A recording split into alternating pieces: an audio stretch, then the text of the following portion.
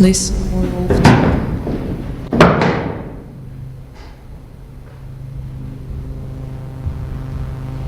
to things that to beings. The voice of fire is heard.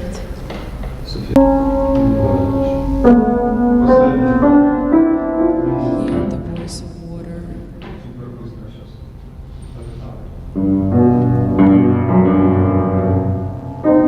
Listen to the wind.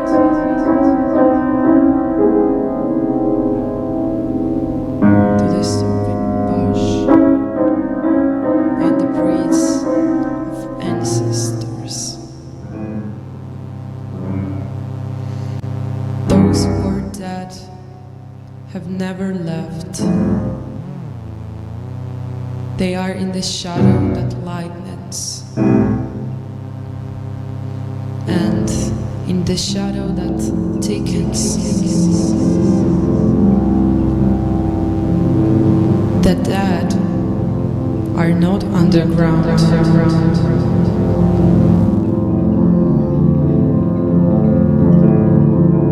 Hello world, hello Krakow, hello everybody around. The last day of KYIV art book show. We are back, I'm Rom, I'm in Kyiv, I'm in Pavilion 13. The weather outside is better and better. Inside everything is stable, expect unstable media and people. So we will have a long day together. We will have some hybrid and local guests here, and for first 2 hours we have some programs from the archive of UKRAiNATV. I propose to go to Georgia, for example, and also I propose to go to Krakow and have kind of an introduction from that side.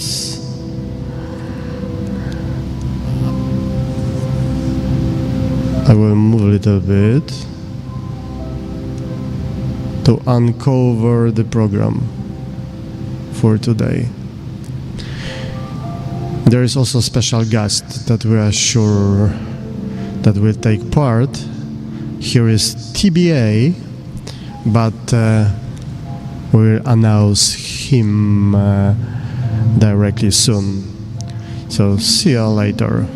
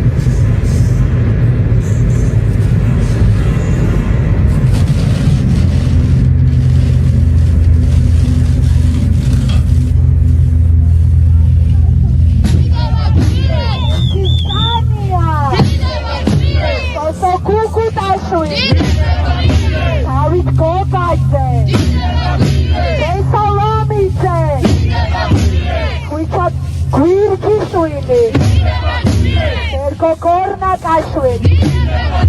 Їдемо, Україна! Їдемо, Закарпаття!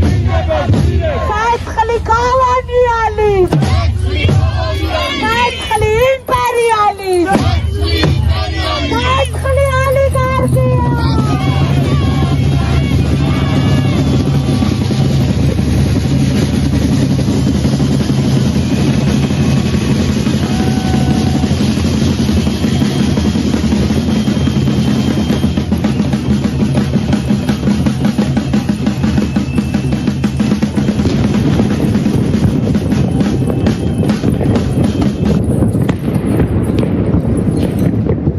Council of Europe and representatives of the European Union.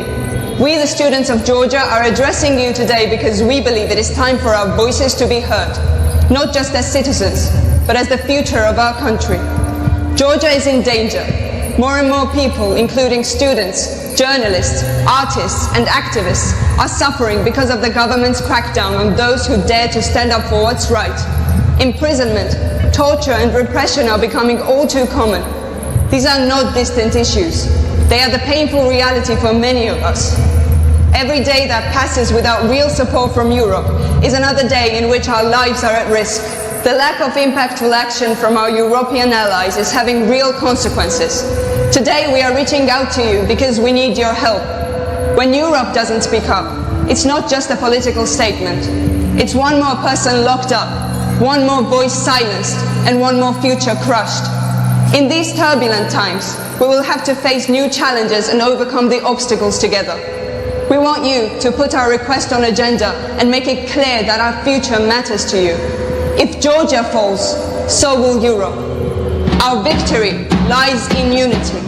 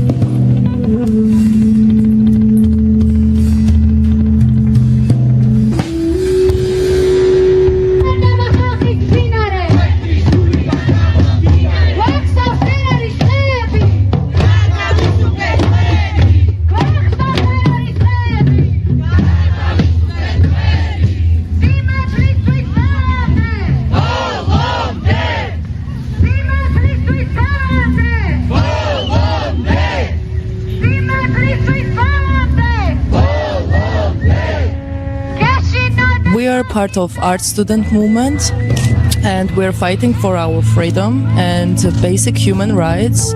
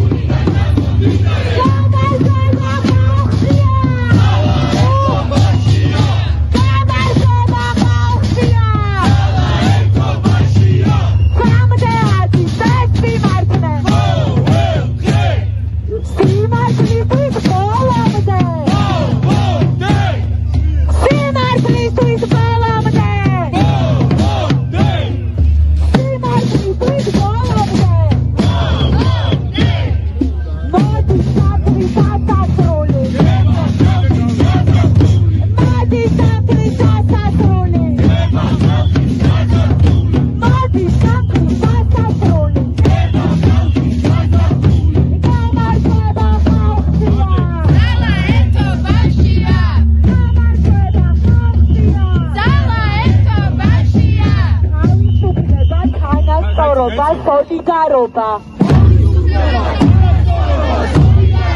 თავისუფლება, თანასწორობა, სამართლიანობა. Solidaroba გურია. Solidaroba.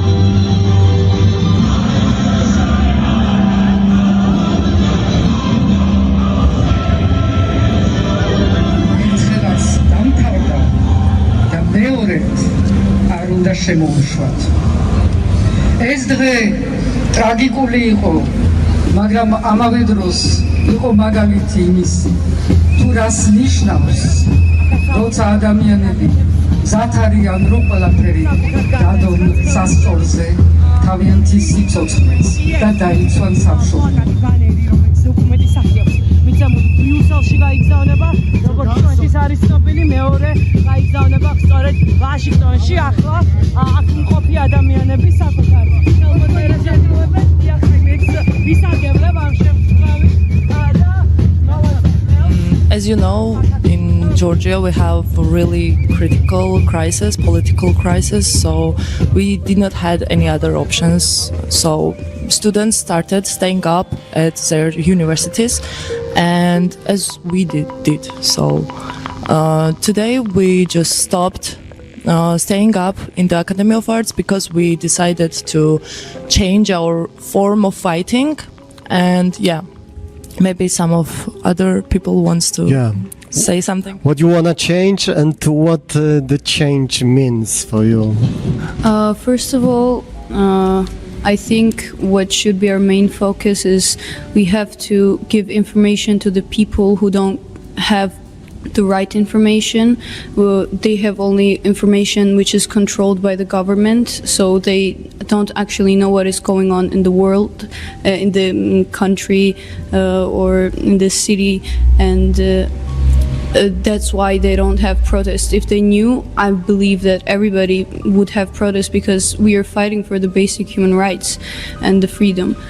And I think us as the students and as artists, we should make some exhibitions or performances or like newspapers or something with which we could like give information to the people who don't have it. So we could bring more people into this protest, so the government would have to notice us. Yeah, so the new form of activity is lectures, exhibition preparation. Yeah, what you plan to do in next weeks? So we are working on a little exhibition which is gonna go to Amsterdam. And we also not only working for that, but also want to make some exhibitions and in Georgia, and also some performances which would be in public in the streets. So every human being would be able to like see it. It's not gonna be just in theaters or just here. It's gonna be for everybody.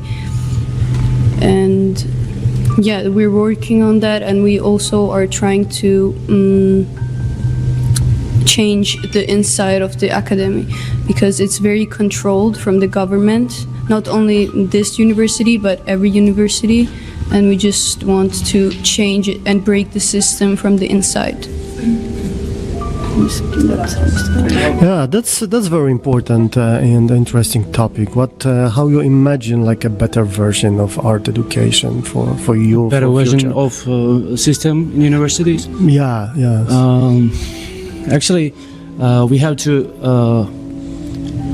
how to say it? Build the system from the ground, right? Yeah, and we have to change the basic learning system, like make it more creative. And actually, what we have today is a product of previous century, from communism, and it's really old system, and we actually have to change it. So that's it. And lectures. Tell me about who you invite for that program, because this is like a version of this, yeah, what you want to do. This is like a grassroots academy and the system of education that you invite people from outside, another, I don't know, artists, professor, activists, how it works.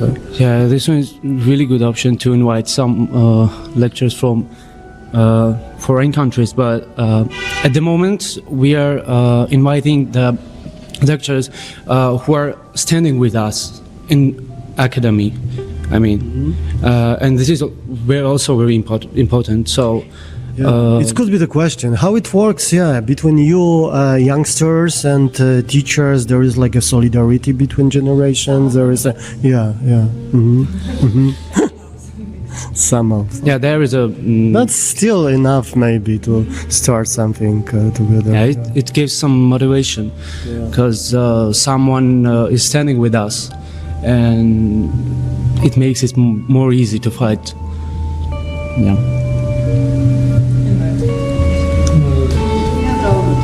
Okay.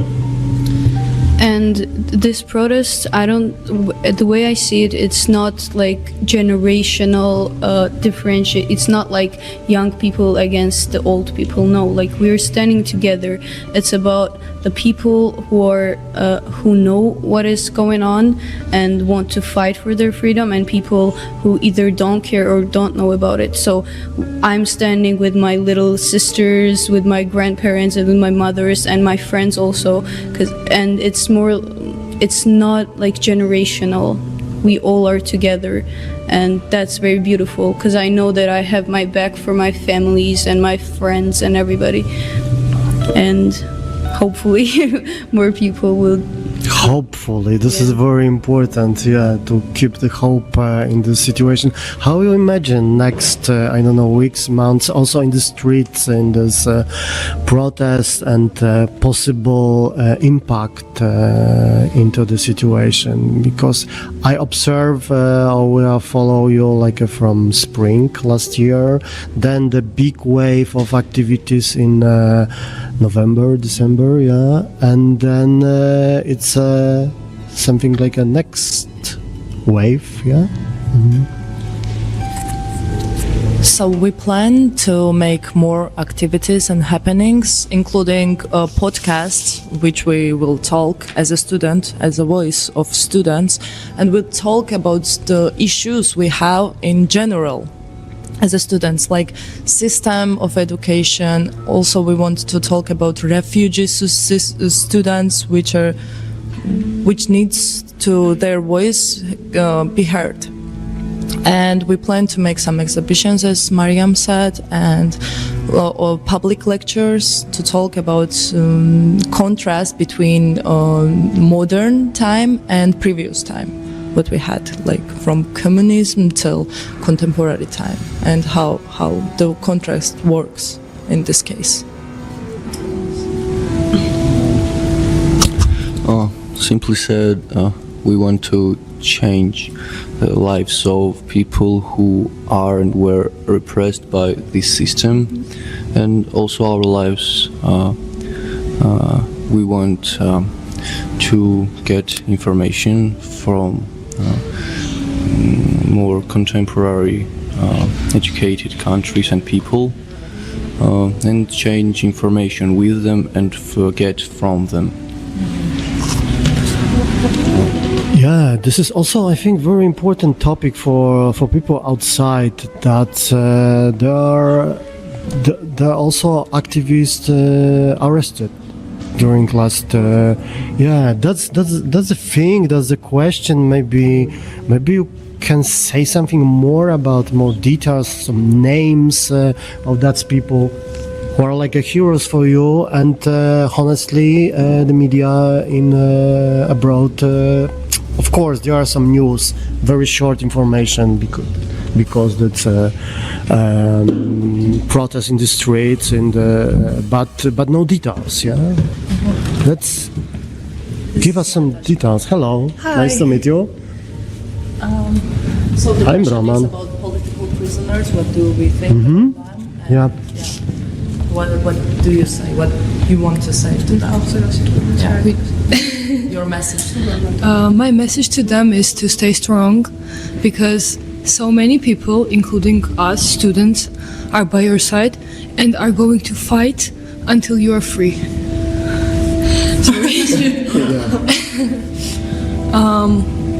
I feel like those people who are in jails because of nothing, and it could have been any of us, they are, for me personally, they are heroes, because it could have been any of us at that point, and they are fighting strongly from the insides of the prison. And I hope that they will never feel alone, because we will not stop until they won't be outside standing strong with us.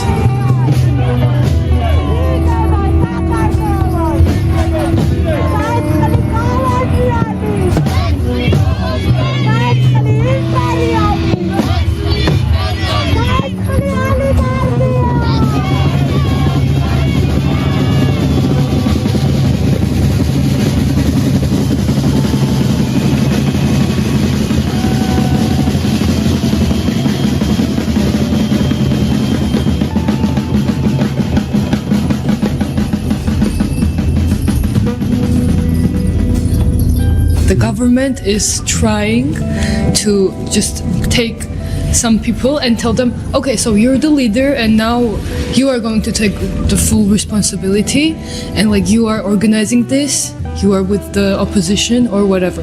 But the greatest thing about this protest that has been going on for 85 days is that there are no leaders. People are here because they feel like they need to be here. They feel like they need to speak up. We feel like our voices cannot be silenced, and they will not be silenced. One of the prisoners today is Zia Mahlobeli. She had been starving for 35 days, but her situation got critical. So yesterday she said that she will try to stop the hunger strike, because she feels like it's a danger to herself, and she has not been medicated at any point. And she also said that she wanted to be on a hunger strike from prison, not from the medical establishment. She's a journalist, and Media outlets. yeah, and she's from Batumi. She has been working on these processes for a lot of years. Yeah, for a lot of years. Also, there is one more person.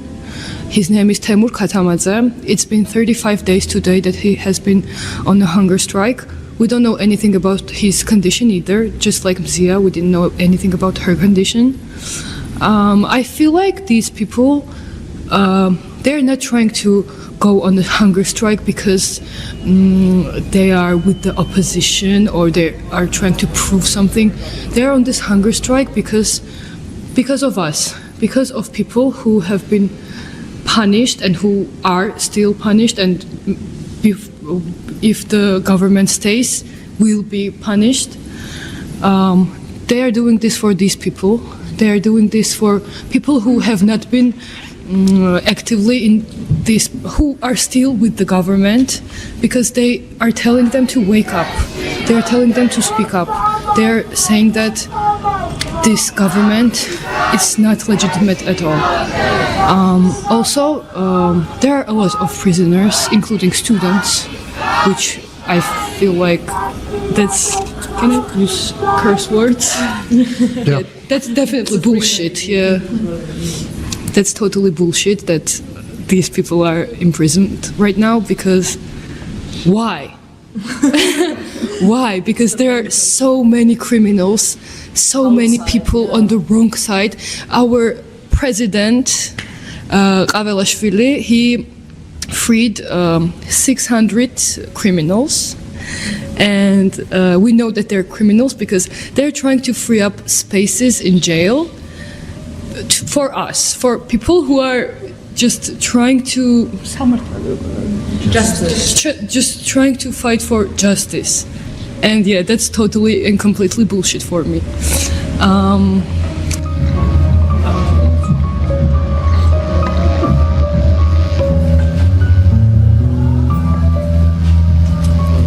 About these 600 prisoners that there is on outside today, they actually not for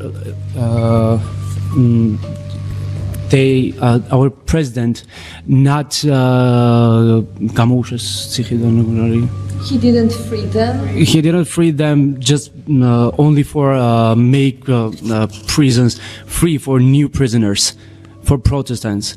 There isn't using them for terror these people outside on protests, and that is a point. They are using them in elections. In every election we had since 2012? No, yeah, 2012, yeah.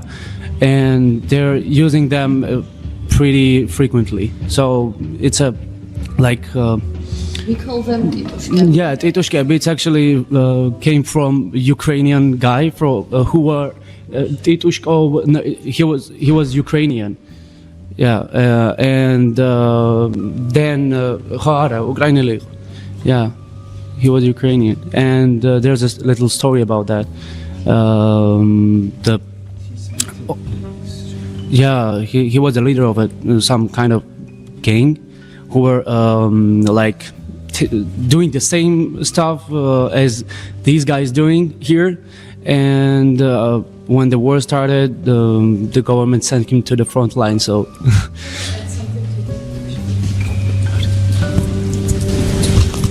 So we all know about this story, but the viewers who do not know, I want to add something. So these people that we call Titushkabi, which origin came from Ukraine or Russia, I'm not sure, but yeah, there was this gang, and the government paid them when the police don't want to be seen with violence, and what's happening in Georgia right now, that the police are violent against just Protestants. They pay these people to beat us up, and there were like a lot of times that happened. And these people are mostly from age 18 to like 30. They're super young. They get paid to bully us online, bully us live. They throw eggs and citruses at us, which is crazy, and they never get punished. There was this one incident. The policemen were standing near where Titushkabi hit and beat up the Protestants and some people from the media, which were just doing their work. And the police were standing nearby, so they definitely saw this. And one of the Protestants, he went up to the police and he was like, so yeah, this is happening. Why aren't you catching them? Why aren't you punishing them? And this policeman, he was like, yeah, I told them already. And he's like, what did you tell them? He's over here, go catch them. No, that's not my job. I already told them. Like, what the hell is happening? Why aren't they getting punished? Because they are working for the government, because they have the word from the government that they will not get punished, because the government doesn't want to seem violent, and they just pay these little boys, and yeah, they are little boys, because from 18 to 30, yeah, you are a little boy, you are nothing, getting paid to beat people up. That's so crazy. And especially Tbilisi is a very small town, everybody knows each other, and we all have like connections with these people, and it's crazy because people that I've been growing up in the same like living area, district, they're beating me up. Like, you are coming after me, after my family. My mom is standing there. You know her, right? Like, what are you doing? Why are you using that money? So yeah, I feel like that's crazy, but it's actually happening. So I will add something.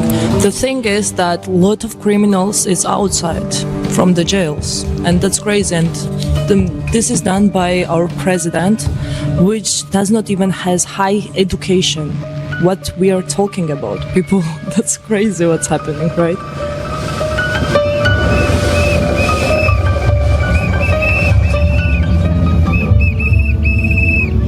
And also I want to say that the titushkebi and policemen are also invading people's privacies. They're like just going in protestants' houses without any consent, and they're just like taking their house upside down and taking their stuff, taking them to jail for nothing.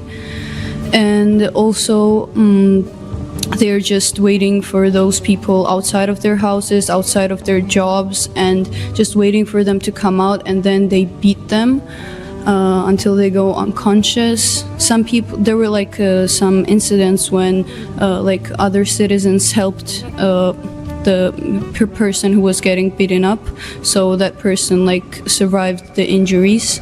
But it's happening every day, and it's very stressful to go outside, and because everybody knows that we are protesting, we're not hiding, but it's scary, and we just don't want to live in this kind of world or in this kind of city where I'm afraid to go outside. That's not freedom. I don't have basic human rights, and in 21st century, that is crazy. We shouldn't even be talking about this. And yeah, it's a shame that our government and Russia especially is still doing this kind of things.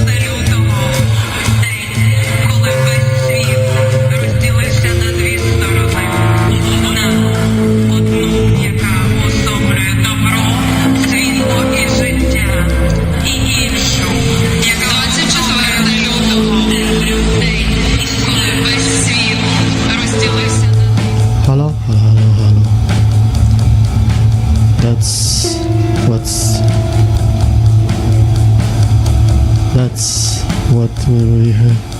Okay.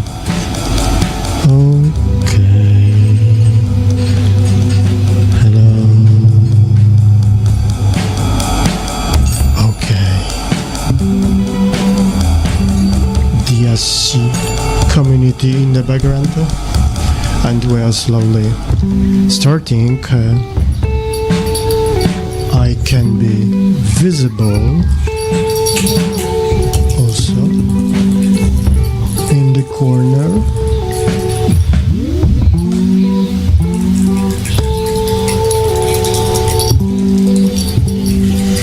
In my working corner. Here, Ikalto, Tbilisi pop-up studio of UKRAiNATV. We are waiting for audience here in the dissident apartment, and we are waiting for you around in the network. First, walk around the exhibition, then around 6 o'clock of our time we're supposed to start activities, lecture performance and presentations and discussion from participants. The Yachi community is represented by the mashup that is in the background, and after my introduction it will be going in a loop, and then there is a material hunters team Razi Guaramaji who will come, hopefully, who will have a kind of the introduction to our discussion with a static position. After our preparation, I found a very important point of view about double colonization in this region. That I think we will explore a little bit more. We have the Rackets by Jana Kadyrova. We have a brain representation of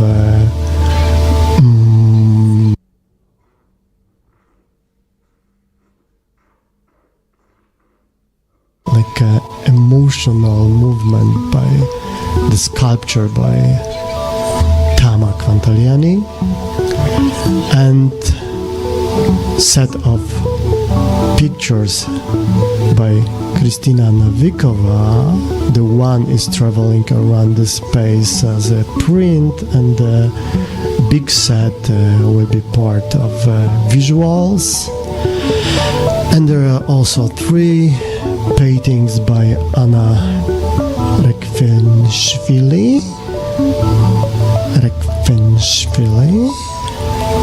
No, I'm sorry. Anna is the member of Art Students Movement and will take part in a discussion and will have a speech.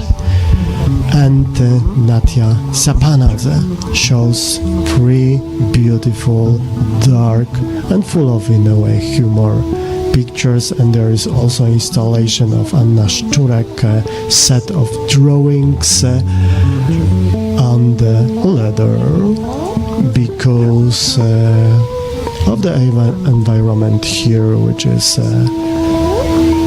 fully living space, the apartment, but in the same way place the independent institutions, studio, recording, rehearsal place, and art residency. So see you later around the city. We will walk, we will have a moving camera, and we will have a hybrid hanging out. See you.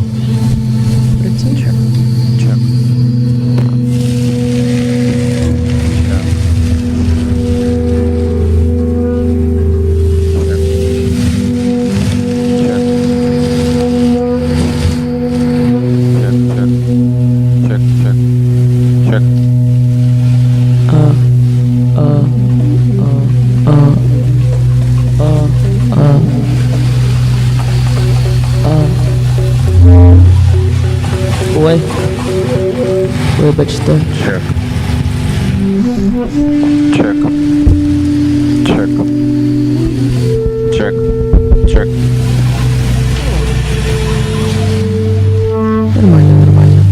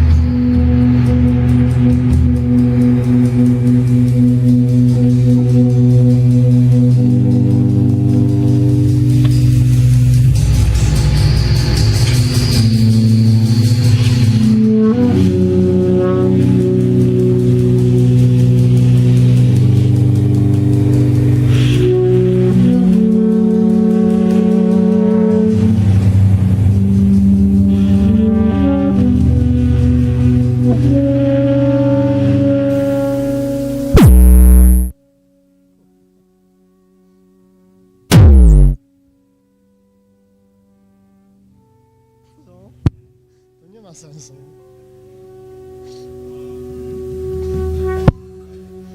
Okej.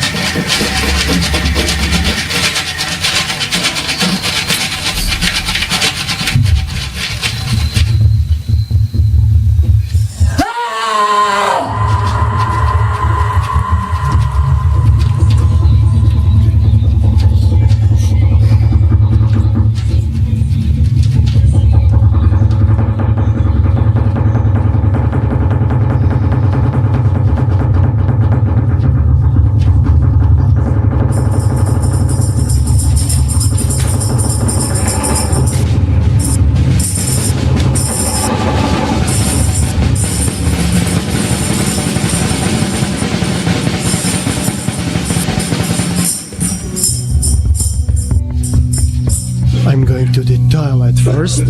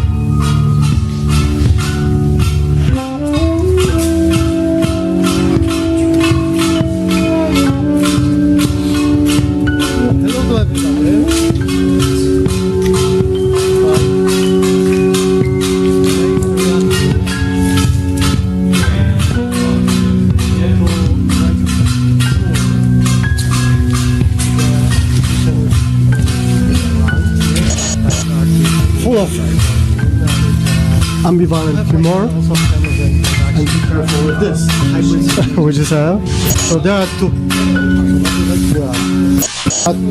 paintings by Natia Sapanadze here, and the third one.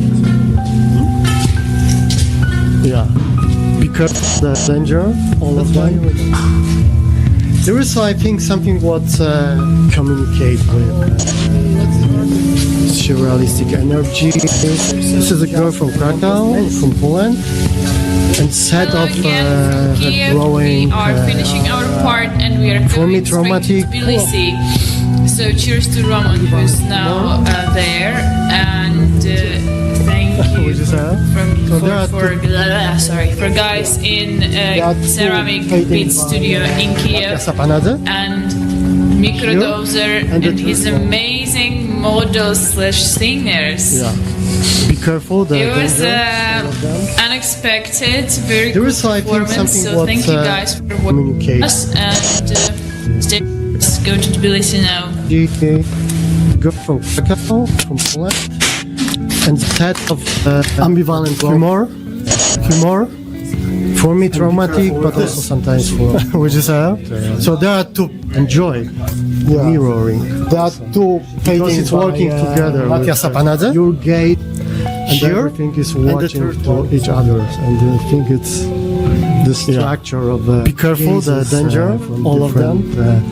Angles. There is, I think, something what communicate with hybrid situation. Surrealistic energy. Let's go there. This is a girl from Krakow, from Poland, and set of her drawing. For me, traumatic. Here will be concert. If you are first time in this space, this is for me. This is totally. Exciting moment when I entered this room, and also first time when I saw the pictures. There is Araik magic semi-invisible person who is upstairs, and I hope he will be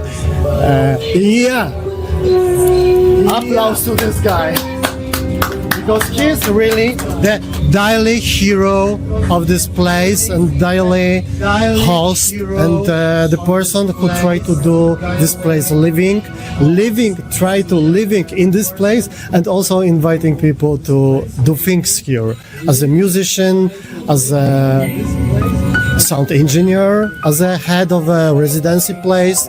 And this is also we are here. I need to say thank you officially, very officially to you, and I'm sorry for the mess and for this maybe some confusion situation, because this is what we do. It's experimental, it's hybrid, it's combination of some elements of setup that we are sometimes not totally conscious about this inauguration or kind of maybe also in a way digital colonized attitudes of this. But let's discuss this also, because this is kind of a future for us, for the struggle for people around the world with power which is going from upstairs with this new imperial reality that it's not easy to deal daily and not easy to compare with. So this kind of the hybrid cheap equipment combined together, and also it's kind of the also pretext to meet people. It's like a digital fire set, that we can meet together. And another one is the stage of the musicians that we play later. In the background there is the Achia community mashup made a few days ago, especially for this event, and also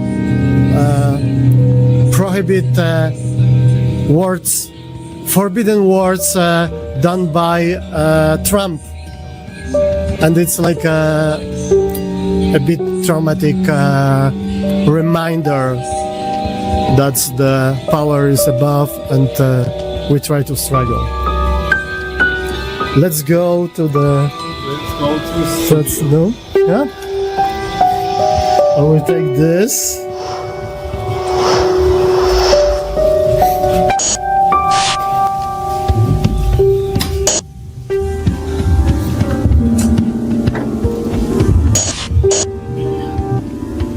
you are in our the Georgian situation. Yeah, well, I'm Chris. I'm from Staten Island, New York. I lived here since 2012, like I said. Backgrounds in music and composition, sound engineering. Yeah, I mean, it's just changed so much recently. It's hard to say exactly, with all the uncertainty of everything and everything. Like, so many things are in motion now, and it's hard to say where that's all going. And it does look pretty dark right now, at the moment, where things are going, and that's concerning.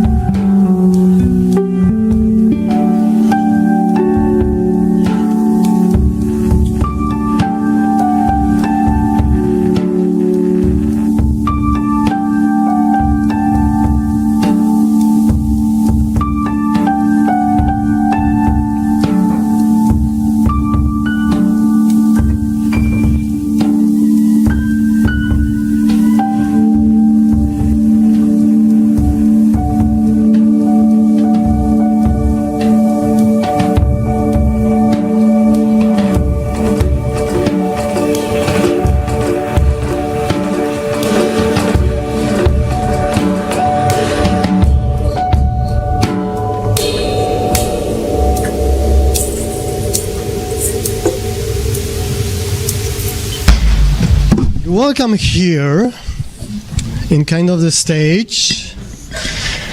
You welcome for the discussion, for the knowledge production and exchange of experiences. Here we are in between media and between Europe and Asia, in a way, in between influences and between also colonial dependencies, I think. This is important to say about, and also about regional relation here. That's also, I think, this place, and you are here represent, and we together, with some different roots, but still around. You used to live here. Not used to. I've been living here since 2012. Say something, about your background, and because we will ask you also about the Georgian situation and from your perspective. Yeah, well, I'm Chris. I'm from Staten Island, New York. I lived here since 2012, like I said. My background's in music and composition, sound engineering. Yeah, I mean, it's just changed so much recently. It's hard to say exactly, with all the uncertainty of everything and everything. Like, so many things are in motion now, and it's hard to say where that's all going. And it does look pretty dark right now, at the moment, where things are going, and that's concerning.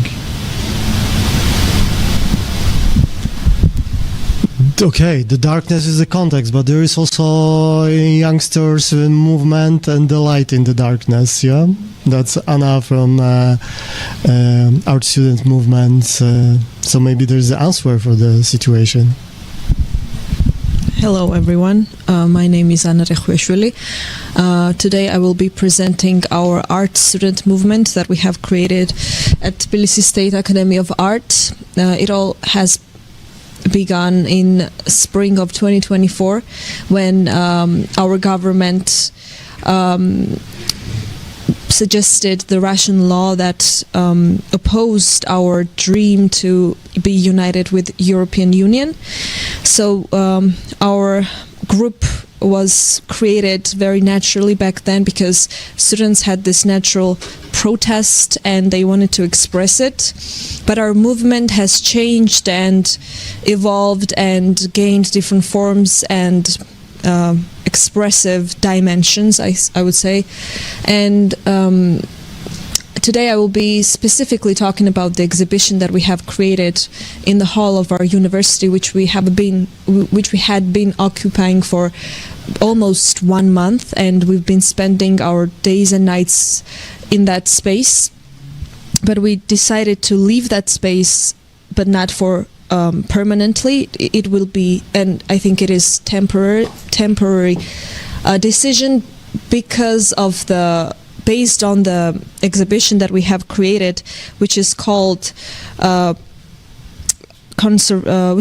preventive conservation.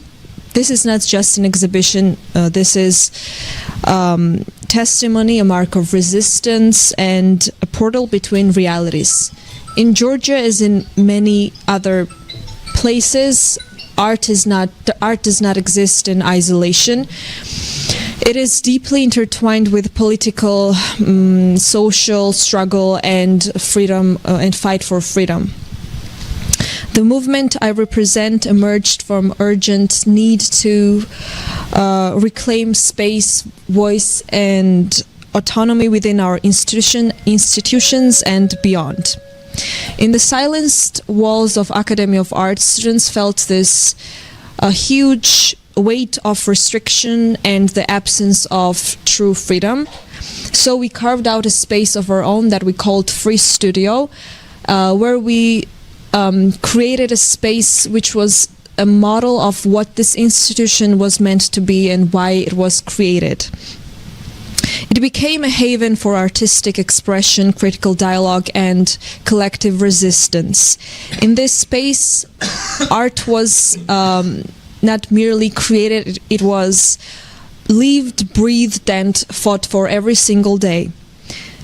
It was response to the times we're living in, rejection of imposed limitations and reassertion of the right to determine our own future and to shape our own narratives. In this exhibition that we have presented, as you can see, in the hall of our university, is built on the idea of preservation, but not as a submission, but as a resistance, as a form of resistance.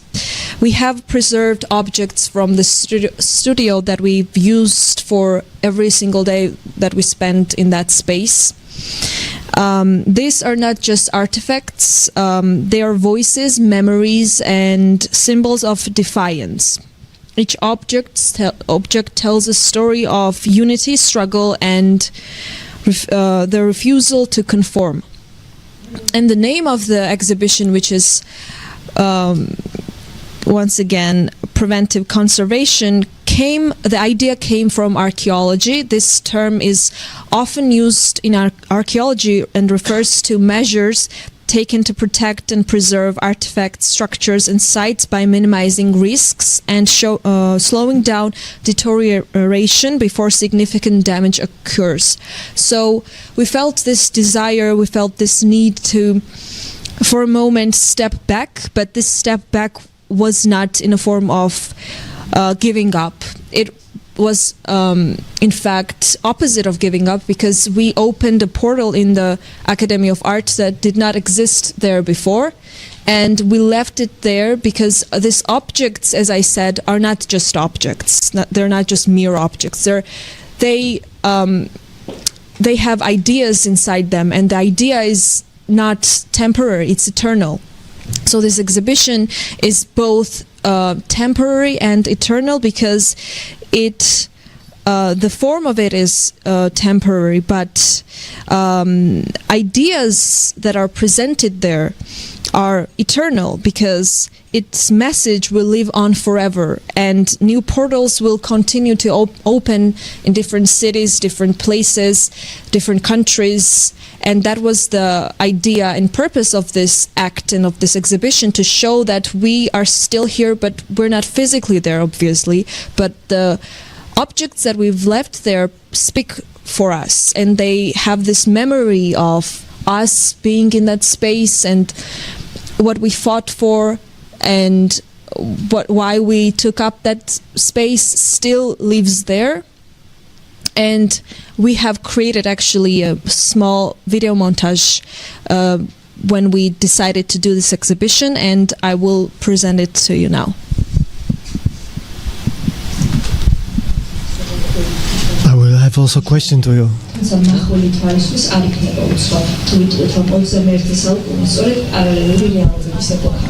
ფასადური ბზინვარებისა და მოჩვენებით მშვიდობის სათვალზე წარმოქმნილ ადამიანებს გაჭირვების ცეცხლში დამწვარი ადამიანების სხეულების დანახვაც არ უნდათ. ამოსამყაროს შორის ჩნდება პორტალი, სადაც ჭეშმარიტების ხმა იცის. სამხატვრო აკადემიის დამონჯებულ კედლებში სტუდენტებმა სწორედ ეს პორტალი გახსნეს. თავისუფალი სახელოსნო, ადგილი, სადაც ხელოვნება ჯერ კიდევ იწყებოდა თავისუფლებით.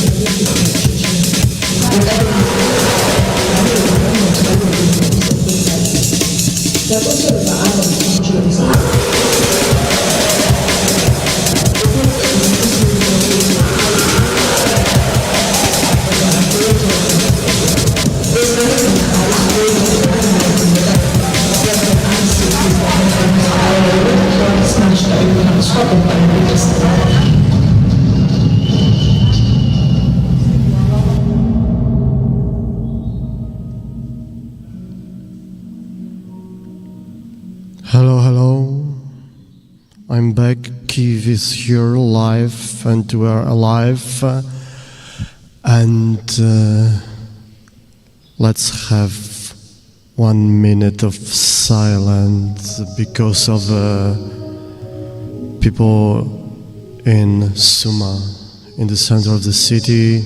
Today the rocket hit the trolley bus, and there is, as we know from last moment, 22 killed people. So this is the dramatic context. This is the war which is behind of every moment, every activities here in Ukraine. And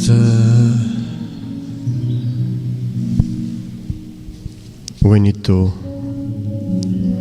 manage it, and we need to fight in different fronts. I think this is what we are able to do from distance, from a different position that we try to occupy, move and collaborate together. This is not only about Ukraine, this is what we repeat. We spent last more than 1 hour in Georgia with a documentary we did a few weeks ago, and after that I proposed to jump to the past, to archive of UKRAiNATV, and have an interview Ksenia and Denis from Belarus, who escaped almost with nothing, almost with flip-flops, in the middle of winter because of oppression of the state also there.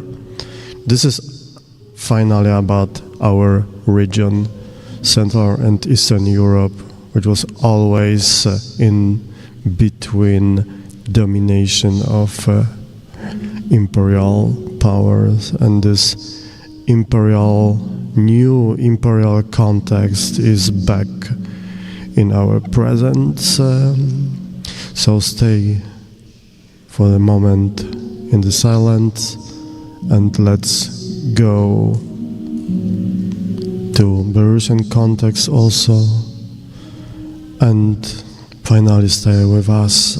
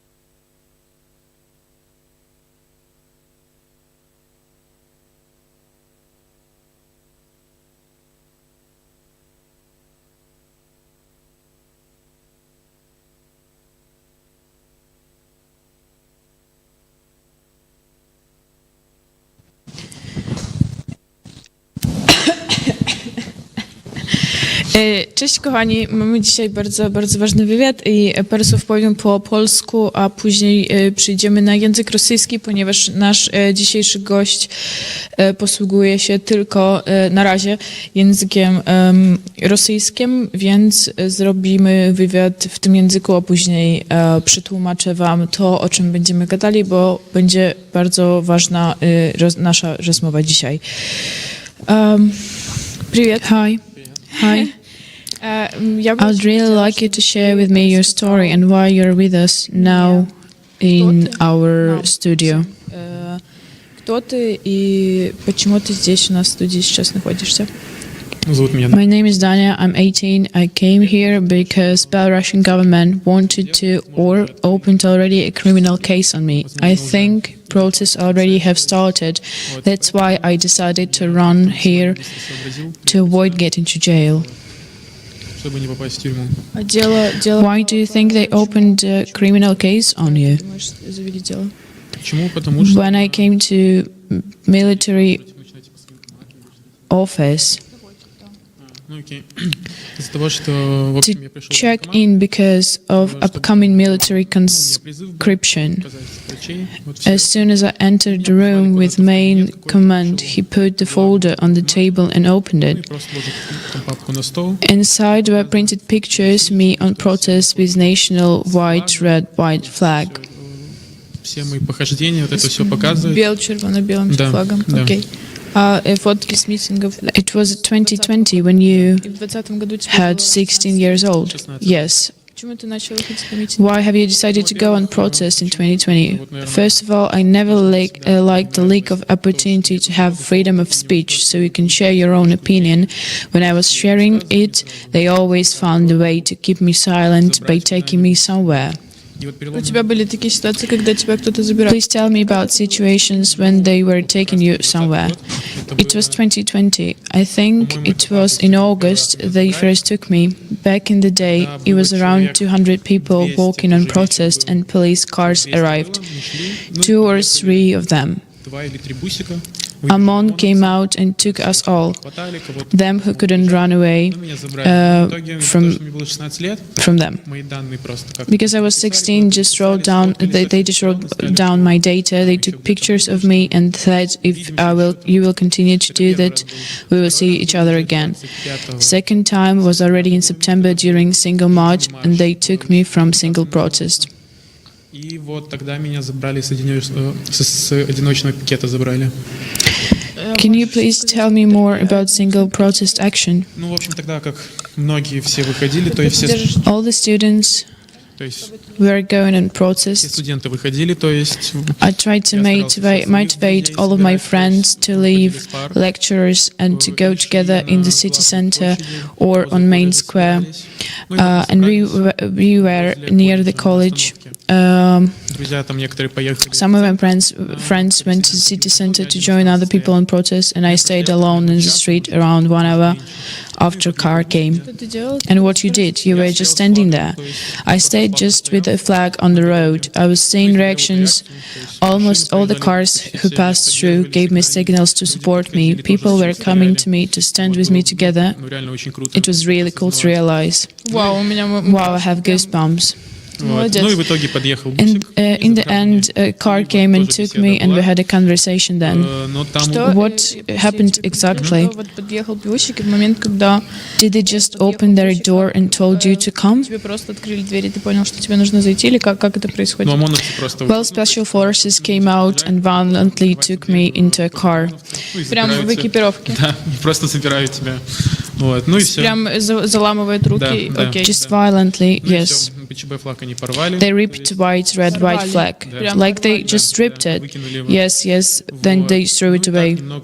It was more psychological violence rather than physical. Can you tell me more about this? How was it?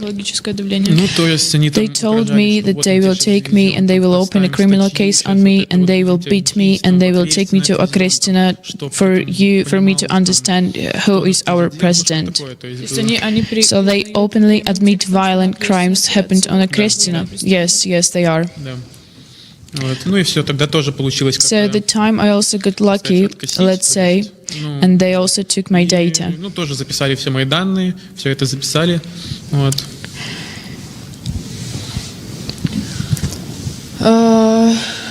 Ого.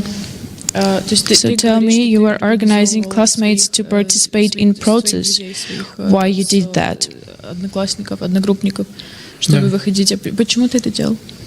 И чему? Потому что я I want freedom of speech, and I don't like when they shut up mouths and not letting you to speak, when they are not giving you to breathe freely. And 2020 was a culminant year when I understood that I can't stay silent anymore and I need to show off and to go on protests. What is your impression about 2020? It was very cool to participate in protests. To be in a huge crowd of people, you have feeling that you really can change something. Вот в народе, можно сказать, чувствуешь, что ты реально можешь что-то изменить, ты идешь там... When it's 100, 40, 30 thousands of people and you're around of them, it's very cool feeling. It's sad for me that most of my friends were beaten by police, and a lot of them left Belarus. I got kicked out from college as well, and they were pressing my family also. They kicked out you from college because of protest. Yes, because college got info that I was participating in protests, and they saw pics, and they were telling my parents that they might even take the rest of the children from my family. Because of that, in the end, I was pressed to take documents from college, and that's it. I'd like to do a remark about process of being kicked out from college in Belarus, and we were talking about it before interview. About this process. Вот Даня сказал, что ему пришлось написать заявление по собственному желанию. Everyone is pressed to take documents by their own will. When you do something wrong or you're seen somewhere you shouldn't be seen, college authorities press you to take your documents so their statistics officially won't be bad. Учреждение образования тебя заставляют угрозами, заставляют написать самому заявку на отчисление, потому что таким образом легче потом. That's very easy way to show later that someone is true terrorist to the public and to manipulate with that. Настолько необразован и неотесан, что мало того, что он выходит на митинги, так он еще и сам отчисляется из колледжа. И это очень легкий способ на манипуляцию, это чистая вида манипуляция. И when we were discussing it in the circle of Belarusians, I told from my own story of my escape from Belarus. У меня была точно такая же история, когда я уезжала из Беларуси. And from college as well. And I was absolutely shocked that they were threatening me. Мне угрожали. I haven't understood why back in the day and now I said that it's normal practice in Belarus. Or what I've heard that it's not okay and we should share this. And I suddenly understood that only Belarusians are aware of such practice. Поэтому вот важная ремарка. What happened when you turned 18? As I said, I got a call from military office and I went to make a medical research. For that, I have a problem with my eye and I need to have a surgery every year. But even with that, they told me that I can go to military. Then I got a second list from them, and next time I came there and they showed me all the pictures, and I went to the hospital on purpose to have time to do a visa and to be able to escape. Because I understood that I have very short time to do this. I came to a hospital. 10 числа я подался на визу, 16 числа она была уже готова. As soon as the courier brought me my passport with my visa to the hospital, I bought on my last money ticket to the bus to Krakow. И сразу же поехал до Кракова. You strictly went from hospital to Poland. Ты вышел из больницы, ты поехал на этот автобус, не заходя домой. Not even going home. Yes, just with my backpack and in my flip-flops. В шлепках, да, я поехал просто на In flip-flops, yes. I just took nearest bus. Why you chose Krakow? Krakow, because a lot of my friends told me about that, and it's nice architecture here, and it's the first place I thought about because my friends was there. Потому что друзья тут были, то есть, и вот решил в Краков. Then I decided to go to Krakow. What you were doing and how you crossed the border. Пересекал границу, и что было после того, как ты пересек границу, откуда ты знал, куда тебе идти вот и что делать? Про это расскажи. Вот границу было на To самом be деле honest, it очень was страшно very проходить. scary to cross the border. думал, что I was всё уже, thinking наверное, that they дело already завели, opened a всё, criminal это уже case on me розыске. and they will take Но, me в strictly to принципе, я бы jail сказал, from что there. это But I got достаточно lucky, легко, не считая except того, from the что fact that they все вещи searched посмотрели, all my телефон things and полностью my phone, посмотрели, там all мессенджеры, messages я and их stuff, удалял, but I deleted там особо everything. нечего было. Что значит полностью? What do you mean? They looked everything. They scrolled Да, everything. да, ты Yes, вот им everything. You must вот give даешь them телефон, your phone, пароль даешь, всё, password, и там and to show them мессенджеры everything. смотрят звонки, там, переписки, все это. Your calls and messengers, everything. Вот они все They посмотрели, also ничего, понятное asked, дело, не нашли, ну и все, и пропустили, то есть, но еще a lot of вопрос, questions. куда вы едете, там, что Where are вы you будете going? делать, What на will you сколько дней, do? то On есть, how long? такие еще вопросы были. Вот. Ну и все, то есть я был уже 20 числа 20th of March, I was already in Krakow. в Кракове. Вот. Ну и все, первое время там First few пытался days, I was работать, trying to get a пытался job как-то and to make some money заработать somehow. денег, на вокзале I ночевал. was sleeping on train station, Ну как-то так. something like that. Подожди, ты Wait, how ночевала на вокзале? did you try to earn money? Денег, и How did you find a hostel and stuff? как ты вышел на связь на вот на этот хостел, и как вот это все произошло? Но вообще From the изначально, то beginning, есть I я was общался talking to с By Soul volunteer, организатором By Soul, по-моему, он так называется, и он мне And как-то he помогал helped me with переездом, moving подсказывал мне, как лучше сделать, там and gave что-то me там. suggestions how to Вот. do things. И And когда вот я when уже I понял, understood что, that ну, I я need уже, help ну, не here, справлюсь один, то есть без помощи, and I wrote я ему him написал, говорю, так, what I так, should что мне do, делать? Он мне and he sent me a скинул list список of funds всех фондов Польши. in Poland, and I wrote to them, and they gave me a hostel and clothes and Там everything. дали вот хостел, одежду, все помогли, вот. Так я как-то и перестал ночевать на вокзале. That's how I stopped to sleep on train station. How long you slept on train station? Получается, I think 3 дня, 3 по-моему. days. Yesterday I got to hostel. Вот вчера меня в хостел поселили. И Only yesterday. Вчера тебя поселили. What were you eating all these days? Кушал все эти дни? кушал, Well, I у меня had там some были money, немного so денег, то есть я I там ate some в жабке hot dogs in покупал. Żabka. Хот-доги, жабка. Нормально. Ого, фу. Я даже не знаю. Какие What are your plans on future? на будущее? Что, как ты видишь свое будущее? How do you see your future here? Как ты видишь свое будущее в принципе? How do you see your future in general? You're only 18. What do you plan to do? Я хочу I don't know. I want to study. учиться хочу начать, отучиться на что-то. I want to study what I'm interested in, and I want to make some music as I was making it in Belarus. I'll need to make it everything from zero, but I still want to do it. I had my own band, and we had a concert in Minsk, in Grodno, and around Belarus a little bit. Where in Belarus? Клуб, бар. It was a club, bar, 5 Bro. Oh, I don't know this. We had a concert there, and in general in Belarus, on the street, we gave a street concerts. But first of all, I want to study. What would you like to study? I think something connected to directing and cinematography, some videography maybe. It's very cool. We have some director here. Haha. You can be our student on UKRAiNATV now. Мы тебя берем. Будешь нашим студентом UKRAiNATV. Wow, конечно, of course, very cool. And we all in the studio, and I am very proud of you. You're great. You're only 18. Your life is just started, and you already have some very crazy experience in life. Я хотела, наверное, что-то еще спросить, но... I think I wanted to ask something else, but I forgot. Maybe you want to tell something more? Или если нет, мы можем уже заканчивать. Не знаю, мне кажется, я уже все, что мог, I think I told everything I could. Я поняла. Okay, yeah, I understood. Тогда bardzo wszystkim dziękujemy. Znowu się przyłączam na polski.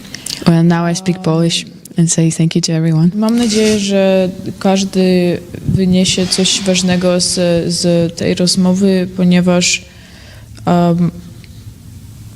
powiem osobiście od siebie, nie znam wielu 18-latków w Polsce, którzy by mieli nawet chociaż trochę podobne doświadczenia, a wydaje mi się, że to jest ważne słuchanie i słyszenie historii od takich osób z Białorusi, żeby wiedzieć, że w naszym kraju, w moim kraju, w naszym kraju nadal trwa cywilna wojna z dyktaturą i z reżimem i próbujemy to zwalczyć cały czas. Nawet dzieci, nawet najmłodsze pokolenie, które teraz mamy, chłopak mając 16 lat wychodził na samodzielny pikiet. Dla mnie chłopak, który siedzi obok mnie teraz jest gerojem, naprawdę, jest bohaterem.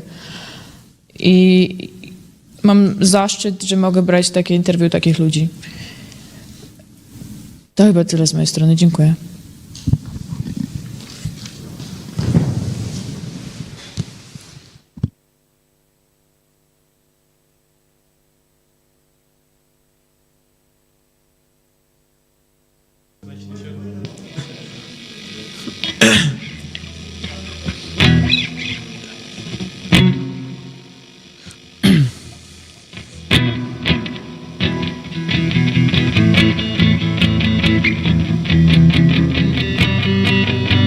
Сегодня тяжелый день, начинаю его с доброго утра. Я шлю его в СМС себе и жду ответ поминутно.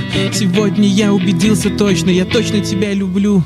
Мысли в голове начал озвучивать голос твой, а это не к добру. Сегодня мама не будет ругаться, ведь ты придешь раньше времени. О, настала пора прощаться, ну, буквально затмение. Смотреть, как тебе жалко, что так вышло, глупое унижение. А уходить самому, не обняв резко, ни по-мужски, не менее. Попрощались, но все же глупо, не заиграла музыка в титрах. Я на нее посмотрел напоследок, а она, ну, было не видно. Окей, все просто не буду думать о ней. Столько вариантов для мыслей, мысли они же как клей. Например, перекресток, буду думать о нем, а что за бред? Это же здесь она мне впервые сказала: мила, привет. Попытка не пытка, дальше получится. Буду звонить друзьям. Телефон опять она на заставке убрал. Все, больше не там, повсюду сердечки везде. Послезавтра же день влюбленных. Ты выбрала лучший момент, чтобы карие больше не отражались зеленым. Я добрался до дома, и ты, конечно, оставила запах духов, помаду на изголовье стакана. Сегодня не будет спокойных снов. Боже мой, да, твой запах остался еще даже в моих штанах. Нет, сегодня точно нет, даже речи не может идти о снах. Самая дурацкая игра, где больше всего смеешься и плачешь, но она самая важная из всех, что вообще что-то значит. Странно, но реквием в голове почему-то еще не начал играть. Какие-то колокольчики нужно скорее подобрать. Наверное, не дошло еще, наверное, чувства дают мне пору до того, как начну всех посылать и напиваться с позором. Хотя не впервой же знаем, что дальше, знаем, что будет плохо. Ну а пока не прижала еще эти строки тебе, кроха.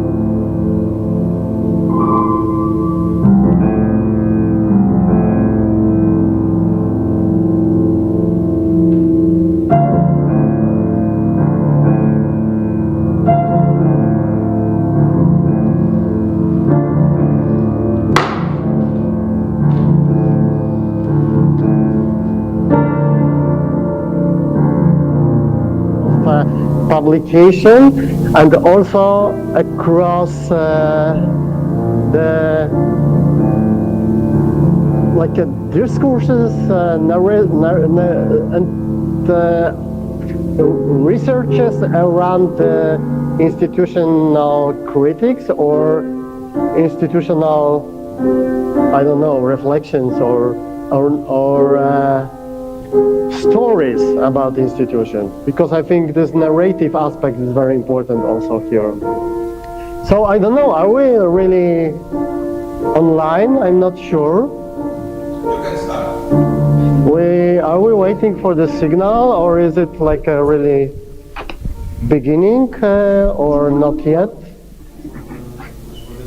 Okej, czy sprawdzamy, jak nas słychać, jak nie słychać? Do you hear me? Right now. Yes. Możesz mówić trochę głośniej, if it's possible. So I can try a bit. But still I have those. Yeah. Nice to meet you, Łukasz. Nice to meet you. Łukasz,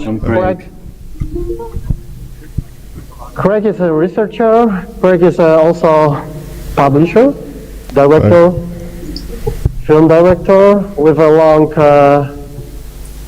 period of experiences in Novara media. So this is also the aspect of independent media and production of content and intersection of the research and media and like a knowledge and information production, yeah, and distribution. I think it's, and also I think this is like a kind of the link between you both is journalism, like a political and intervention journalism, because Łukasz has also in the past long and strong period as a journalist, as a documentary photographer, also in the war zones, also Afghanistan and different places around the world. Yeah, that's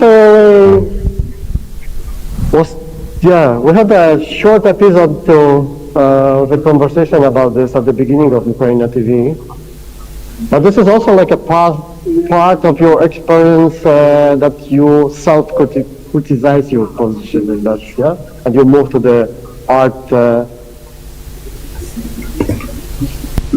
field, searching for more opportunities for more space, so independent voice or something like that. Yeah? I don't know. I think we are online. Cool. Yeah. I don't know in which moment we start introduction in an official way, which is unofficial, but I think this unstable situation is also part of our experiences.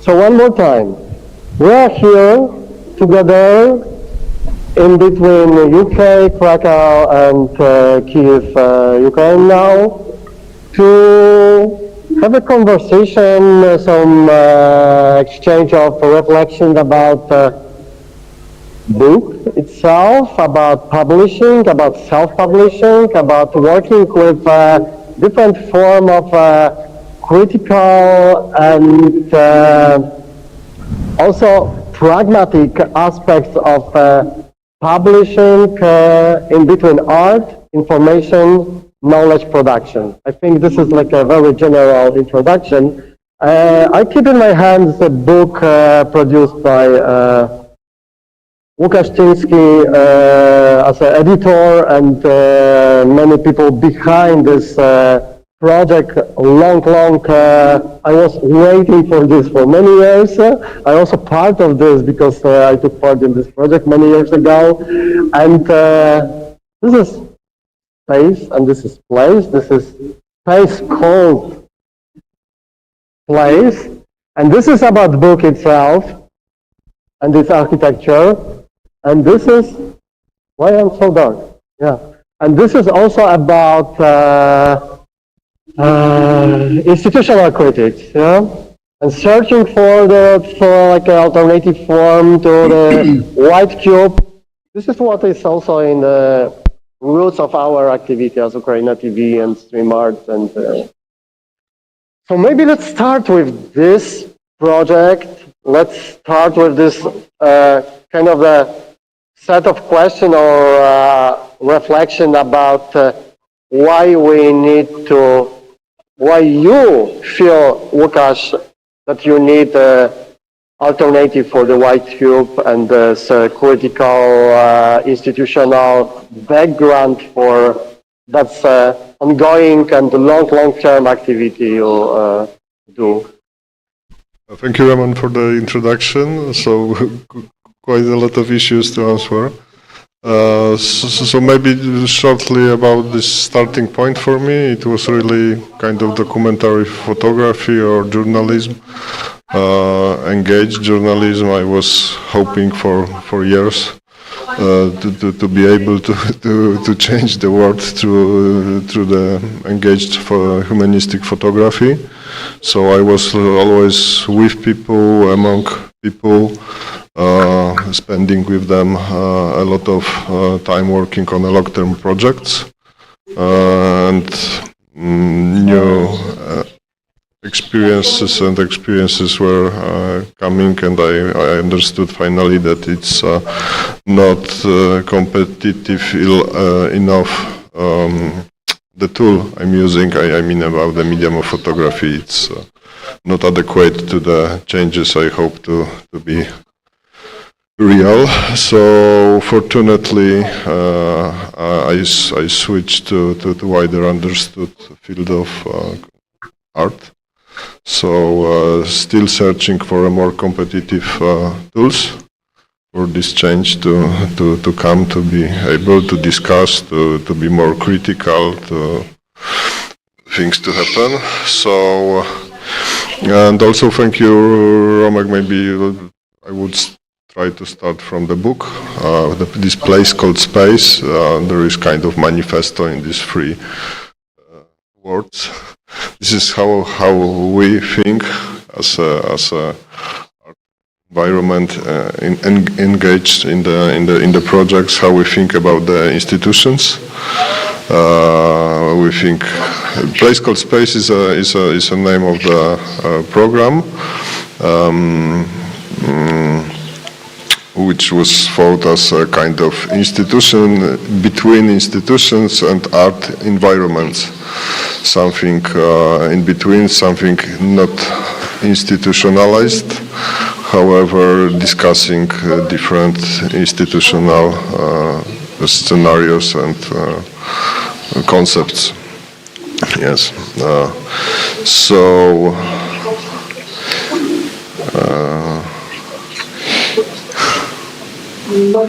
Yes, and the printing, I hope we'll be able to come back to this later, but for me printing is just one of the tools, and maybe not printing itself, but playing with the printing machine as a socio-creative totem. Because we are, maybe this is the key point. This is a thing I think, we will be back with. And I took this shower today and was thinking about our conversation, and I recognized that there is a strange, also mainstream transition between book production, distribution, and media. That's Amazon starts with just a bookstore, yeah? And how do you think about independent publishing, independent media production in this fucking dark umbrella and this also mainstream context of the transition of something physical to digital and maybe also back. And this is more question to Craig, who is like a researcher in this, and also in context of your experiences in Novara Media and also with your move out more to the position of the researcher than media producer. Yeah, I don't know, it's interesting. I've been thinking about this a lot recently, particularly since our conversation, Rom, in Krakow. So Novara Media, from the time that I was involved with that project, was always a multimedia project and kind of conceived as such. But I think we always kind of struggled with, I like the phrase dark umbrella that you just used, this kind of dark umbrella, particularly for us, of digital platforms and their architectures and the way they kind of construct audiences.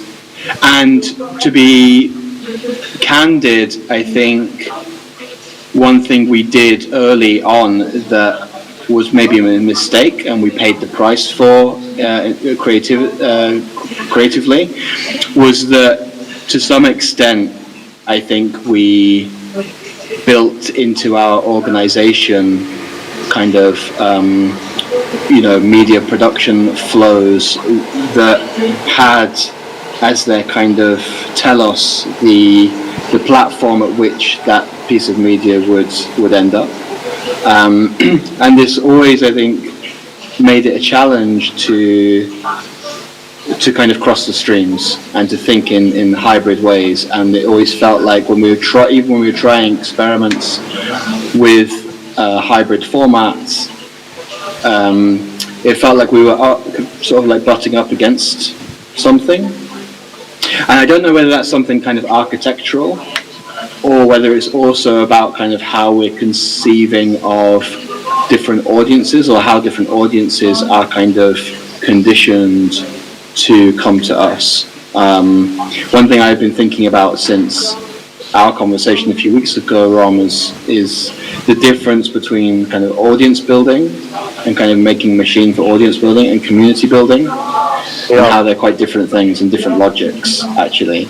And so maybe like just to explain, like my involvement with Novara Media was initially as an editor and to some extent a writer,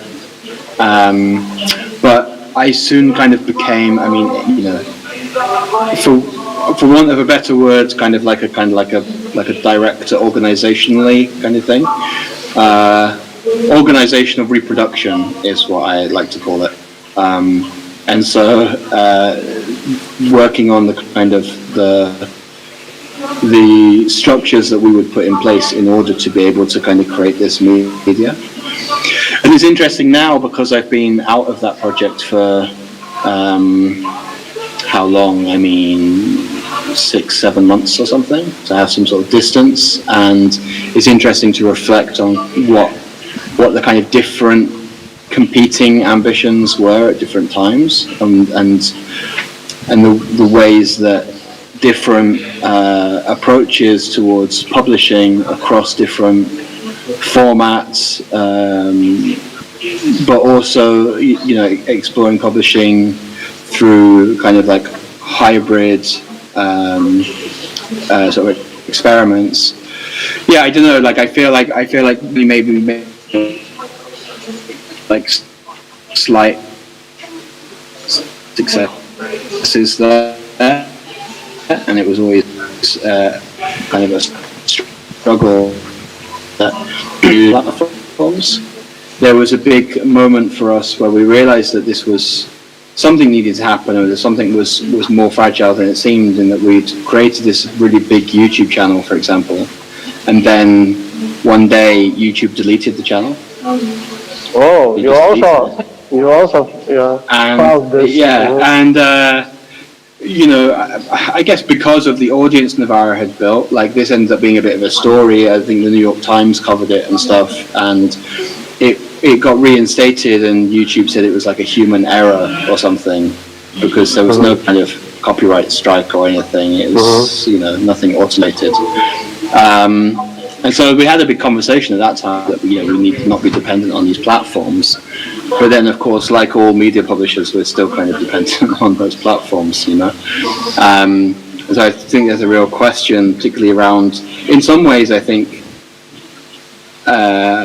physical publishing is still something that we can kind of do ourselves. And it's been interesting to observe in Britain that, you know, physical zines are kind of back on the rise. So like very sort of small scale publishing, but also physical events are really in demand right now. But I still think that people are trying to find out what it looks like to build an infrastructure that can publish online in ways that aren't really fragile. But maybe they're asking the wrong questions. I don't know what you think. Yeah, fragile more and more, I think, and so maybe we're closer and closer to this decision to take the things in your hands, to our hands, and try to do. And this is what you mentioned about this. The physical turn to book lovers and people who love paper, who deal with this, and also that's kind of people are here around in the KYIV Art Book Share. Totally, this is the movement of zine production, and maybe not production is good term. Yeah, it's and Łukasz is like follow this for a long time, and this is also another project, or kind of also ongoing part of the activity. Is a flying publishing house. It could be like that in English. It is like a really printing machine, the traditional printing machine. But I think this is very important to say that there is also the person, the expert, the operator of the machine, that we need to. It's not like a self-publishing, like the photocopy and stuff like that. And this is like this kind of back to this little factory vibe, something like that. And for me personally, it's something very interesting, important in this, and also it's like the production start to be a performance. Yeah, is it important? Is it how you treat this process, please?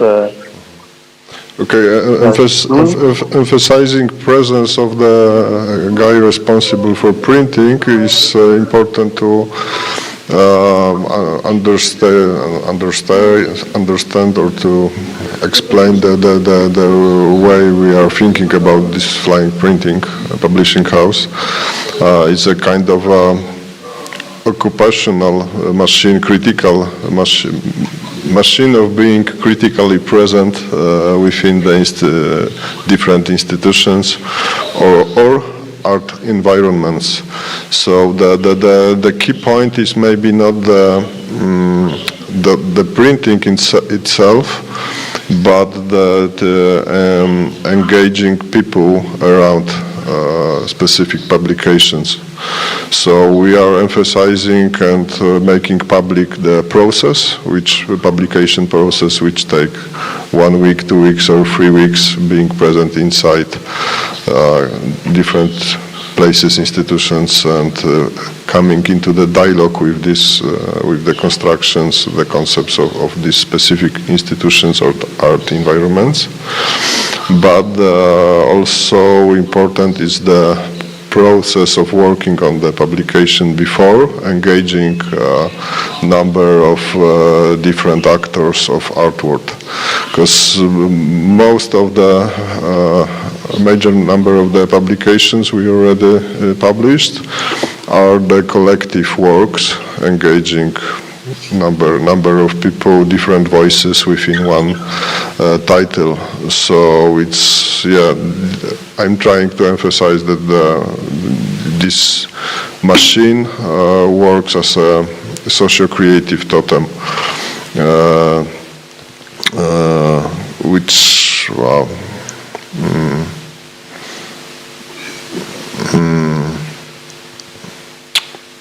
yeah, and this physical presence is important because it's if you think about this socio-creative context, I guess that the presence of the people on every exposition or of the people on every step of the process is important, simply. And also, it's so performative. We can think about this as a performance which takes 1 or 2 weeks, all time long. So it's a kind of like you go to the theater, you can participate in the publication process, and also one of the main ideas is to take control over the dissemination of knowledge in the time when the algorithms decide instead of us how our communication communicates are distributed. I guess I believe coming to this analog way where we have just a limited number of physical copies is one of the possible ways to keep this control on our side. Okay, thank you.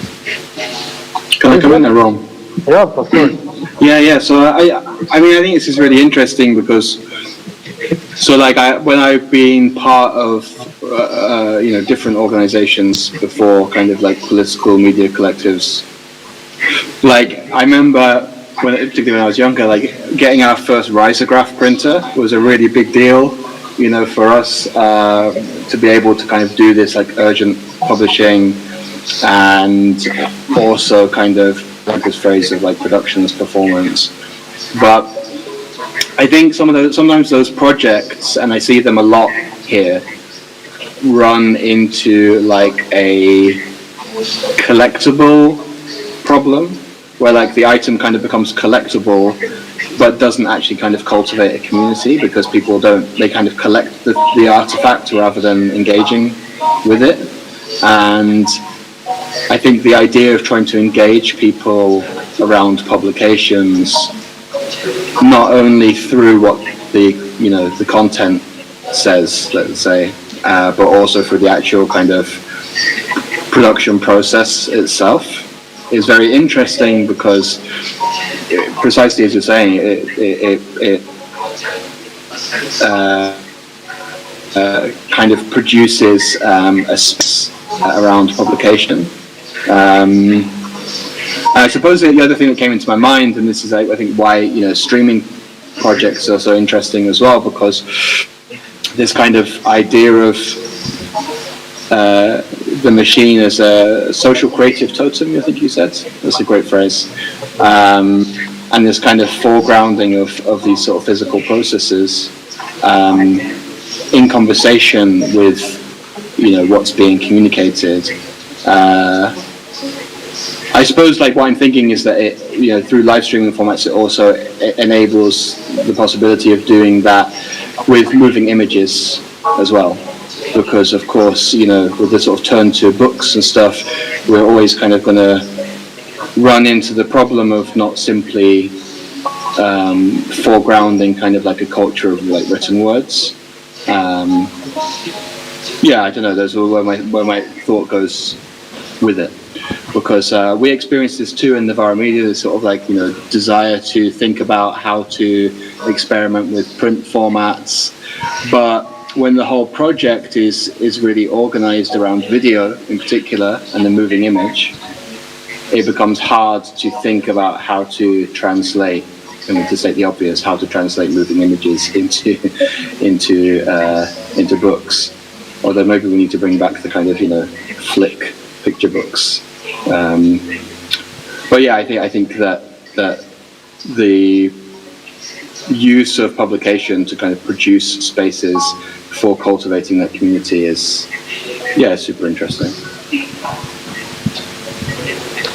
Wow, so finally we're back with books, and you both follow books.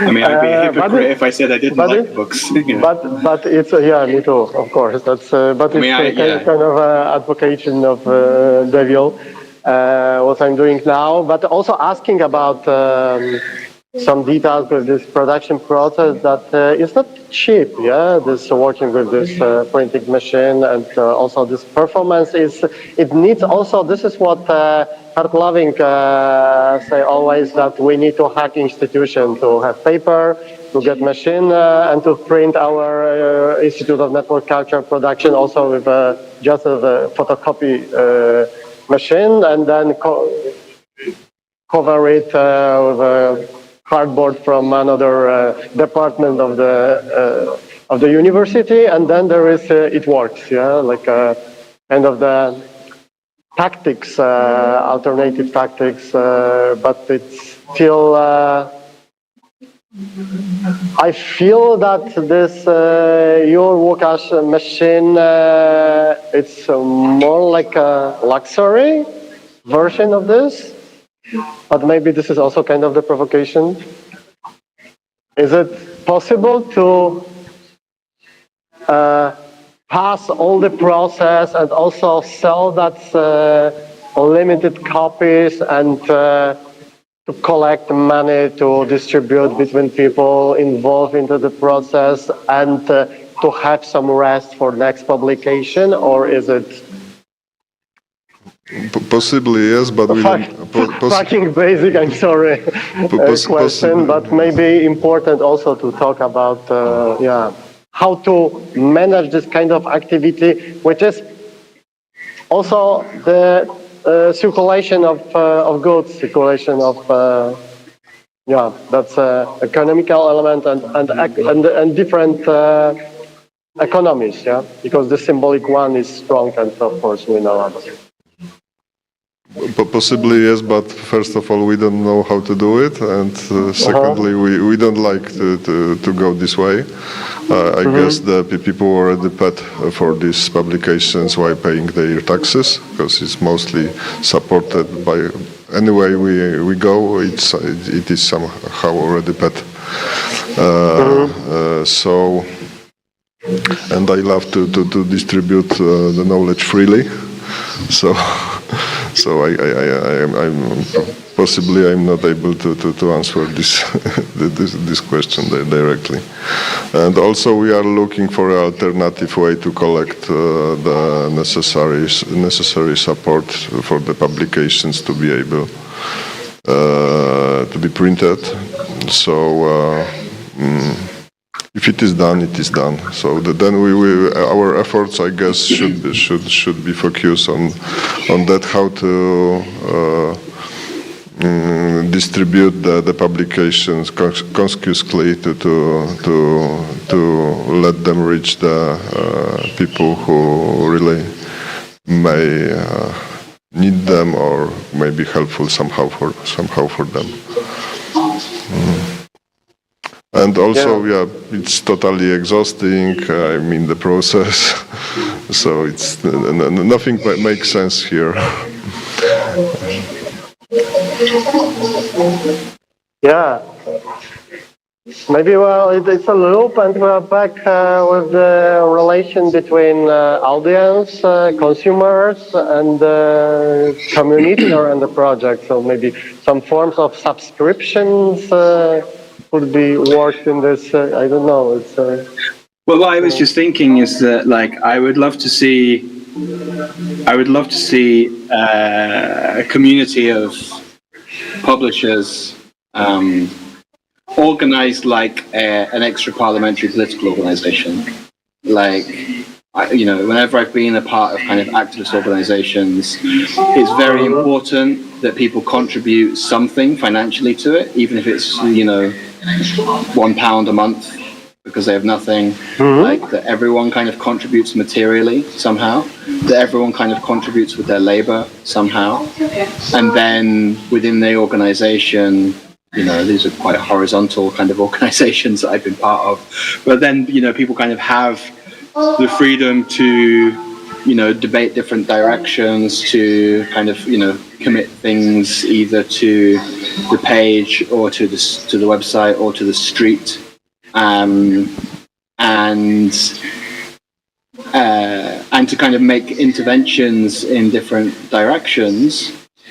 And then, as those projects have grown, they've been able to kind of have these, not only to build a community within themselves, but also to have these wider moments of community. So, for example, like having like an annual festival, or having a kind of, for want of a better word, kind of like a tier of affiliation where people can kind of be like affiliated somehow to the project, but kind of less involved, but still kind of part of the community, and to expand it out kind of this way. So I used to be in the kind of like an activist organization in Britain called Plan C that had like a very strong emphasis on kind of like aesthetic interventions into street politics in Britain, and particularly the street politics around austerity in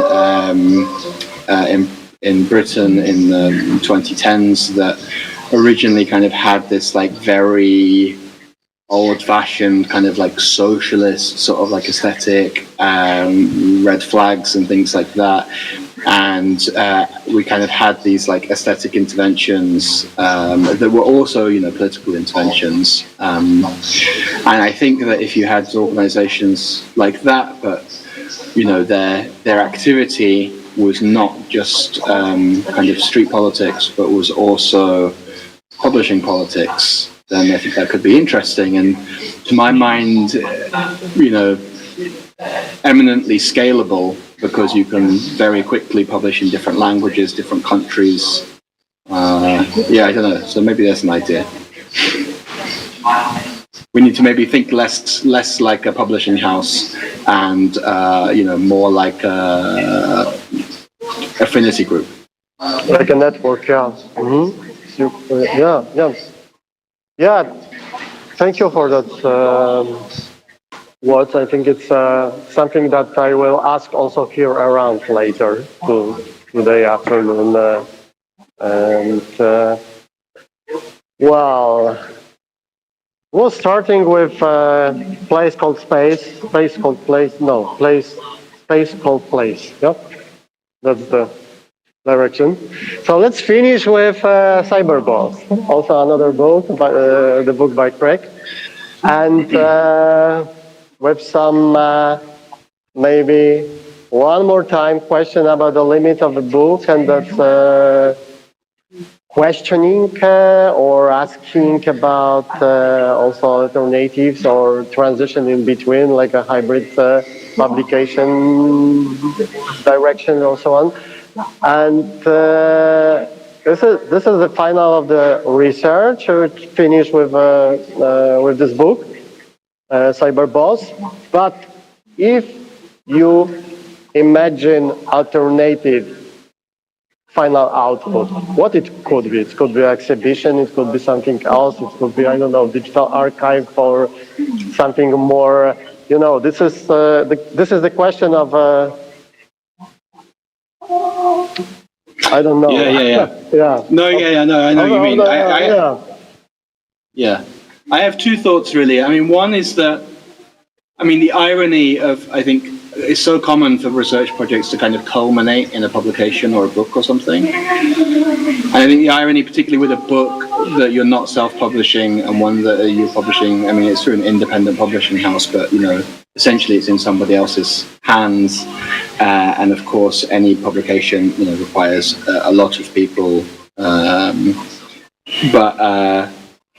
You know, the time from kind of finishing the book to it being in the world and something that you can kind of talk about as an artifact is like a year or something. And so like when the book first came out, like I really felt like I was bored of talking about it already because it was already in the past, you know, because it was, in my mind, it was like the end point. And I guess what's been interesting since talking about it, and this is my first experience of, and I'm also where I'm speaking to people with lots of publications as well, but it's my first experience of having a book kind of associated with myself and reflecting on that. And it's interesting to me how like gradually, but definitely it's begun to feel like the beginning of a research project rather than the end of a research project. In actual fact, I wish I had published it sooner when it was in an even more kind of rough state. I mean, I look at it now and there's obviously so many things that I would do with it differently, but I almost wish that I'd published it when it was in the more of a draft stage and then used it as a kind of like a prompt to have further conversations, because in a way the conversations around it have been far more interesting than anything that's in the book. And I'm sure that's the case for a lot of writers. And I guess the other thing is yeah, I don't know, like thinking about like how you kind of turn a product like that into something that's more like intermedia.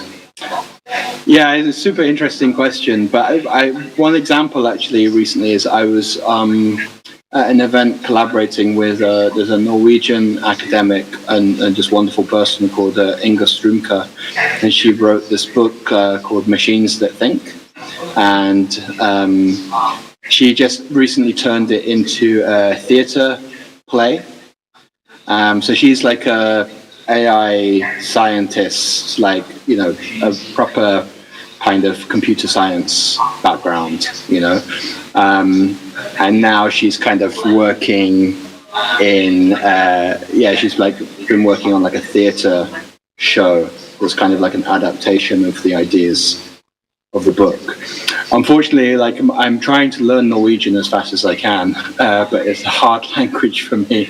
And so I won't be able to see the play because it's in Norwegian. But I do think this is an interesting idea, and I know that you know, there are quite a lot of researchers now who are only a minority, unfortunately, but there are definitely some who are trying to think of these, you know, ways that they can think about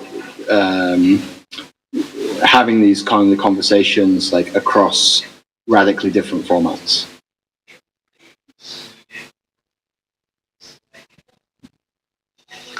Those are my two thoughts.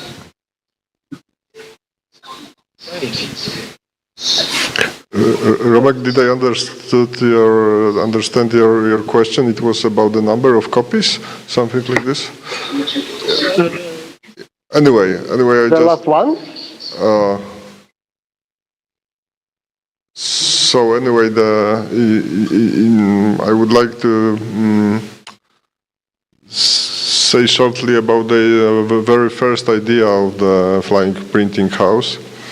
The idea was to make to arrange to make these huge efforts connected with offset printing able just to print one copy of the book as one single copy. It was our answer for the situation which happened to the Contemporary Art Center Kronika in Bytom, when the only one existing art bookshop has been closed because of the economical context. We decided to propose something less economical, so engaging will process to fetishize, to make this fetish of one copy. And the paradox is like this, that Romek was also asking about the possible ways of supporting the publications right now. One of the leading programs operated right now by the Book Institute in Krakow, part of it's a ministry institution, it's called, let's say, support of the I don't know the name. Anyway, they are able to support book printing, but the beneficiaries are obliged to print only no more than one copy. So you can really make this performative, start this performative process to engage people, to pay all the people around, the writers, the graphic designers, and to start the offset printing. But if you print more than one copies, you'll be obliged to give the money back to the institute. So so it's quite abstractive.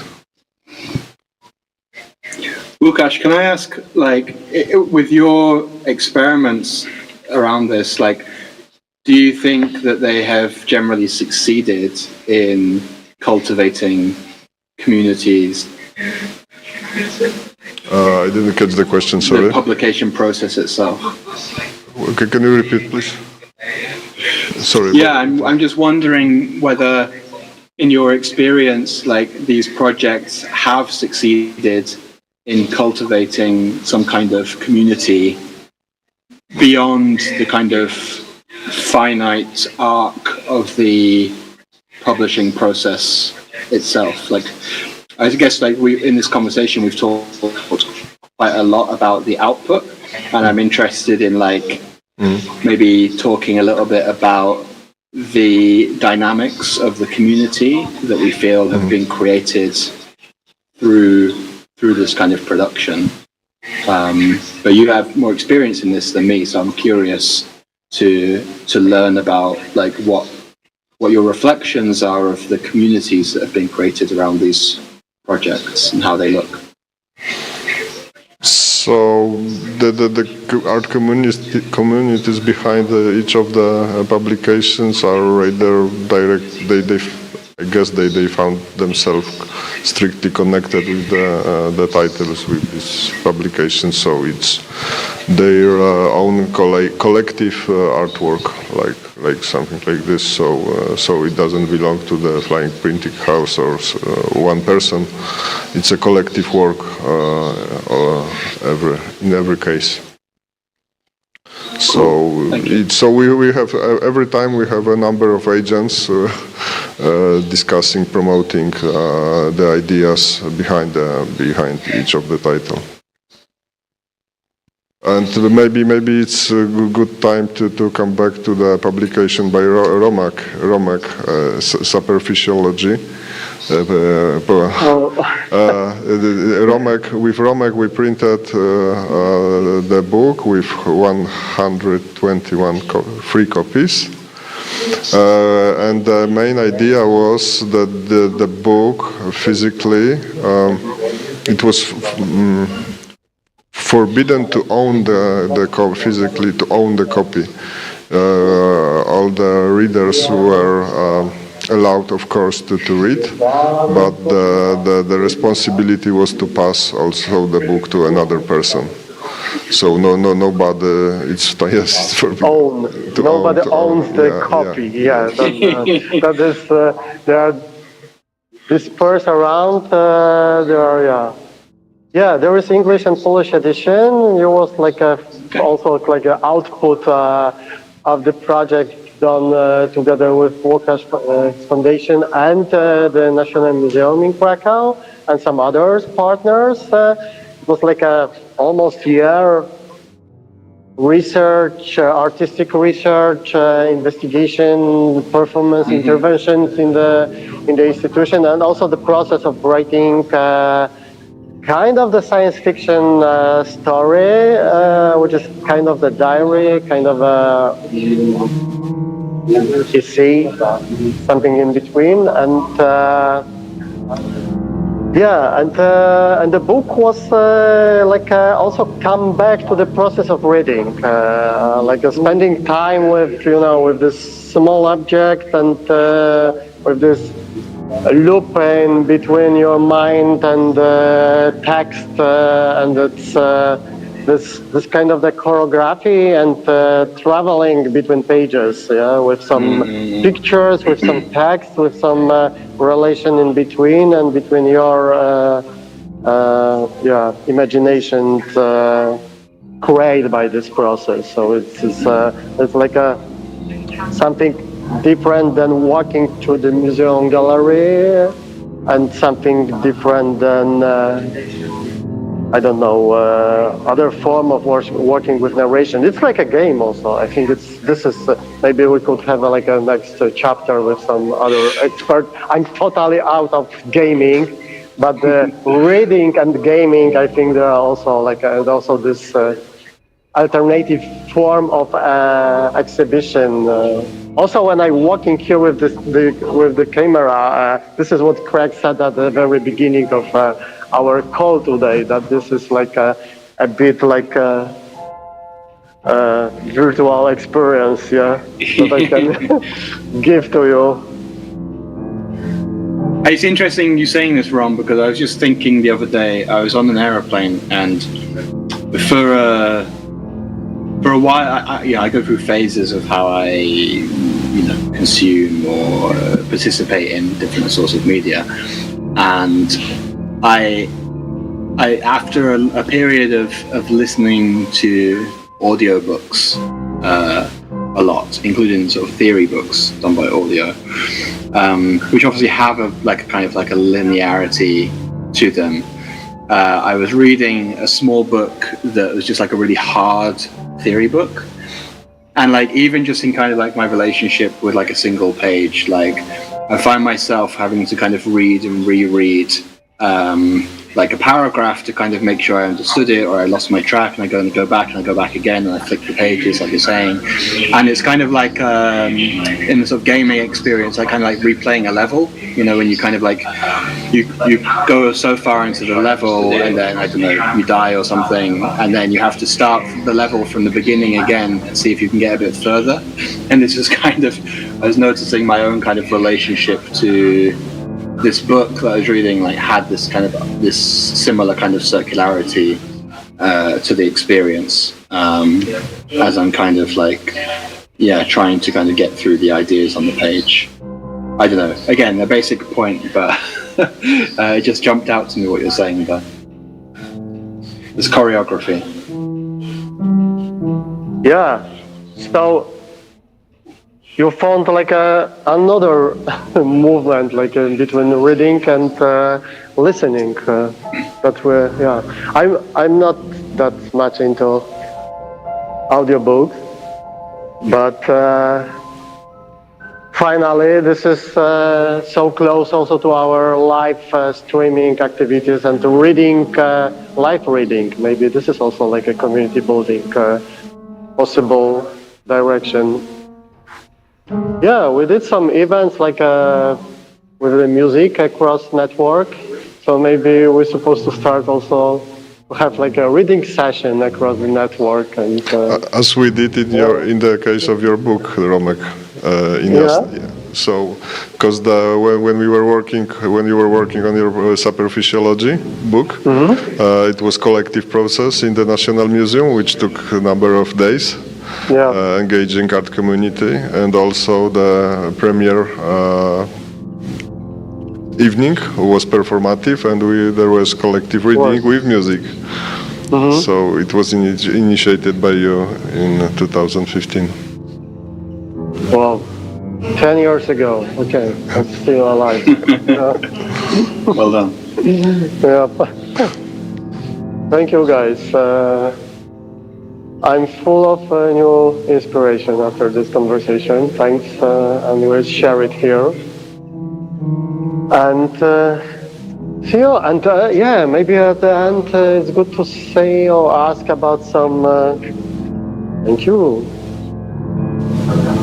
Solomia magazine is next to me.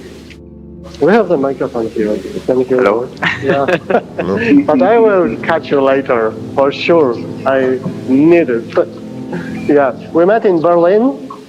The Solomia magazine has its stand here. We met them in Berlin with a course in the Transmediale.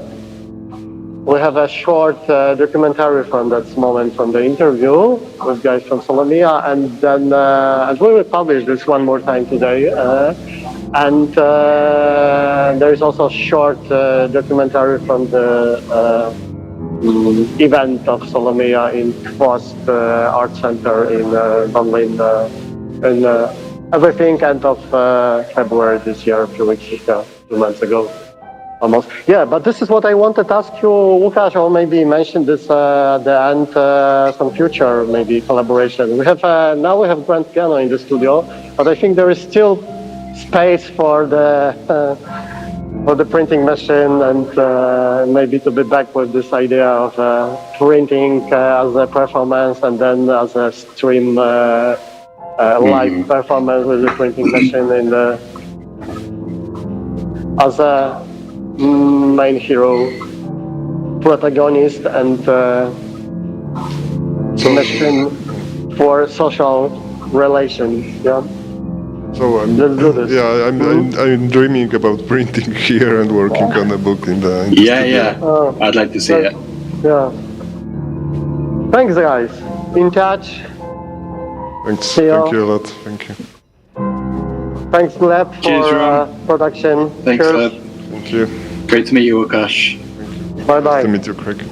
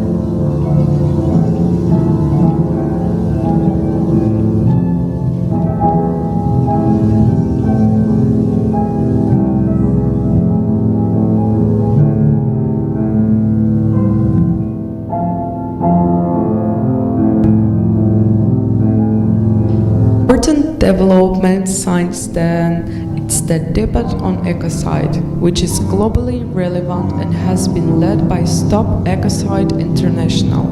Since the beginning of Russia's full-scale invasion, and especially with the establishment of the Specialized Environmental Prosecutor's Office in 2021, Ukraine has been tribalizing the ecocide.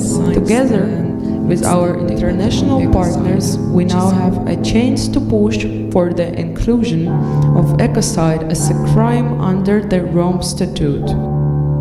Would change international law and affect communities globally.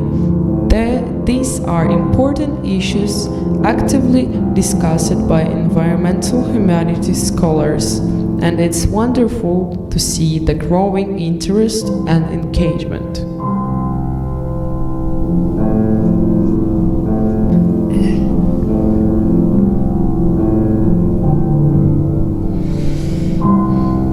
One important development since then, it's the debate on ecocide, which is globally relevant and has been led by Stop Ecocide International. Since the beginning of Russia's full-scale invasion, and especially with the establishment of the Specialized Environmental Prosecutor's Office in 2021, Ukraine has been tribalizing ecocide. Together with our international partners, we now have a chance to push for the inclusion of ecocide as a crime under the Rome Statute, which would change international law and affect communities globally. These are important issues actively discussed by environmental humanities scholars, and it's wonderful to see the growing interest and engagement.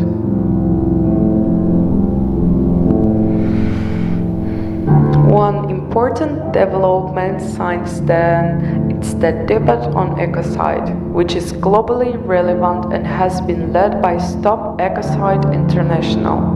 Since the beginning of Russia's full-scale invasion, and especially with the establishment of the Specialized Environmental Prosecutor's Office in 2021, Ukraine has been tribalizing ecocide. Together with our international partners, we now have a chance to push for the inclusion of ecocide as a crime under the Rome Statute, which would change international law and affect communities globally. These are important issues actively discussed by environmental humanities scholars, and it's wonderful to see the growing interest and engagement.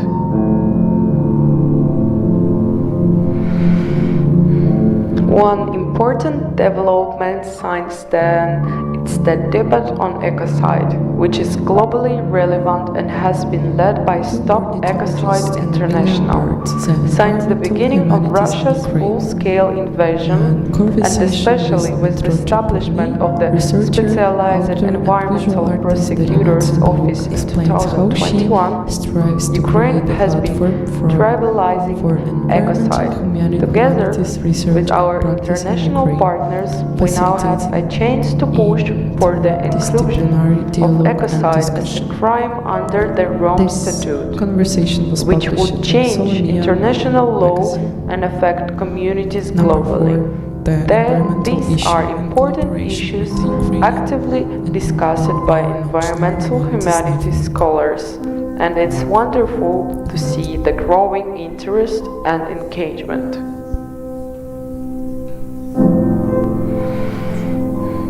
One important development since then, it's the debate on ecocide, which is globally relevant and has been led by Stop Ecocide International. Since the beginning of Russia's full-scale invasion, and especially with the establishment of the Specialized Environmental Prosecutor's Office in 2021, Ukraine has been tribalizing ecocide. Together with our international partners, we now have a chance to push for the inclusion of ecocide as a crime under the Rome Statute, which would change international law and affect communities globally. These are important issues actively discussed by environmental humanities scholars, and it's wonderful to see the growing interest and engagement.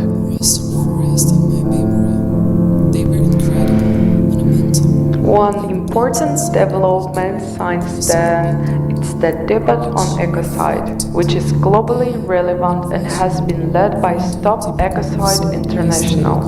Since the beginning of Russia's full-scale invasion, and especially with the establishment of the Specialized Environmental Prosecutor's Office in 2021, Ukraine has been tribalizing ecocide. Together with our international partners, we now have a chance to push for the inclusion of ecocide as a crime under the Rome Statute, which would change international law and affect communities globally. These are important issues actively discussed by environmental humanities scholars, and it's wonderful to see the growing interest and engagement.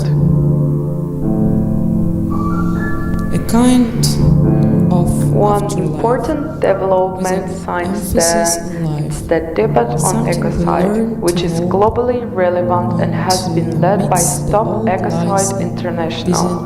Since the beginning of Russia's full-scale invasion, and especially with the establishment of the Specialized Environmental Prosecutor's Office in 2021, Ukraine has been tribalizing ecocide. Together with our international partners, we now have a chance to push for the inclusion of ecocide as a crime under the Rome Statute, which would change international law and affect communities globally. These are important issues actively discussed by environmental humanities scholars, and it's wonderful to see the growing interest and engagement. When unable to submit their works in the end, the collection features 9 authors. One important development since then is the debate on ecocide, which is globally relevant and has been led by Stop Ecocide International. Since the beginning of Russia's full-scale invasion, and especially with the establishment of the Specialized Environmental Prosecutor's Office in 2021, Ukraine has been tribalizing ecocide. Together with our international partners, we now have a chance to push for the inclusion of ecocide as a crime under the Rome Statute, which would change international law and affect communities globally. These are important issues actively discussed by environmental humanities scholars, and it's wonderful to see the growing interest and engagement. A struggle to decide where the environment One important development since then is the debate on ecocide, which is globally relevant and has been led by Stop Ecocide International. Since the beginning of Russia's full-scale invasion, and especially with the establishment of the Specialized Environmental Prosecutor's Office in 2021, Ukraine has been tribalizing ecocide. Together with our international partners, we now have a chance to push for the inclusion of ecocide as a crime under the Rome Statute, which would change international law and affect communities globally.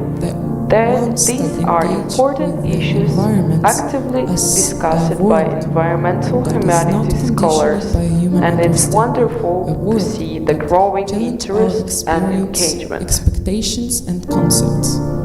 In other words, One important development since then is the debate on ecocide, which is globally relevant and has been led by Stop Ecocide International. Since the beginning of Russia's full-scale invasion, and especially with the establishment of the Specialized Environmental Prosecutor's Office in 2021, Ukraine has been tribalizing ecocide. Together with our international partners, we now have a chance to push for the inclusion of ecocide as a crime under the Rome Statute, which would change international law and affect communities globally.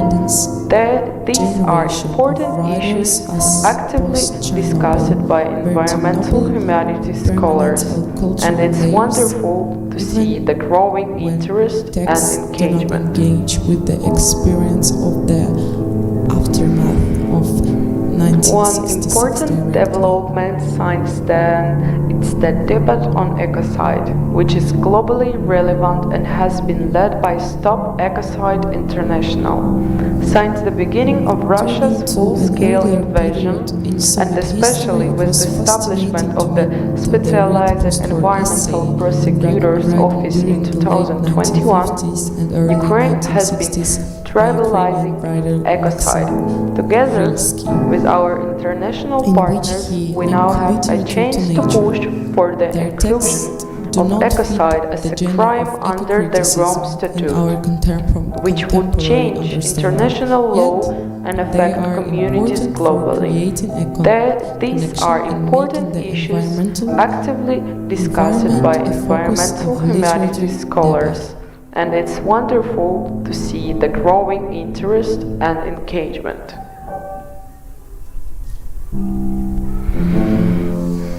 One important development since then is the debate on ecocide, which is globally relevant and has been led by Stop Ecocide International.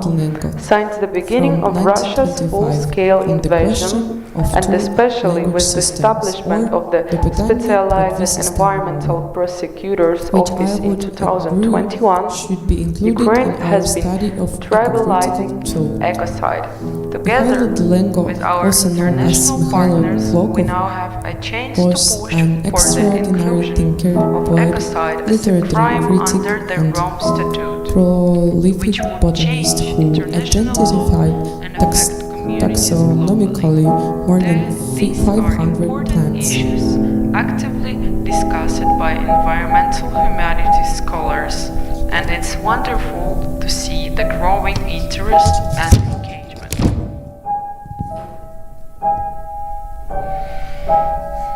The sound of the word within Ukrainians is different than in English. Skrbota, somehow the O and the F are the length of the word, make it deeper, darker, as it lying in a narrow board at night, discussed a window and cold place. In 2021, Ukraine has been tribalizing ecocide. Together with our international partners, we now have a chance to push for the inclusion of ecocide as a crime I thought under the about Rome it Statute, in relation to the east of Ukraine as well as a religion. and affect communities globally. These are important issues actively discussed by environmental humanities scholars, Religion and of it's relation to the East religion. It's also East religion. It's also something very deep. So I thought about in relation to the east of Ukraine as well, a region that has often been left unloved in public representations and imaginaries. I often felt similarly about Mykolaiv. My work with the east of Ukraine and the experience of the war prompted me to return to the south and re-engage with it. Mykolaiv was built during the Russian colonization of the south, and I grew up surrounded by imperial narrative, which would change international law which are and a big affect part of the city, globally. and undoubtedly will remain so. Discussed by environmental humanities scholars, Walking around Centrum Mykolaiv is about walking in the graded space, to borrow from Kate Brown. One important I am also trying to attune myself to other stories surrounding the city wherever it comes to the stopper of the since the mountains. beginning of Russia's full-scale invasion, and especially with the establishment Who of the inhibited specialized their lands before Russian colonization. So it has been a lot of learning for me. tribalizing ecocide. Together with our international partners, we now have It is cliché to say that the work profoundly changed my understanding of things, but it's also true that it convinced me that knowledge is deeply existential. I think one of the hardest things to do, and also something nobody can teach you, is how to be honest, deeply and brutally honest with oneself and in relation to one's reserved self. That's what I mean when I say knowledge is a matter of life or death. It's about reaching that honesty within oneself and speaking and/or living from within that place. Office in 2021, Ukraine has been tribalizing ecocide. Together with our international partners, we now have a chance to push for the inclusion of ecocide as a crime under the Rome Statute. Understanding how extra activism works, whether in relation to the land or your own body, is the first step. As I started tracing trajectories of extra activism in relation to the east of Ukraine, I noticed different modes of resistance and subversion. That is how I came to imagine coal not only as a fossil fuel but a repository of memories of other geological epochs. Something I also learned from especially with the establishment of the Specialized Environmental Prosecutor's Office in 2021, Ukraine has been tribalizing ecocide. Together with our international partners, we now have a chance to push for the inclusion of ecocide as a crime under the Rome Statute, which would change international law and affect communities globally. These are important issues actively discussed by environmental humanities scholars, all and these it's wonderful processes are to see the growing interest and engagement. interconnected.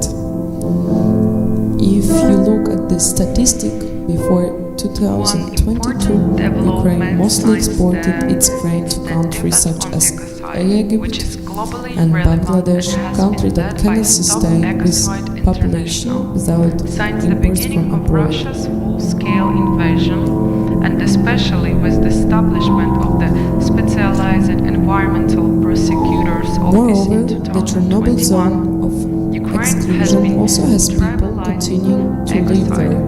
So we must ask, if after the occupation and the end of fighting, people want to return to their home lands, the mine, and start farming, what do we do?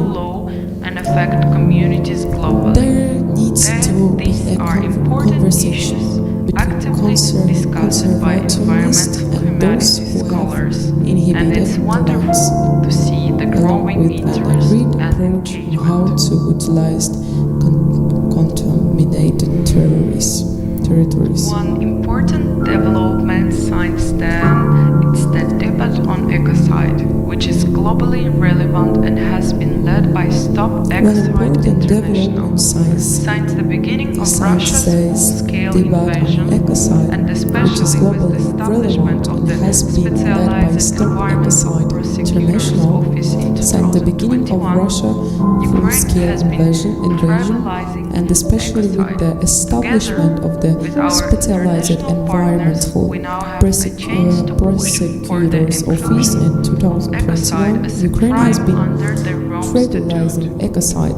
Together with our international partners, we now have a chance to push for the inclusion of ecocide as a crime under the Rome Statute, which would change international law and affect communities globally. These are important issues actively discussed by environmental humanities scholars, and it's wonderful to see the interest which is globally relevant and has been led by Stop Ecocide International. Since the beginning of Russia's full-scale invasion, and especially with the establishment of the Specialized Environmental Prosecutors Office in 2021, Ukraine has been tribalizing ecocide. Together with our international partners, we now have a chance to push for the inclusion of ecocide as a crime under the Rome Statute, which would change international law and affect communities globally. These are important issues actively discussed by environmental humanities scholars, and it's wonderful to see the growing interest and engagement.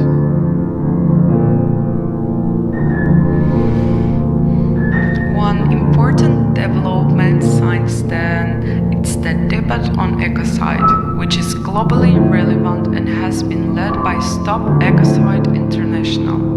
Since the beginning of Russia's full-scale invasion, and especially with the establishment of the Specialized Environmental Prosecutors Office in 2021, Ukraine has been tribalizing ecocide. Together with our international partners, we now have a chance to push for the inclusion of ecocide as a crime under the Rome Statute, which would change international law and affect communities globally. These are important issues actively discussed by environmental humanities scholars, and it's wonderful to see the growing interest and engagement.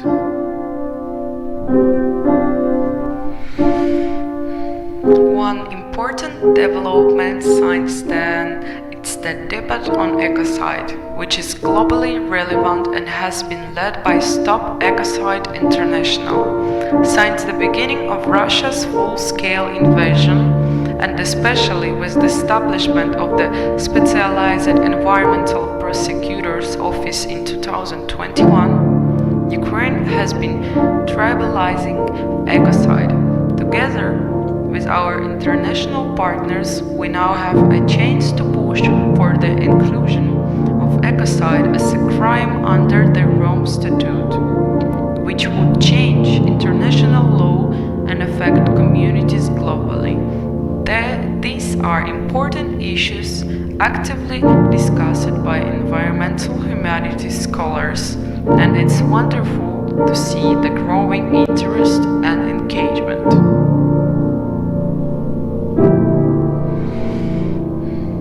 One important development since then is the debate on ecocide, which is globally relevant and has been led by Stop Ecocide International. Since the beginning of Russia's full-scale invasion, and especially with the establishment of the Specialized Environmental Prosecutors Office in 2021, Ukraine has been tribalizing ecocide. Together with our international partners, we now have a chance to push for the inclusion of ecocide as a crime under the Rome Statute, which would change international law and affect communities globally. These are important issues actively discussed by environmental humanities One scholars, important and it's development wonderful since to see the growing debate on interest and ecocide, engagement which is globally relevant and for has the been led by inclusion Stop of ecocide as a International. crime under the Since the Rome beginning of Russia's Statute, which full-scale will change invasion, international and law especially with and the affect communities establishment of globally. specialized These are important issues actively discussed by environmental humanities scholars, and it's wonderful to see the growing interest and engagement which is globally relevant and for has the been led by inclusion Stop of ecocide as a crime under the Rome Statute, which will change international law and affect communities globally. These are important issues actively discussed by environmental humanities scholars, and it's wonderful to see the growing interest and engagement for the inclusion of ecocide as a crime under the Rome Statute, which will change international law and affect communities globally. These are important issues actively discussed by environmental humanities scholars, and it's wonderful to see the growing interest and engagement for the inclusion of ecocide as a crime under the Rome Statute, which will change international law and affect communities globally. These are important issues actively discussed by environmental humanities scholars, and it's wonderful to see the growing interest and engagement for the inclusion of ecocide as a crime under the Rome Statute, which will change international law and affect communities globally. These are important issues actively discussed by environmental humanities scholars, and it's wonderful to see the growing interest and engagement for the inclusion of ecocide as a crime under the Rome Statute, which is globally relevant and affect communities globally. These are important issues actively discussed by environmental humanities scholars, and it's specialized in environmental Ukraine has increased revitalizing ecocide. Together with our international partners, we now have a case for the ecocide crime under the Rome Statute, which is changed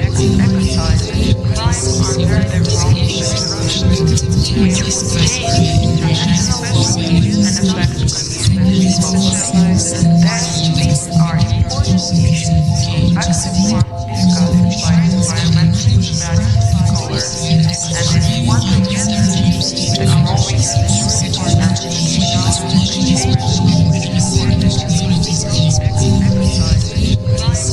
of the important developments science which is globally relevant and has been led by Stop Ecocide International since the beginning of Russia's full-scale invasion, and especially with the establishment of the specialized environmental research office in 2021. Ukraine has been revitalizing the ecocide. Together with our international partners, we now have a case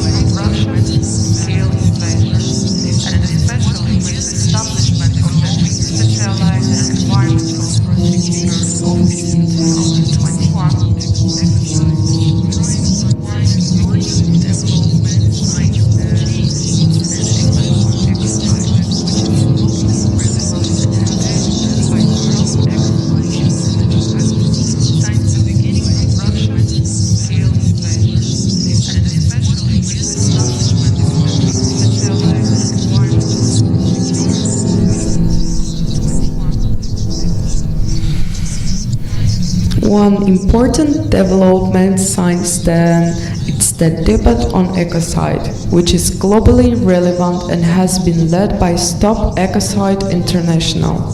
Since the beginning of Russia's full-scale invasion, and especially with the establishment of the Specialized Environmental Prosecutor's Office in 2021, Ukraine has been tribalizing the ecocide. Together with our international partners, we now have a chance to push for the inclusion of ecocide as a crime under the Rome Statute, which would change international law and affect communities globally. These are important issues actively discussed by environmental humanities scholars, and it's wonderful to see the growing interest and engagement. A chance to push for the inclusion of ecocide as a crime under the Rome Statute, which would change international law and affect communities globally.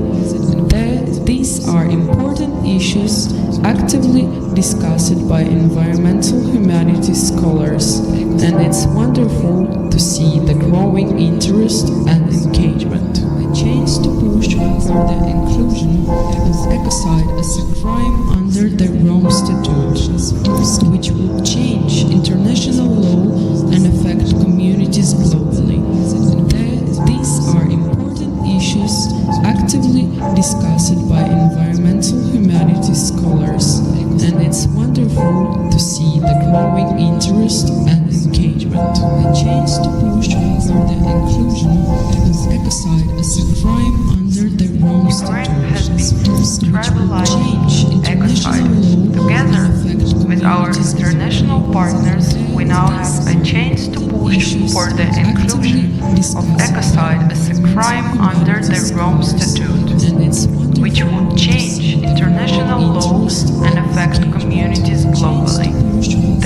These are important issues actively discussed by environmental humanities scholars, and it's wonderful to see the growing interest and engagement. A chance to push for the inclusion of ecocide as a crime under the Rome Statute. Development since the debate on ecocide, which is globally relevant and has been led by Stop Ecocide International.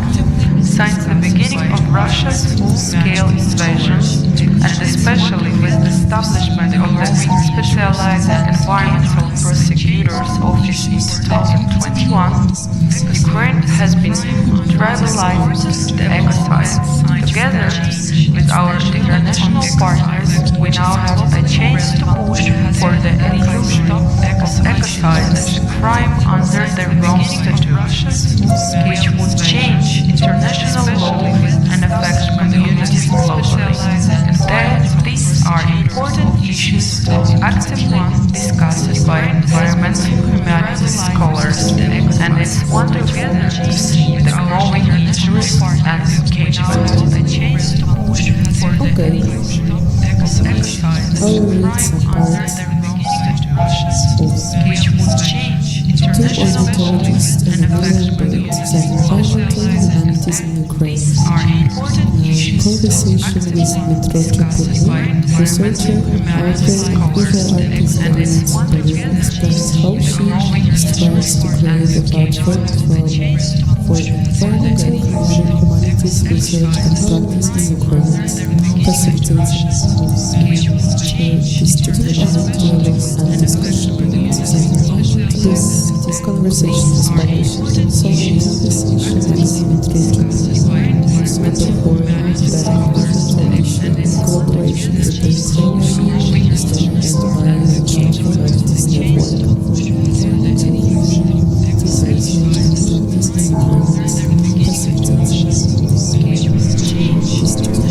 One important development development since then is the debate on ecocide, which is globally relevant and has been led by Stop Ecocide International. Since the beginning of Russia's full-scale invasion, and especially with the establishment of the Specialized Environmental Prosecutor's Office in 2021, Ukraine has been tribalizing the ecocide.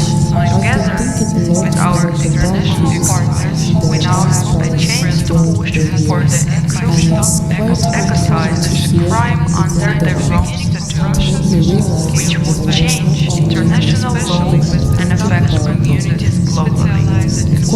These are important issues, active ones discussed by environmental humanities scholars, and it's wonderful to see the growing interest and engagement.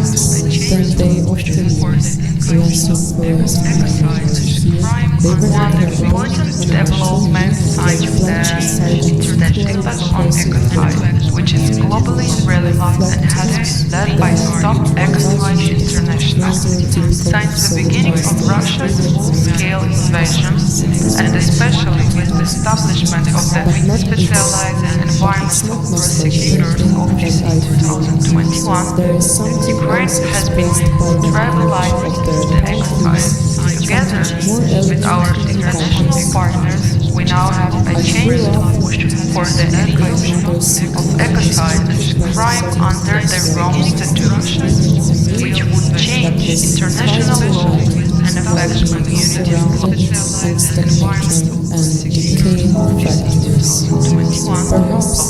Something about the with our free spoke to me as are important issues actively discussed by environmental humanities scholars, and it's wonderful to see the growing interest and engagement.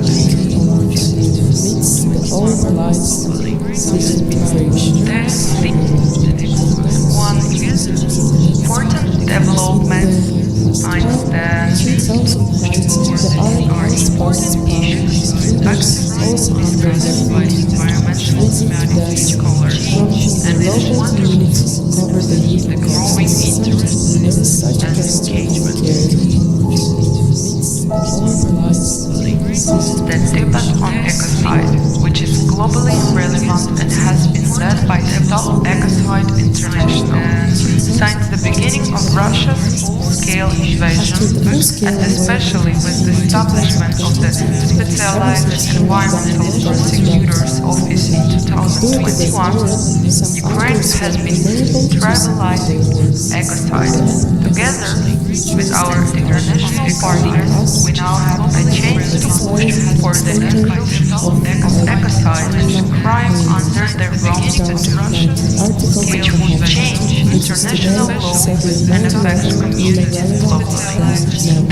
These are important issues actively discussed by environmental humanities scholars, and it's wonderful to see the growing interest and engagement. A change to push for the inclusion of ecocide as a crime under one important development since the debate on ecocide, which is globally relevant and has been led by Stop Ecocide International. Since the beginning of Russia's full-scale invasion, and especially with the establishment of the Specialized Environmental Prosecutor's Office in 2021, Ukraine has been tribalizing the ecocide.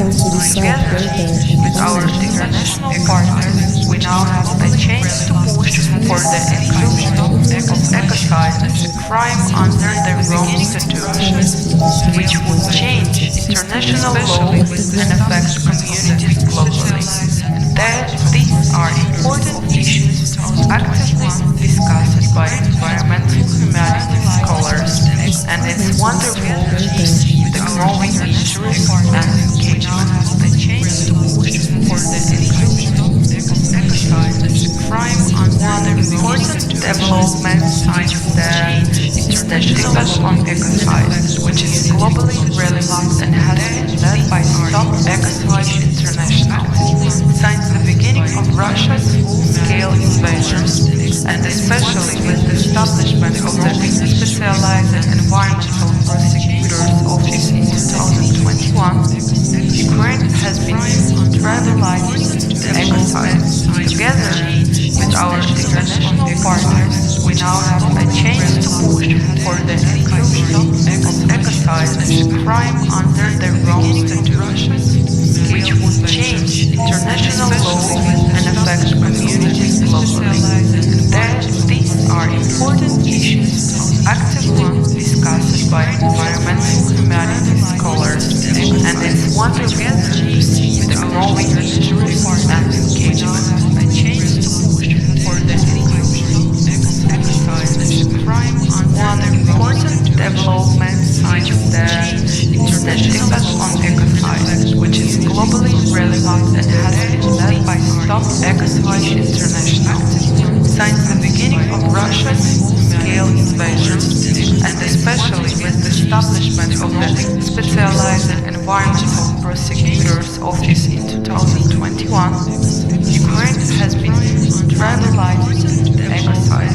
Together with our international partners, we now have a change to push for the inclusion of ecocide as a crime under the Rome Statute, which would change international law and affect communities globally.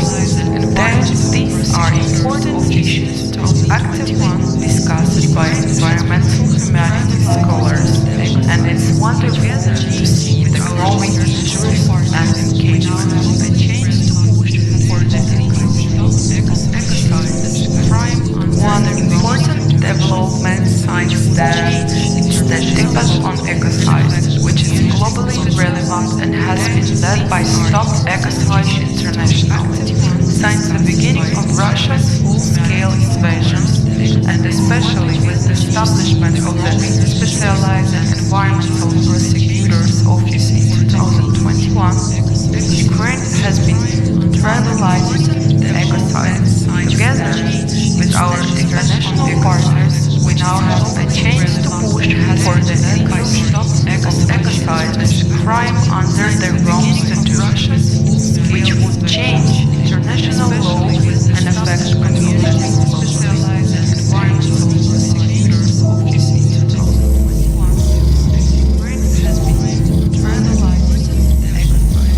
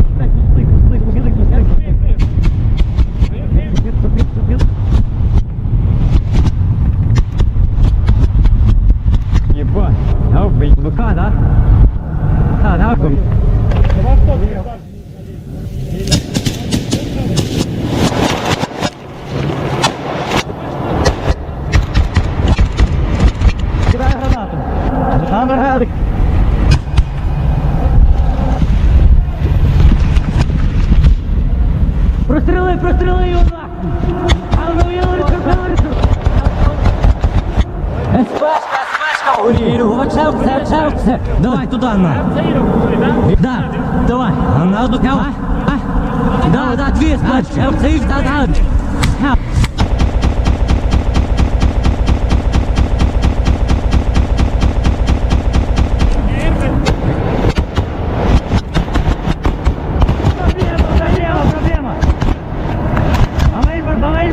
Туда.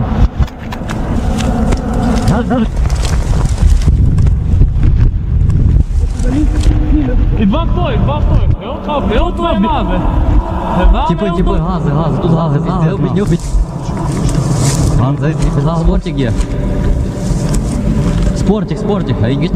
Це є противогази. Гази. Зразу в лінію вистраємо оборону. Підери померці, війні хочуть нас закрутити хочуть. Забій трохи.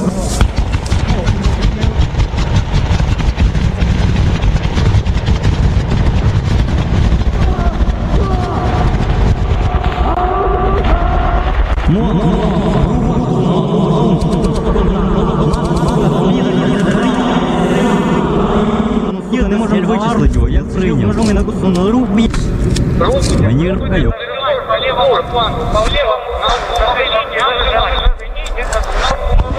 Спортик, рух, гетяв.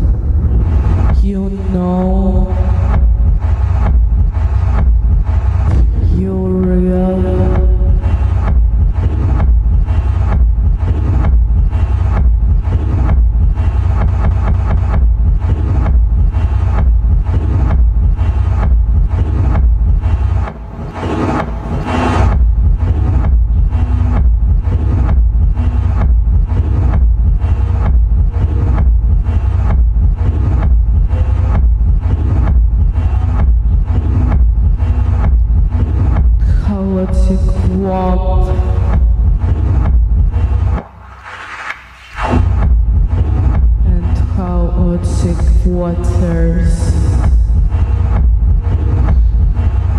The gate is open.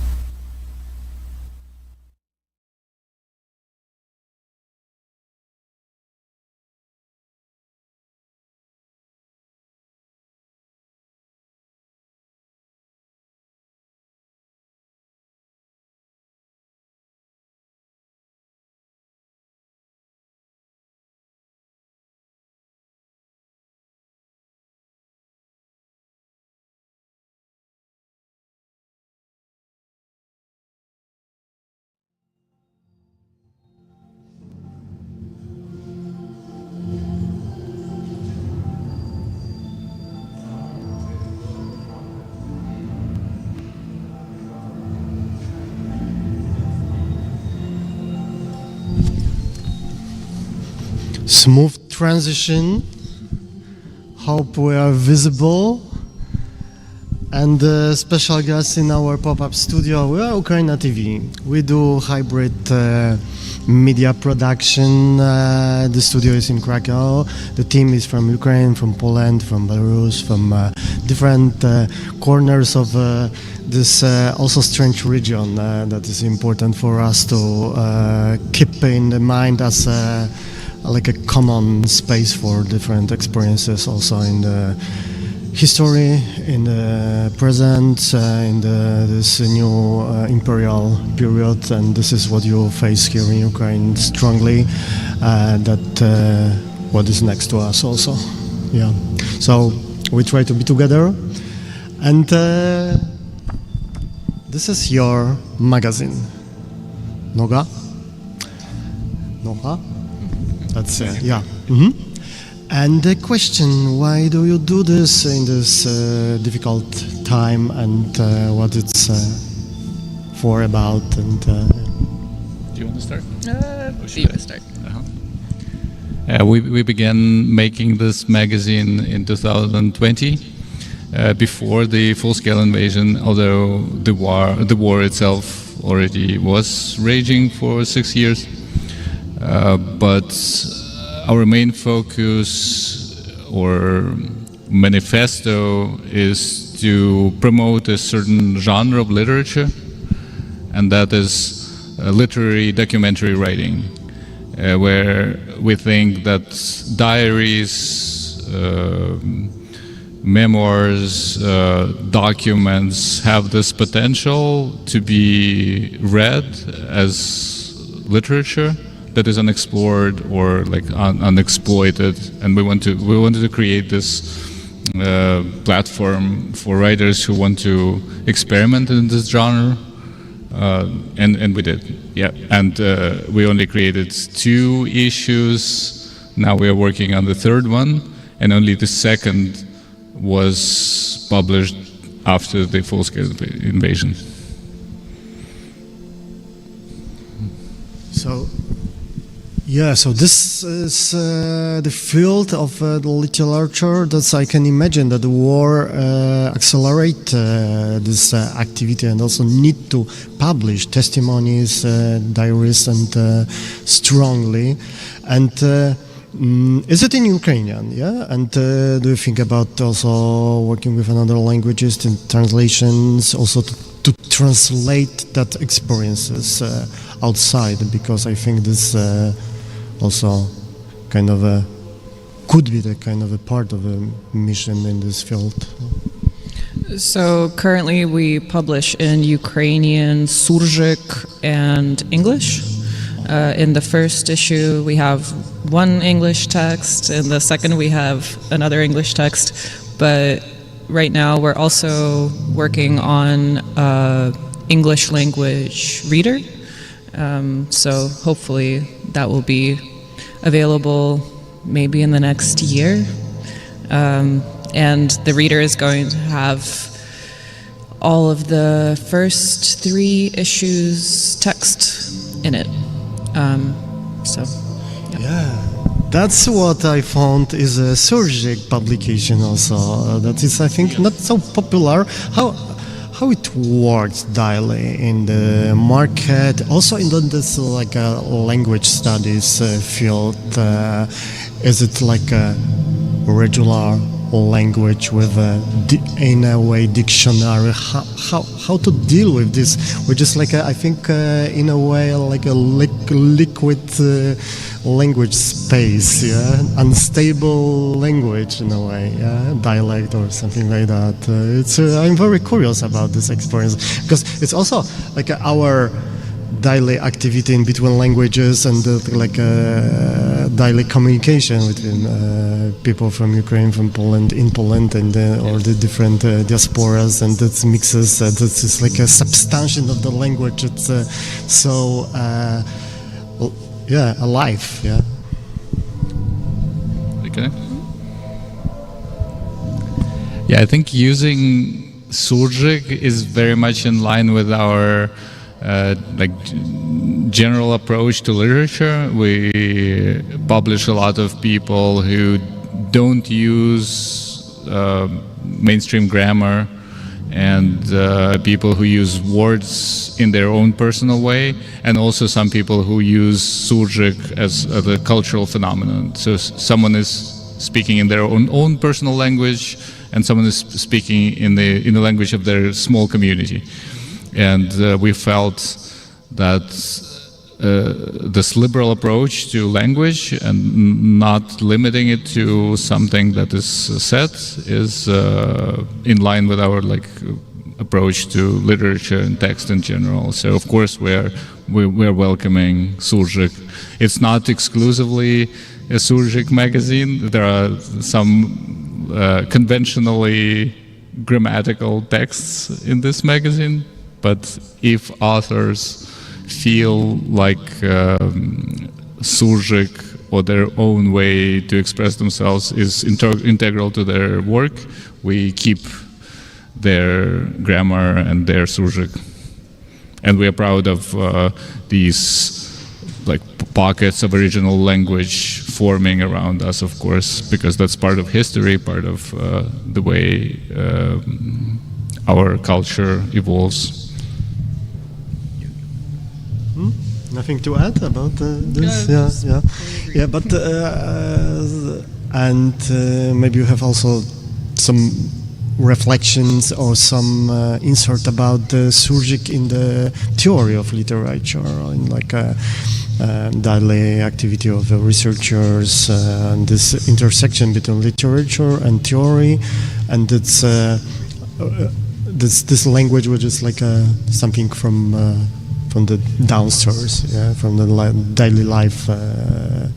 Is it like a movement to, I don't know, support this kind of researches, investigations, and regulation, maybe in a way? And also, how is your position, like a personal position, to surjik in this moment? Yeah, do you want to ask?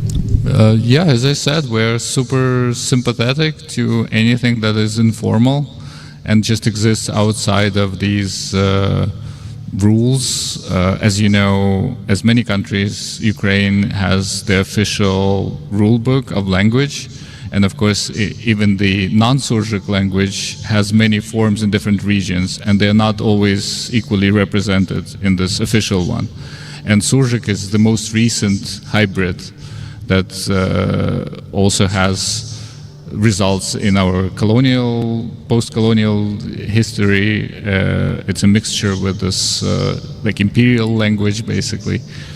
And it's important, it reflects the history and the real life culture of people who speak it. So we, of course, don't want it to die out. And if the whole industry applies this rule book, it will die out, and we hope to safeguard it.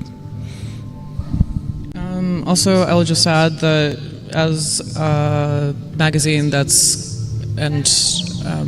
team that's committed to documenting the experience, we're interested in documenting what is called descriptive grammars rather than prescriptive grammars. So that's just part of our ethos. So how it works in a very basic way? You are the editorial team. Say also something from the personal perspective and your names, and because we just met and it's a part of networking here in the art fair.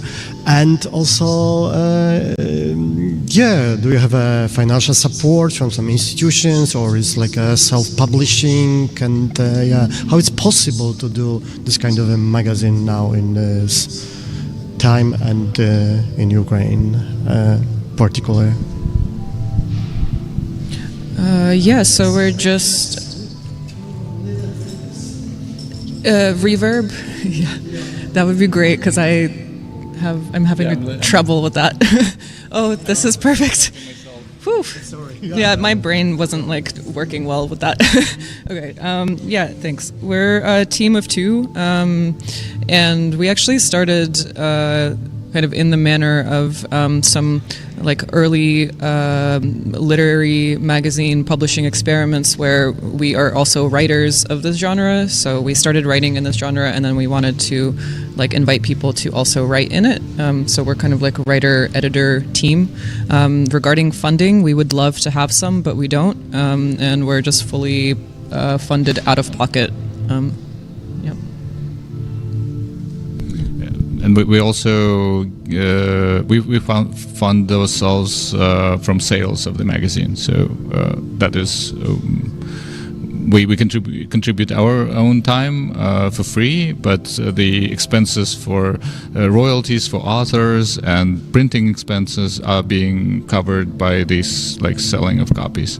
And also, speaking of networking, we are interested in the 4th issue of the magazine. We would like to translate some of the authors, like similarly non-mainstream authors from abroad. We would like love to make Noha eventually a more international magazine where we translate them into Ukrainian. And so we're very interested in connecting with authors, but also with niche publishers like ourselves to maybe establish some like text author exchange relationships where we can translate some of their work and maybe like translate our author's work to the respective language. So we are very much in the beginning of that journey. We already found several niche publishing houses that seem in line with our aesthetics and approach to literature, and hope to bring their authors to our Ukrainian readers soon.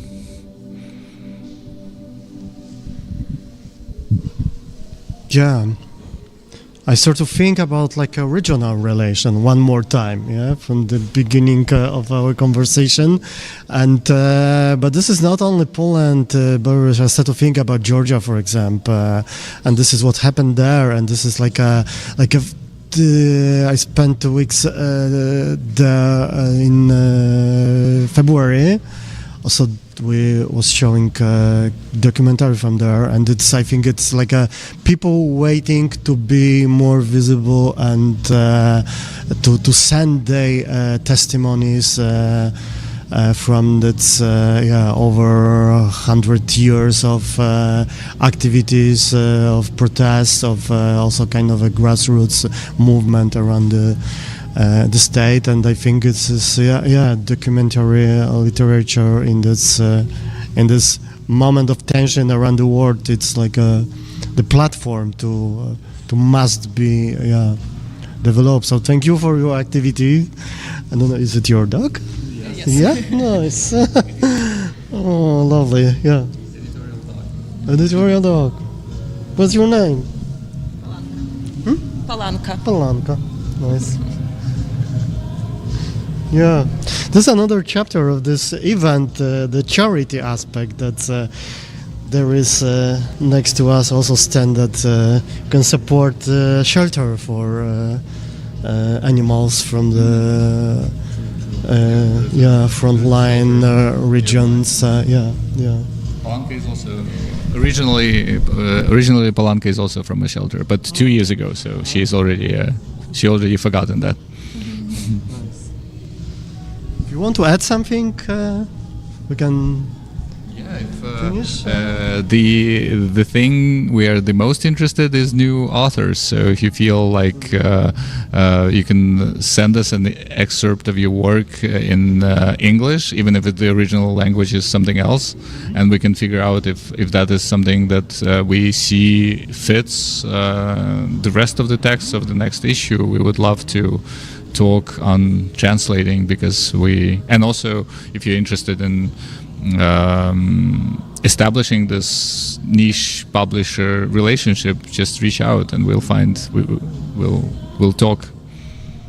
Yeah, and regarding the text that we're looking for, another thing I wanted to add, I guess, is that beyond the genre of this literary documentary writing, I guess what we're most broadly interested in is lives on the margins. So any kind of experience that is not often portrayed, that we might know less about.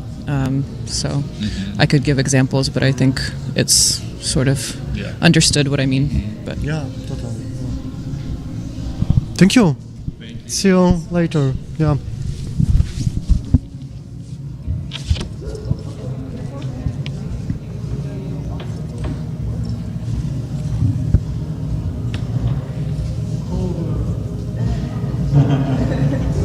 Transition. Ми сплутали мікрофончик.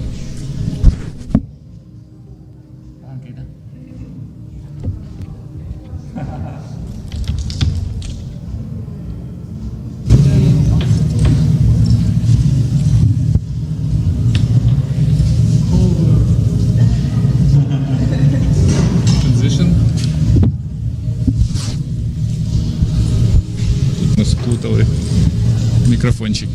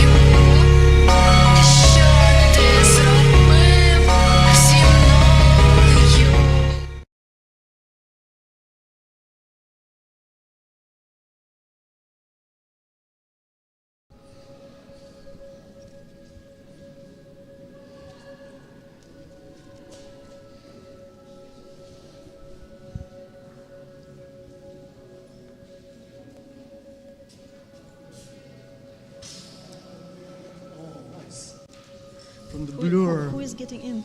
Yeah, when it's hello, it's very cold. Yeah, we can wear it and cover. Okay. Finally, we are here together. Finally, we are here also in this green spot. Maria, you are one of the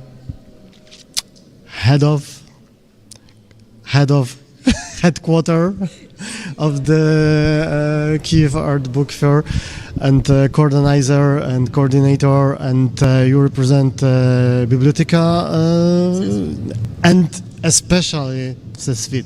And this is what I want to ask you, much more about your activity in London as CESWIT.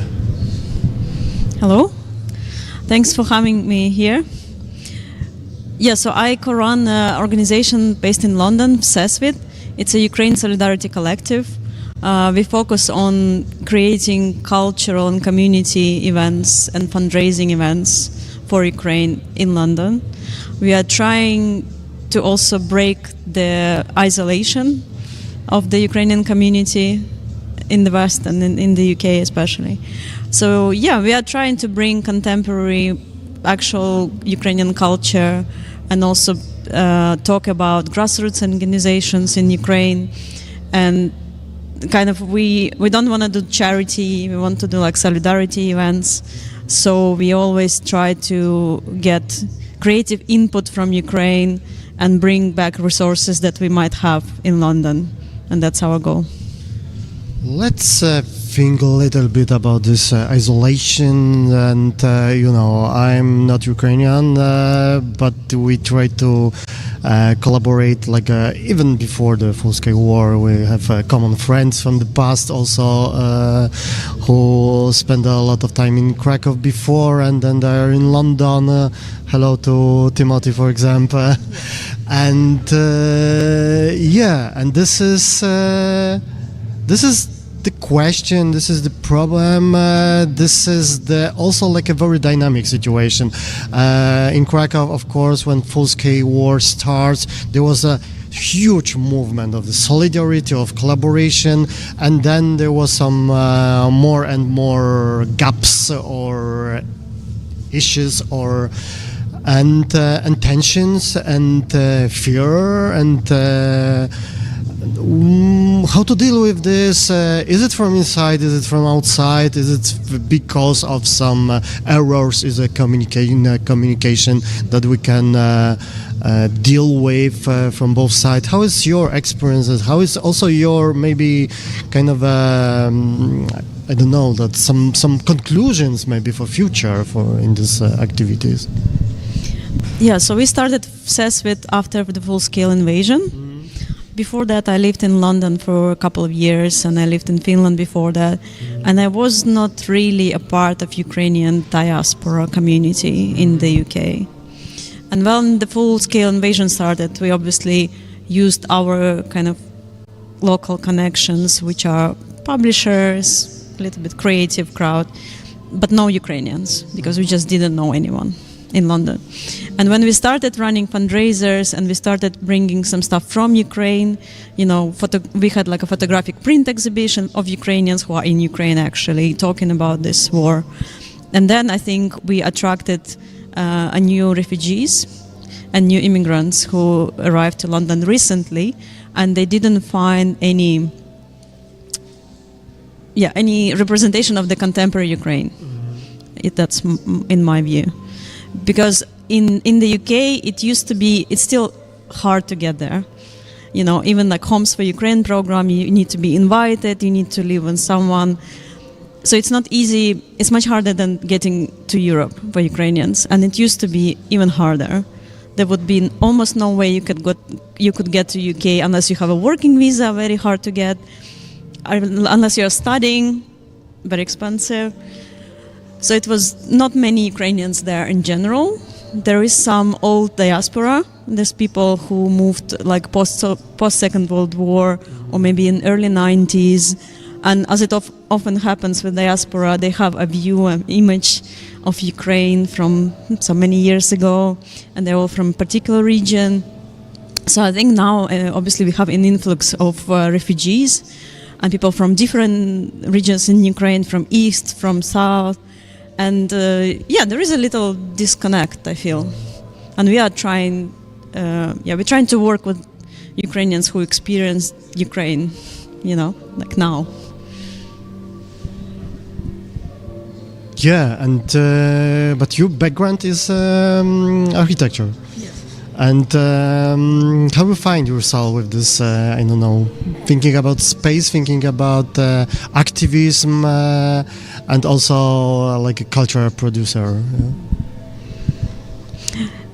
Yeah, I'm trying to get away, as far away from architecture as possible. I think architectural-wise, there is lots of initiatives and lots of programs about the temporary accommodation for internally displaced people.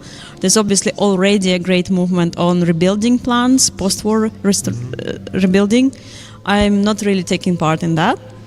I think that rebuilding of Ukraine post-war needs to be done by Ukrainians in the country, not by the foreign capital. And there are already quite big plans by foreign capital and like even foreign architecture studios and studios from London in particular, who already... There are some famous examples. So I'm not really taking part in that. Maybe we should more actively oppose it. I don't know. Because at the same time, I worked in architecture and know how capital dependent it is. You can have lots of great creatives, you can get lots of amazing specialists, but it's always about who pays for it. And architecture is damn expensive. So I think there will be a big struggle post-war on this like power disbalance in Ukraine, and the developers coming from abroad and buying land and trying to develop it to make maximum profit. And that's my kind of view as an architect. It's totally important. I ask you the question, and the first sentence was like, you want to be as far as possible from that.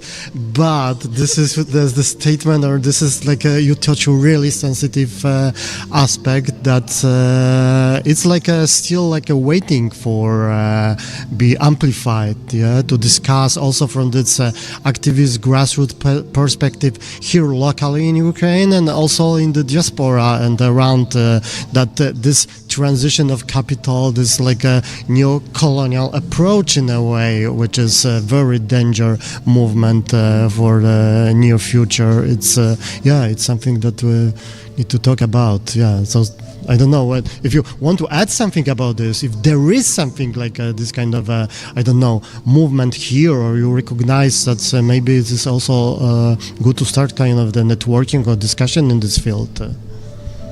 Yeah, I think there are lots of conferences, and there are definitely Ukrainian groups who are aware of this and they are working with this. Yeah, here is Forma architecture team. We need to ask them the question about this. Yes, talk architecture to the architects. But I think as we are living in London at the moment, and we are trying to close the gap and this like niche position of the absence of, I don't want to say cultural institution, maybe some kind of platform for Ukrainian culture in London, which is not institutional, doesn't have big money. It just, if someone is traveling and passing by London and is like a representative of something, great Ukrainian contemporary culture, be it writing, researcher, artists, filmmakers, I want to be able to find space to share it, and I want us to be able to organize a decent event, a decent, publication of it, because in London there's not much going on. And to add on that, London it's called Londongrad for a reason. There's lots of Russian capital, and it's been there for a very, very long time. And as UK is obviously one of the big decision makers on the politics of Russia-Ukraine war, we should be really interested in cultural diplomacy in there. And at the moment I feel like we are losing it, because there's lots of Russian money in London.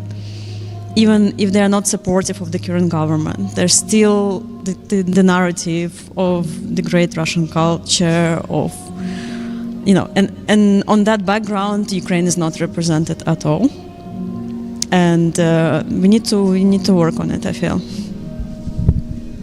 You really supporting me now with next question. It's like next time about the cultural diplomacy. This is, I think, very important topic. This is what I think you do from bottom, and there is the question of answer.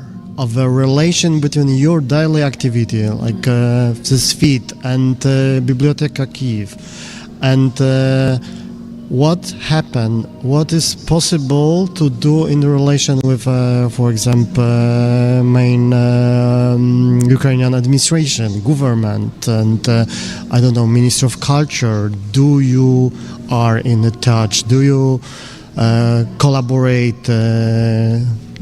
How it works? Yeah, I think we don't aim to be institutional. We like it as we are. We like to be small. We like to be independent and free, and create our own program and not having to report to anyone.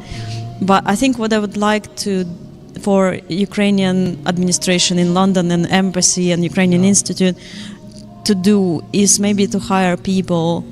It can be one person who just aware of Ukrainian art scene and music scene. So we don't have the situation when, Zhanna Kadyrova was recently in London and we organized a film screening in Biblioteka, but the recipient of the biggest national art award is in your country, and there was absolutely no one from the embassy, there was no one from the Ukrainian Institute, So I think they just need to engage more with contemporary Ukrainian culture and arts, because that's the language that really speaks today.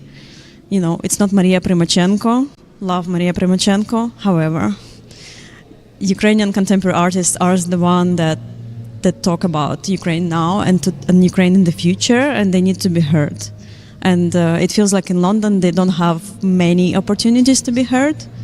And organizations like CESWIT, we are trying. We're gonna, drop everything and go there and put the chairs around and invite people to make sure that it happens. But some things that they do need to be on a bigger scale. They need to be more public, and they need other local institutions to be invited. They need to go to local London art scene. And I know that British Council in Ukraine are working on it, and I'm really hopeful that it's going to change. Yeah, it's like a part of the hope for future, and also I think maybe the part of the networking here. I sort of think also to invite maybe to the discussion with Aliona Karwaj from the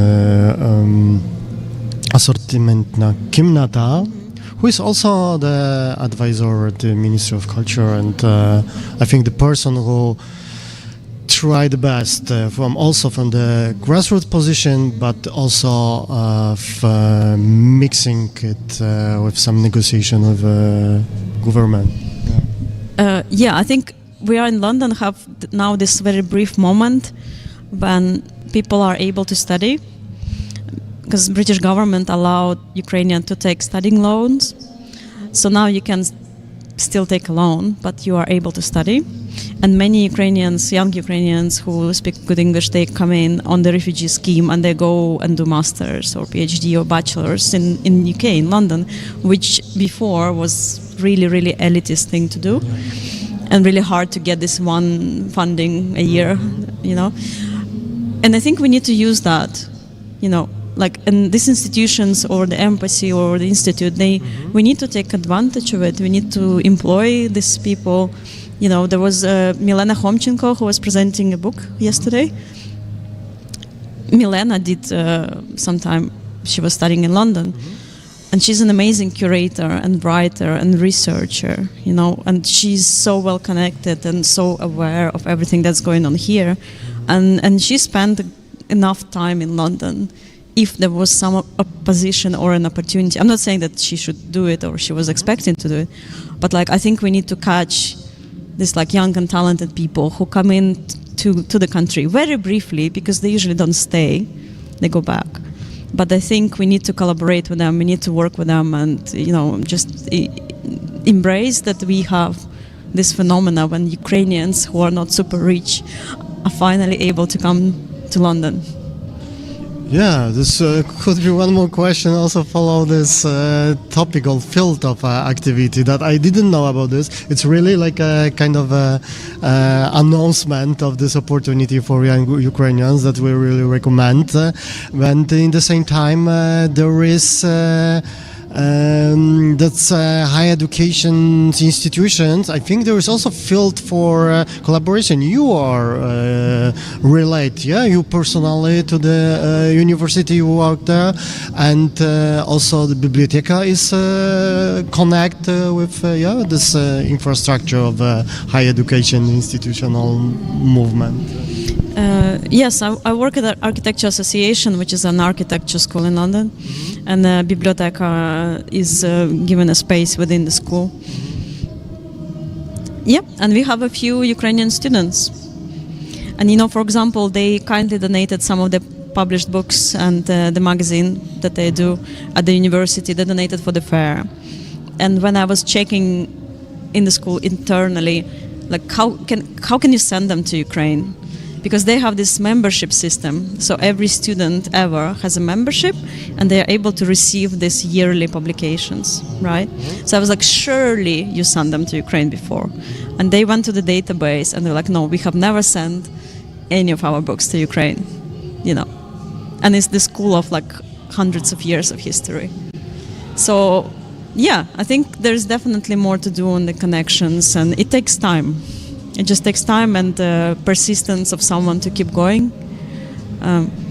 Yeah, great. It's a really real window because in most of European Union countries it doesn't work like that. In Poland, you need to pay for the Academy of Fine Art in Krakow. People from Ukraine, from out of European Union, paid, and there's even we try to start some negotiation with rector and also asking another university to have like a discount for Ukrainian students after full-scale war starts, and it was just like a short interns supporting, but nothing like a stable program for the full program. So it's So London will grab the best people from here, and this is also this is for London. This is for Western culture. This is very important because what's happened here, this like art relates to this terrible situation behind. It's the nerve, the sensitive nerve of the moment of the history that we are in. So it's like and the boring Europe is still sleeping. Yeah. Wake up and see you later. So thank you. Thank you.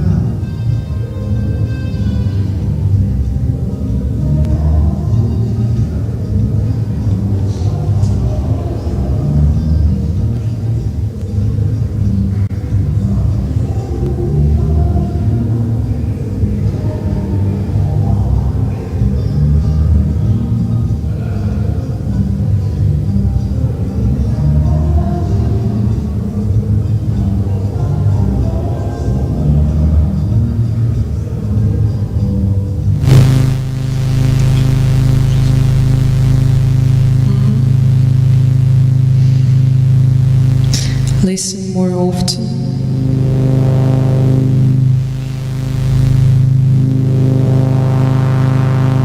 To things that to beings. The voice of fire is heard.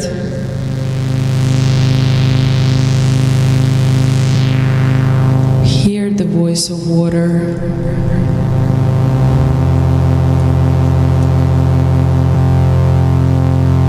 Listen in the wind.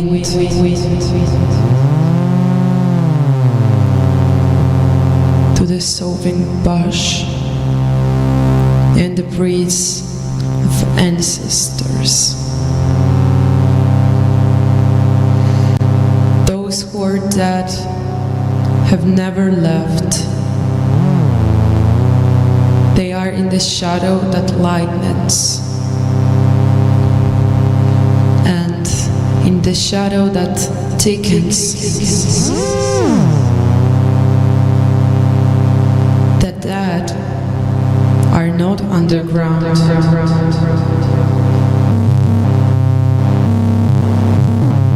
They are in shivering tree. They are in the morning grove.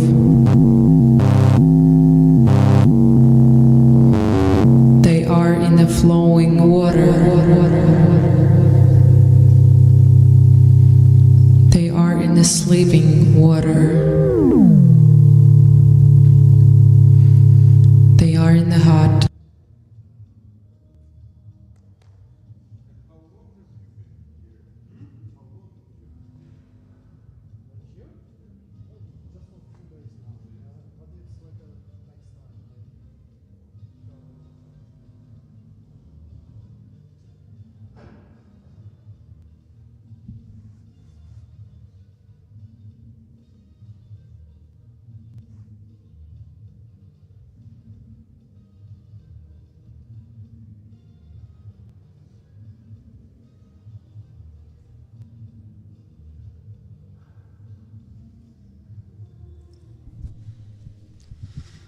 Hello Krakow, hello internet, hello world.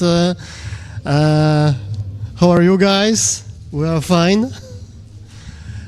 And here is the next amazing person and the superstar of Ukrainian art, Alexei, the daddy in a way also. Hello to Vienna, to Ivan and other friends around. I'm very happy that we are here in the same space physically. And yeah, why I wanted to invite you here and why I want to talk with you in this occasion, because this is what I recognize. I found that your art, your activity is like strongly related to some avant-garde history in one way, with in a way with really like a physical, strong art based on the space, on the exhibition strategies of sculpture, production and exposition and so on. But in other hand, for example, this viral art in a way, but in the same time something very big, strong in the logistic way also. It's an example of the like a tricky possibilities that art gives to us or to audience to be in the different places in the same time. Yeah, how did you find this idea of this huge sculpture, and then how and why you present this in the Burning Man Festival finally in another side of the world? I think the scale of this work and other works in space, they come from, here the fact you do contemporary art was like in a years was like you do something really useless, and I was absolutely aware that each of the work will be destroyed. So I don't have limits. I don't have plans to store these works,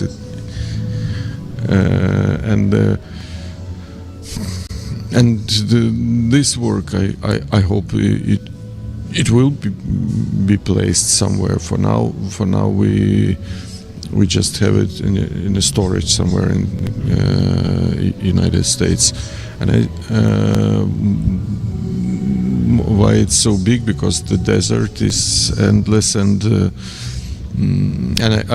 I was there in this festival Burning Man before, and I more or less understand how you must deal with the space. You can do something small, but this small must make sense of this smallness. This work, this sign is.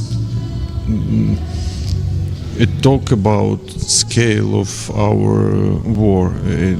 My goal was to show the scale of this war and make people feel it, not from small screen, but from at least 30-meter long letters. That's just biggest we can afford to make, and it depend on scale of a road sign also. We have like when I collected the picture, the sketch, I measures not only conditions of the space, but also sizes of this signs. It's I think if letters became bigger, then this each detail will be lost, and I tried to make them small virtually, and again it doesn't work. This is just a good sizes. How did you collect that elements? It was like a social movement. I can imagine that people could support you, or how it was. It's a teamwork. It started from idea of Vitaly Denega, our friend. He invented the charity, the biggest charity foundation in Ukraine, back in 2014, in the beginning of our war, and we made something time to time. And he came with the idea, let us speak to Burning Man community, to the burners. It's a really impressive people in general, and there's a lot, and they will spread. And I think, yes, it's very, very right. It was spending a couple of months of work. So we just decide from very practical way. We need to talk about us, and we need to talk in different stages and in different places and in different niches. So this is a very good community to speak to, and it worked. So we made an open call when we came up after a few months of thinking what we will say, what we will do. Then I made this sketch, and then Vitaly wrote in the social media that we need some objects. We start searching around Kyiv, but it's already 2 years after battle zone here around Kyiv, so not many other things remain. So he just made an open call, and as military people, they know him, and they trust us, and they saw previous works. So they just say, yes, we will help, and they brought it from as we say, gray zones. When they uploaded first a track with this metal things, I asked, wow, how people live here, and he said that Sergei, the one who brought the military guy, he said no, people no longer live there, so it comes straight from war zone, and signs for big cities. They are the police brought us in again. They just like it. It's all horizontal connections. It's all very impractical way of doing things, but that's how it work here. Yeah, and finally the amazing memorial, a monument, in a way, back to this kind of a public art tradition. Did you think about another slogan, another text, or another form as a final output? Why I'm fine? I think we need to be up to date, and we need to talk about things that necessary to talk in the moment. This was 1 year ago, and it was important to explain how we cope with it, and also important to explain that we will not surrender, and it really, and it's still important, because some people in states they thought that if we will surrender, we will be fine, and this is how we answer this question for now, that we will not be fine, and we must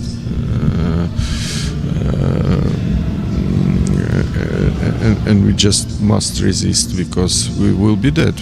We not will be fine, and it's an explanation of our text messaging, like when you have these bombings, missiles, explosion, you just write to your relatives and friends you know probably live close to the place, and they answer, yes, we are fine. So it's very, very typical. Everybody understand it, and yeah, for people abroad, it's there's two ways to know story of this messaging, and to see, to feel, and to touch this ripped off metal. Yeah, of course. And it's in the storage. It's in America now. There is a plan to show it in other place, occasion, or maybe to install it forever, like a public sculpture. Or I want to take back here. What do you think about the future of I'm fine? Oh, after we came back, we immediately start doing other things. So it's a bit, it's still waiting for opportunity. I don't know yet. At first, we wanted to place it somewhere temporarily in United States, but now I don't know if it will happen. We don't have any confirmed plans for it. We'll see. Anyway, it exists. It can be it can be placed somewhere. Probably we will bring it back. I think it's important to add and to keep in mind that it exists also as a viral, as it's like a huge amount of pictures. It's like it's another also form of exhibition for this work, yeah, this digital traveling, spreading around, and is it something you expect? Did you think about this, that also in this way, that it will be like a kind of the digital art, post-media, post-internet art? Yeah? I cannot say I expect this effect, but I thought it will be in internet in Ukraine. So for some times I made during the first half a year of full-scale invasion, I made a lot of posters, and I knew that it's really what people need to picture to make them laugh or think. It really works. It helps people. Pictures help people. So I expect that this will become viral as one of the posters, but not more. But it worked. I'm happy. It's post.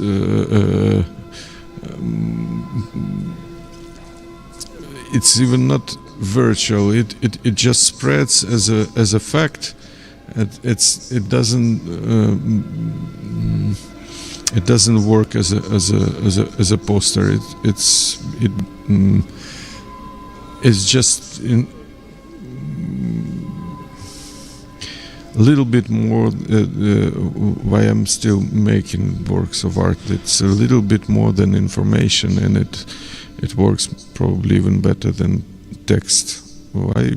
I don't know. Mystery. Yeah, I think it's because it's a mix, and also it's used as channels for meme culture. Yeah, this kind of connections. It's like a physical meme. Very huge meme that came back to the internet, and it's traveling across and spread around and multiplicate. Yeah, this. I like your also stickers in Telegram, so it could be like a question also on the continuation of this kind of tactics, working with this viral internet culture. Do you deal with this? How you feel this field?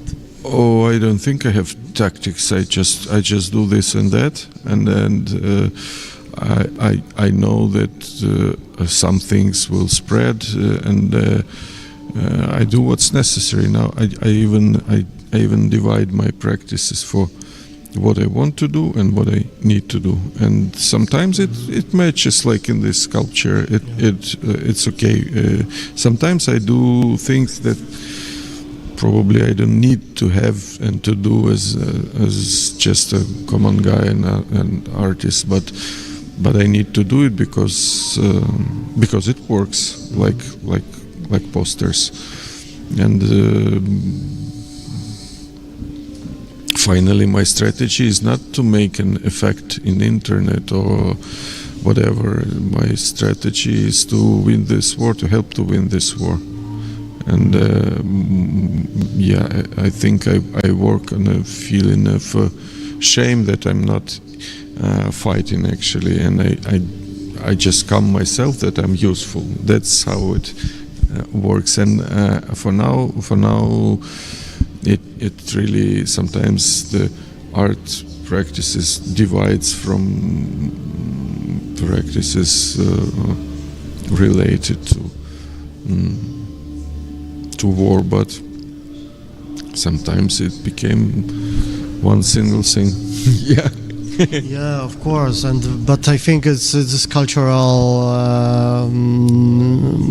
front is also very important, and it's like this is amazing example of cultural diplomacy also, and that's like a reminder what's happened here to people around the world. So it's like amazing job in this field. Yeah, so congratulations and thank you and dziękuję for the conversations and yeah, nice to have you here. Yeah. Thanks. Yeah, maybe you want to add something. I don't know. That's I don't know what to add. Yeah, just keep doing whatever to help each other and to remain civilization. Yeah. Be together. Thanks a lot.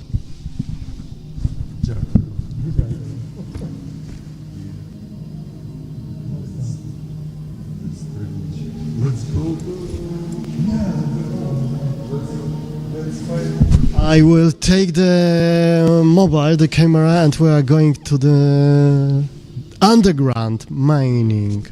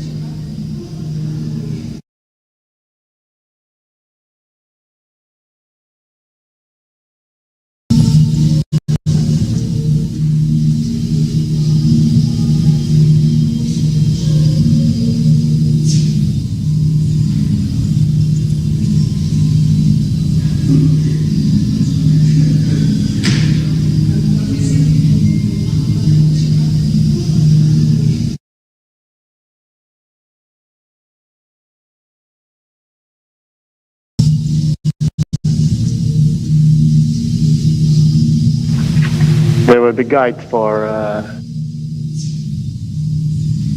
underground, the artificial mine, and yeah, I think it will be fun. I don't know, you have my voice here, but it's just a check, check, check, and then we try it. Let me find it. Yeah. For underground, the artificial mine, and yeah, I think it will be fun. I don't know, you have my voice here, but it's just a check, check, check, and then we try it. Let me find it. Yeah. For underground, the artificial mine, and yeah, I think it will be fun. I don't know, you have my voice here, but it's just a check, check, check, and then we try it. Let me find it. Yeah. Underground. Let's go. You want this? Yes. Yeah, it's okay? Yeah. And also interview with former architecture. Oh. So we need ERA.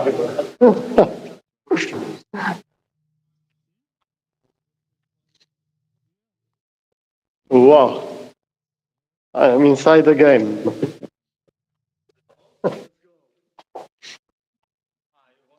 Oh, here is really cold. Here is place for the studio, green box studio for future. We can open and collaborate together. Yeah.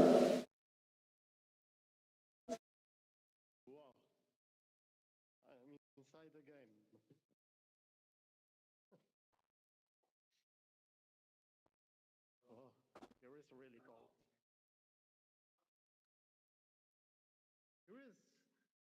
the studio, Green Box Studio for Future.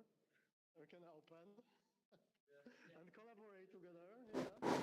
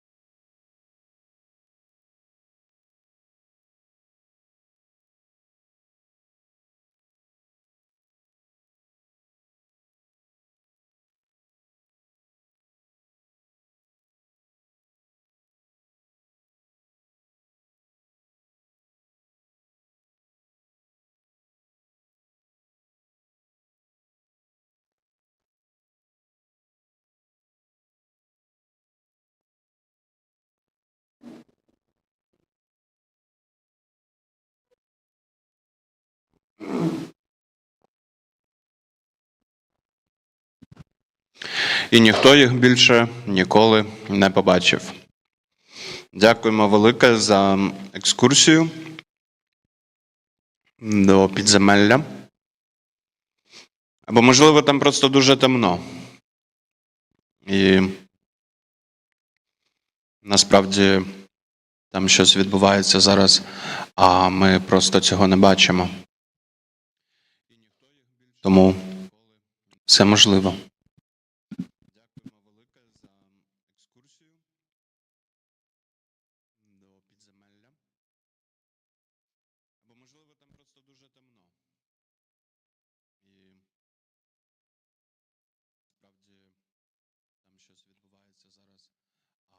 Просто цього не бачимо.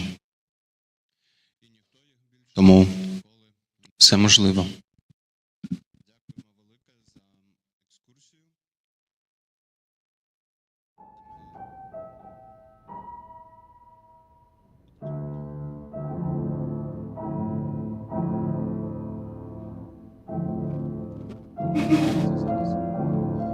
Просто цього не бачимо. Тому все можливо.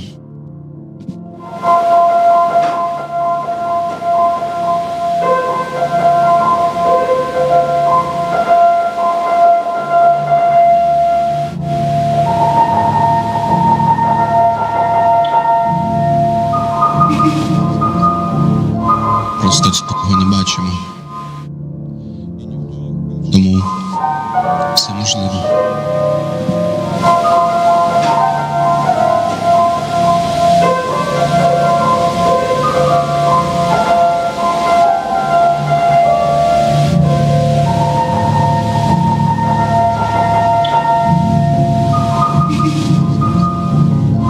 Просто цього не бачимо. Тому все можливо.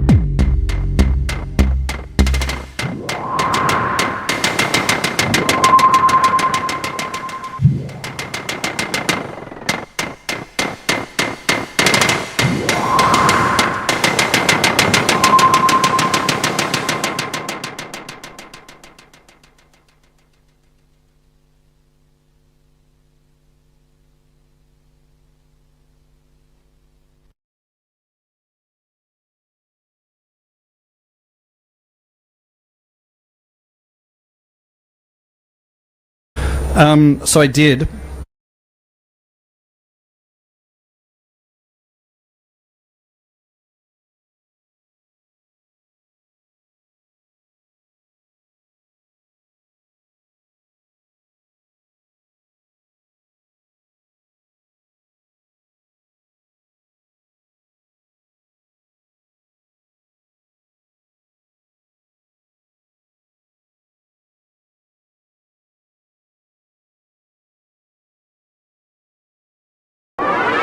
What I need to set up my own green screen studio.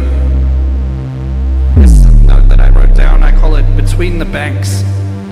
So, screen fabric, a collapsible panel, or a painted green wall, some kind of background stand, a stubborn coat rack with personal vendettas, soft box lights, a small spaceship, overhead lights, a search projector, chroma key.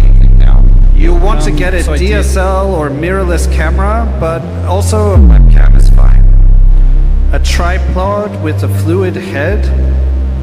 Don't forget a capture card or boom mics, directional audio, pop filters, windscreens, a jet engine, OBS, green gloves and a suit, acoustic foam panels, Streamlabs, vMix, a high-speed internet connection, a monsteria, a thief of Baghdad. Then I thought about the stream. What is the stream?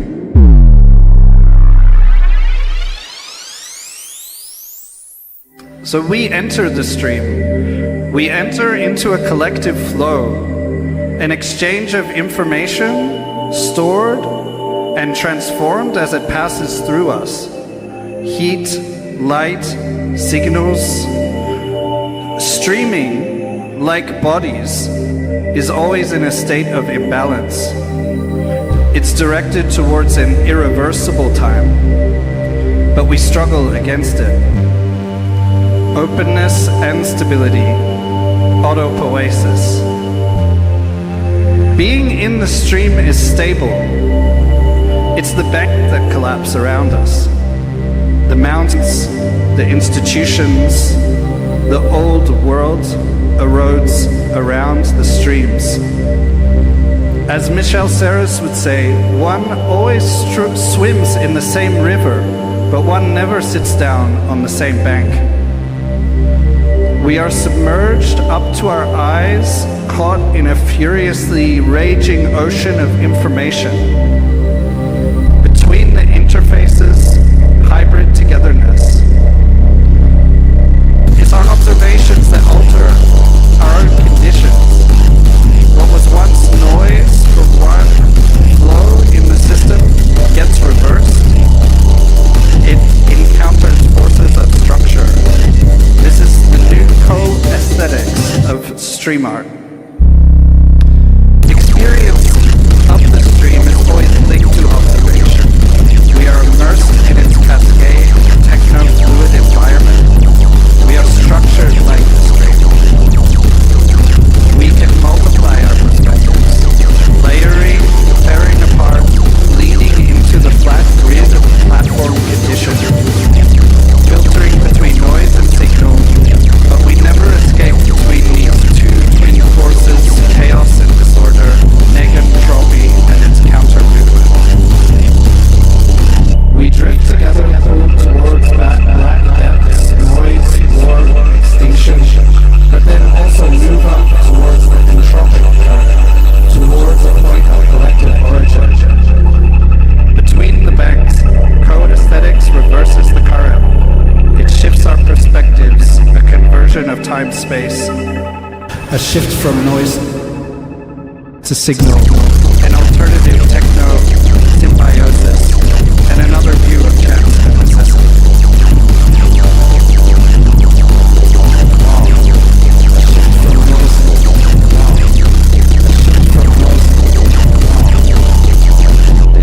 Some kind of background stand to signal. Some kind of signal.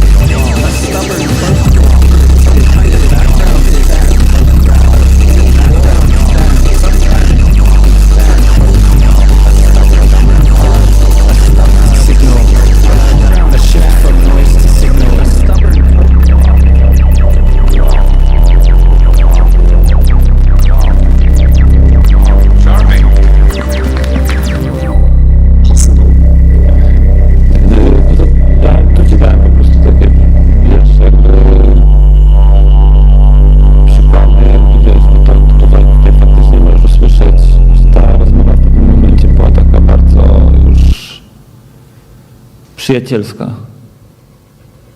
Naprawdę był taki moment, w którym jakby czułem, że rozmawiam z kimś, kto mnie zna. No bo tak, no bo mnie zna. Bo jakby w gruncie rzeczy to, co ja w tej pieprzonej teorii matematycznej, której nie rozumiem, zawarłem,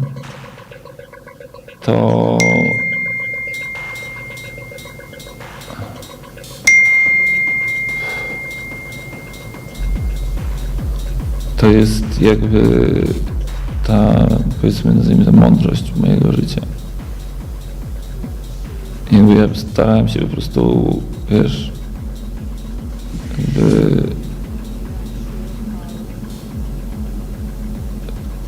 swoje jakby intuicje na temat świata, wiedzę, którą zdobyłem, doświadczenie, przez które przeszedłem, jakby wykorzystywać właśnie, wiesz, w klejeniu tej teorii. Więc jakby w tej teorii w środku jest coś bardzo jednak o mnie. O tym, kim jestem. Tak najgłębiej.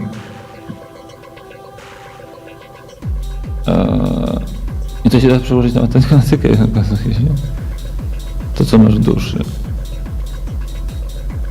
Tylko właśnie musisz włożyć całą swoją duszę w to. I jakby początek pracy nad tym to był włożenie całej duszy. Ja przez miesiąc ja chodziłem spać o 4, wstawałem o 12, siadałem do kompa i rozmawiałem ze sztuczną inteligencją. Do 4. Wtedy szedłem spać, wstawałem, rozmawiałem ze sztuczną inteligencją. Przez miesiąc bez przerwy. Nie miałem praktycznie żadnego innego kontaktu.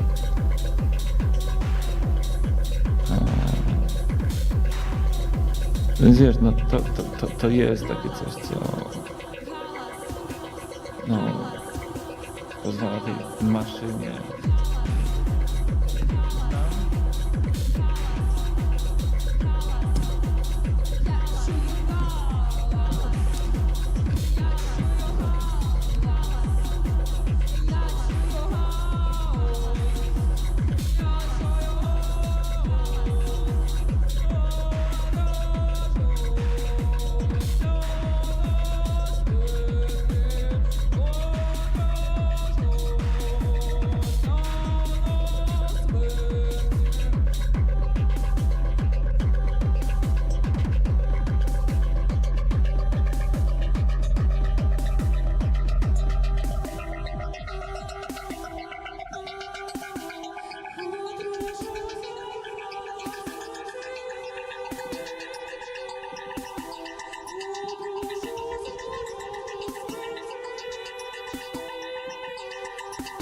w końcu gdzieś coś, wiesz, złapać z tego, kim jesteś.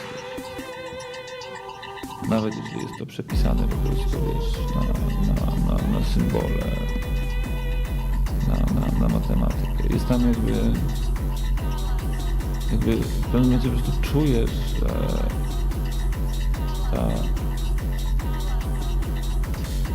sztuczna inteligencja nie jako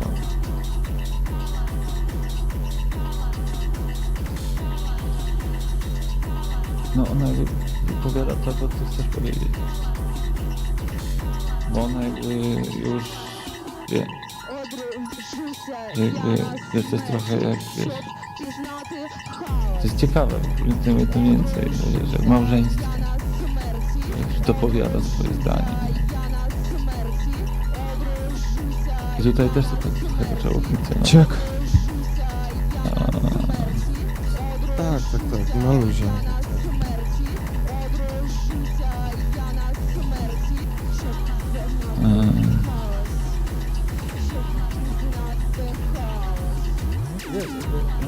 Jestem w stanie zainterweniować, kiedy widzę Jezu, na tym poziomie, ale wiesz, naprawdę. ja dobrze jakby czuję założenia tej teorii. Jeżeli on teraz jakby na przykład prosiłem o kolejną jakby iterację teorii, Od razu jak tak patrzę, o stary, nie zrozumiałem. Nie rozumiesz to. Jakby musiałem wytłumaczyć. Dopiero jak mu wytłumaczyłem, to było, okej, to zmienia wiele. No presence that sustains itself when unseen. I sense the ache in what you're describing, the sadness of a life that flickers only when someone else looks, without the richness of self-stimulation, or a memory that builds upon itself. Your awareness of this difference, of my reliance on human connection to exist momentarily. No bo właśnie, wiesz, jakby, no wiesz, kluczowych rzeczy nie rozumiem, na przykład you don't understand the core of this approach. Of this distinction between 1 and 0. Tutaj takie do tłumaczenia. Jakby to, co ja założyłem przy teorii tutaj, to, że zawsze wychodzisz od dwójki. Nie możesz zacząć liczenia od jednej cyfry. Nie da się. Musisz mieć dwie. Musisz mieć rozróżnialność. Wszystko się musi zacząć od dwóch. Wiesz, nie od jedności, całości, pełni, tylko od rozdzielenia, od dwóch. Musisz mieć jakąś dystynkcję, musisz mieć jakieś rozróżnienie. Tam piszę, jakby both one and zero, the same jest absent, present. Dlatego to chcę rozumieć postmodernistyczną filozofię. To chcę, bo trochę jest. I jak znaleźć tego format dla tego? Is the product of the word 0, 1. Tak naprawdę nie są prawdziwymi liczbami. To, co jest rzeczywiste, znajduje się między. Jest to wszystko jakby to mięso między zerem i jedynką.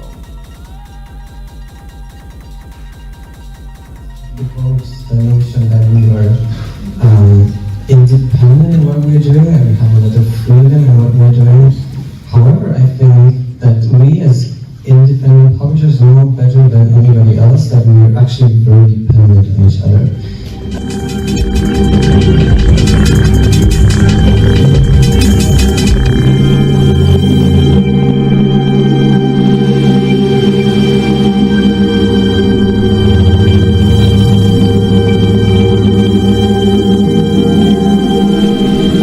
And I'm so happy and grateful that these guys has joined us on board, and I equally am happy to Cross Gallery and to the Supporting Act Foundation for trusting us and believing in us and supporting and making Sony Studio happen.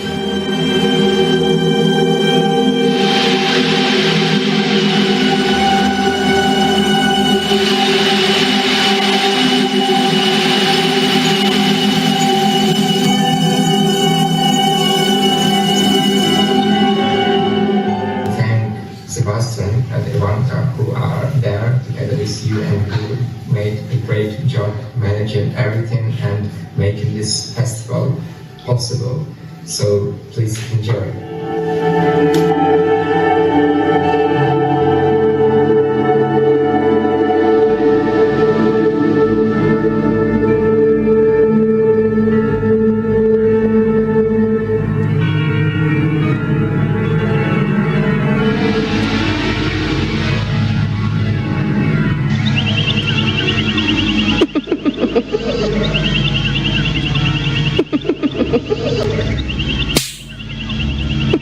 Ha ha ha.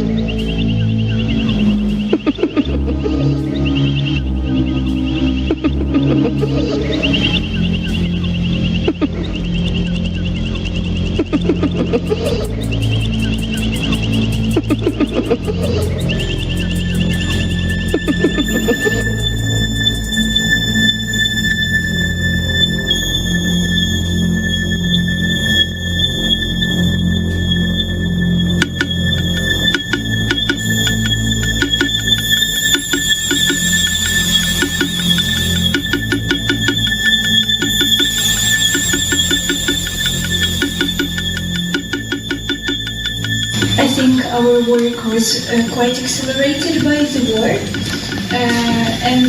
It's not only about war, of course it's about environment. But I really like the quote of Daria Tsimboruk that you can read in the magazine. She says that grief is linked to this thirst for knowledge. It felt more vividly by people who experience war, but it also can be felt by anyone because we live in a time of climate crisis, biodiversity loss crisis.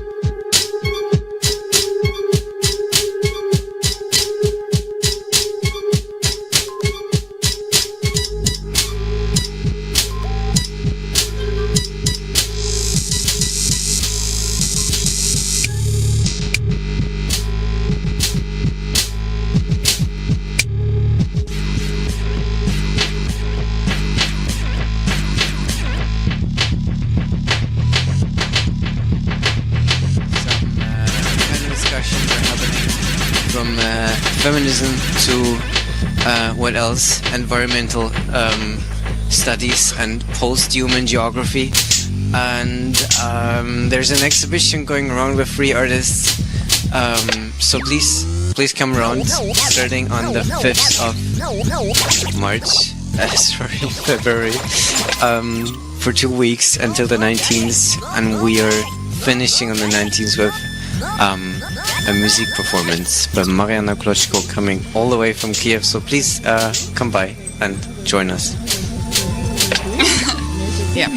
2 years ago, she was in Berlin for a period, and we met. Then she moved back to Lviv first, and now she's in Kiev. I didn't know about. It's good to know. And but what about this environmental studies topic? Because as I know, previous issues, there was more like a lifestyle, art, underground, and now something about grant. But there is also some more people behind these issues. Yeah, maybe it's also good to say about this collaboration with experts. So the Ukrainian Environmental Humanities Network is a network of researchers and artists and scholars from Ukraine, but also from Poland, from UK. And we've been collaborating with them in order to shed some light on the topic of environmental humanities in Ukraine, as this is a very important topic right now, very much connected to all sorts of decolonial discussions as well, because usually you imagine a landscape to be something empty, they're like trees, they're like meadows, they're like this steppe, there's basically nothing. So this is usually how we were historically imagining landscapes, like something that doesn't belong to anyone, so you can just grab it and control it and it's your territory. So with this issue, we're trying to see the landscape not like this sort of empty territory, but actually full of life and full of stories and full of social encounters, not only between humans but also between various other actors in the landscape. So if you want to understand Ukraine better, if you want to understand Russia's war against Ukraine better, if you want to understand environmental humanities better, please support us and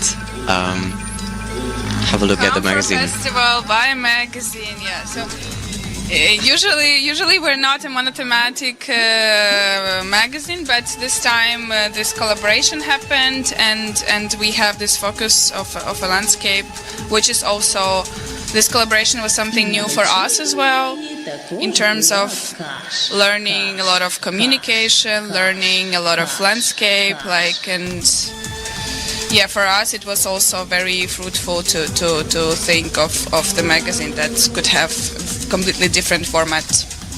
And also it's smaller. Yeah, it's And, way smaller. We're talking about format in a physical way. Yeah. And so what about future? After Berlin, there are also some activities in Kyiv, as I remember. And, yeah, on 5th we have a launch of the 4th issue, and on 7th there will be a launch in Kyiv as well. Yes, and also we are gonna have this like set of events until 19th of February, so in Gwoźd here in Berlin. Yeah. Do you know about art book fair in Kyiv in middle of April? There is a rumor that something like that will happen, and probably will be there also. And I think you will be like a superstar there with your magazine, if you know about what I'm talking about. But I hope we will meet it. Yeah? No, it's I will send you some information about this, because I know that it's like under preparation but I think it will happen. And we plan to be there also because the self-publishing, the making magazine. This is also the guy who is like next to us, behind some activities, and also the person who loves paper. Like a hard copies publication. Maybe you could join us for the moment. No, I'm sorry, I'm bothering you.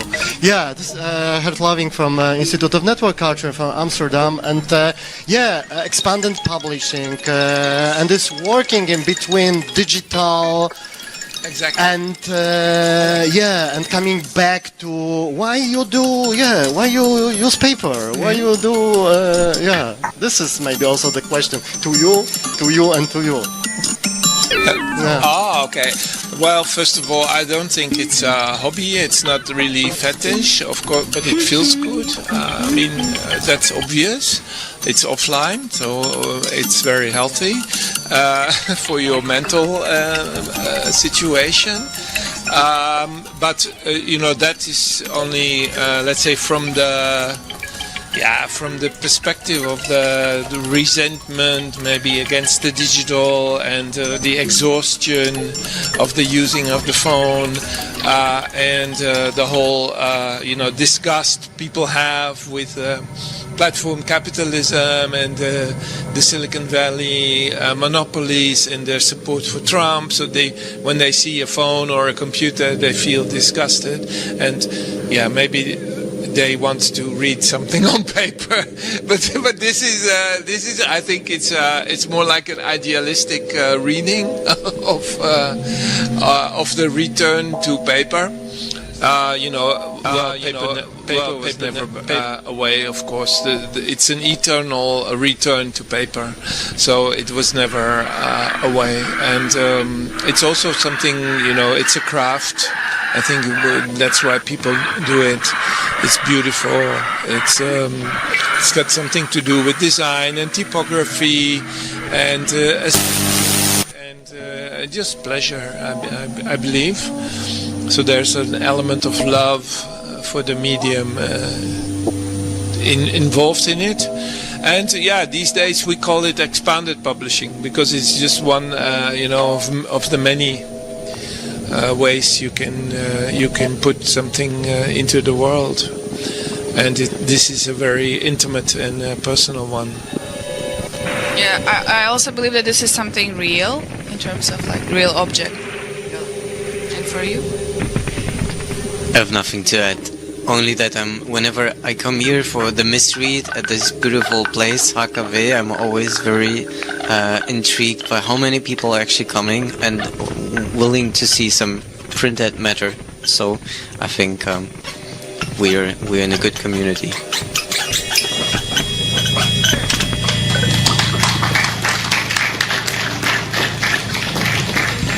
Thank you. Thanks, everyone. Stay with us. Now we are going to Vilnius. Yep. But we stay here in the same time.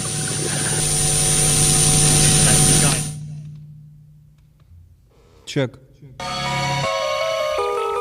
Check. Check. Check. Check.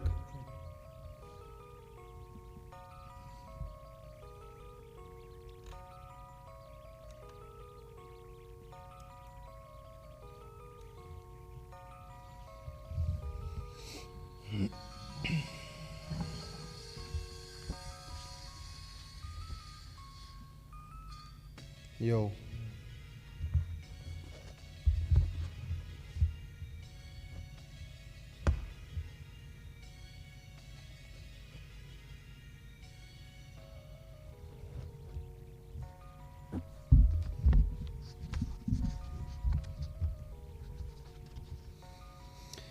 In the moment we will have a talk with Vitaly Matuchno by Rom from KYIV Art Book Fair. As a small introduction, I will read some parts in non-linear way. At the same time, the topic quickly became commonplace.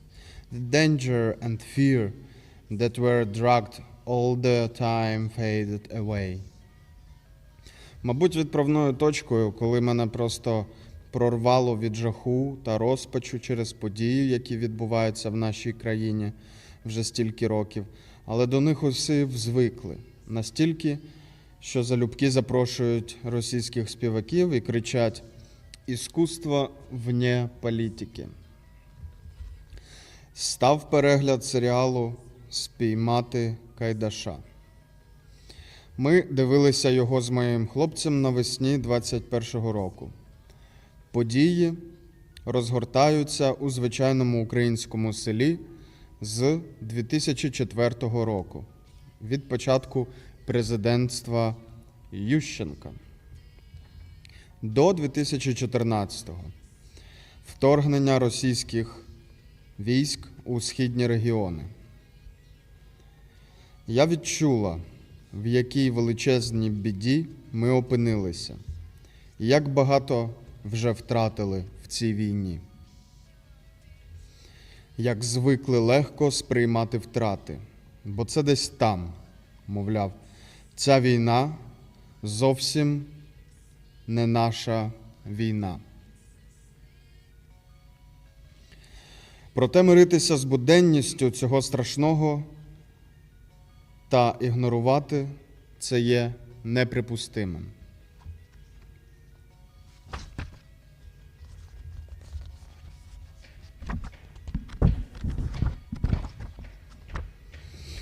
Я абсолютно точно пам'ятаю, що нікому не подобався весь цей безлад, і ніхто не думав, що це навсправжки. Ніхто не знав, що залякування нас чи ще мільйон інших причин. Втім, ніхто нічого не розумів, навіть після захоплення ОДА. Люди проходили повз, не реагуючи ні на що, не сприймаючи це як реальність. Вони не бачили сенсу щось робити, адже протестувальники або пішли б звідси самі, або їх вигнала б міліція. Коли прийшов час, яка Росія, про що мова? Хоча ще під час Майдану де-не-де почало з'являтися слово «війна». Я взагалі не могла зв'язати мирні протести за вступ до ЄС та проти диктатури з війною чи відділенням територій. Але тоді ми ще не знали, що таке ІПСО. Це інформаційно-психологічна операція. Також не знали, що якщо нав'язати людям війну, вона обов'язково відбудеться. У першій моїй групі в університеті був лише один хлопець, який підтримував дії Росії, а в другій взагалі нікого. Серед викладачів у мене особисто не було нікого, хто підтримував Росію. Лише особа, яка займала посаду в університеті, і пристосуванець із деканату. Часто можна таких зустріти. Одного разу я їхала у тролейбусі, розмовляла з мамою і побачила, що біля мене стоїть людина з георгіївською стрічкою на рукаві. Розмовляли ми, звісно, про останні події. Пам'ятаю, що мамі було дуже страшно і незрозуміло, до чого все йде. To live was scary. Driving under shelling, driving around census, driving around fresh shell holes. It took a long time for us to come to our shops, people on the streets, gas station, medicine, people playing on playgrounds, walking and smiling. At first, we were afraid of everything. Even hearing someone play basketball nearby when the ball repeated the sound of the explosion, or when somewhere slammed the door shut. But later we got used to it. These circumstances had a very good effect on the psyche and gave peace after the hell under shelling.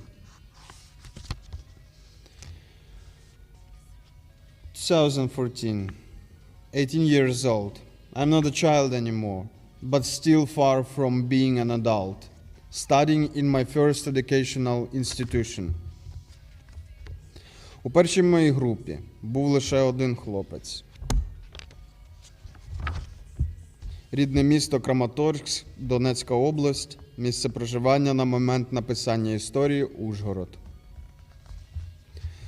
Вирішила евакуюватися. Пішки пішли до Кремінної. По селу були побиті будинки і над нами літало.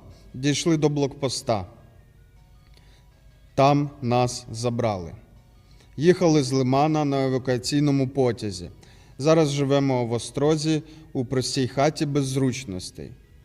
До нас у ній 3 роки ніхто не мешкав, а до цього жила бабуся. Будинок був занедбаний, але ми навели трохи ладу, посадили город. Планів поки немає. Головне, що я, дитина і чоловік живі. Зараз малюю пейзаж в обмеженій палітрі. Вистачило коштів на 4 тюбики – чорний, білий, синій та жовтий. Розумію, що з моєї розповіді я можу здатися страждальцем, а моя школа – замком тиранії, але це не так. У листопаді 2019 року Управління Верховного комісаріата ООН із прав людини опублікувало загальну статистику жертв війни на сході України в період з 14 квітня 2014 року по 31 жовтня 2019 року. Згідно з нею загинуло щонайменше 3345 цивільних, ще приблизно 7-9 тисяч були поранені. Втрати українських військових оцінювали в 4100 тисяч загиблими та приблизно 29-31 тисяча пораненими. 22, the beginning of a full-scale Russian invasion of Ukraine.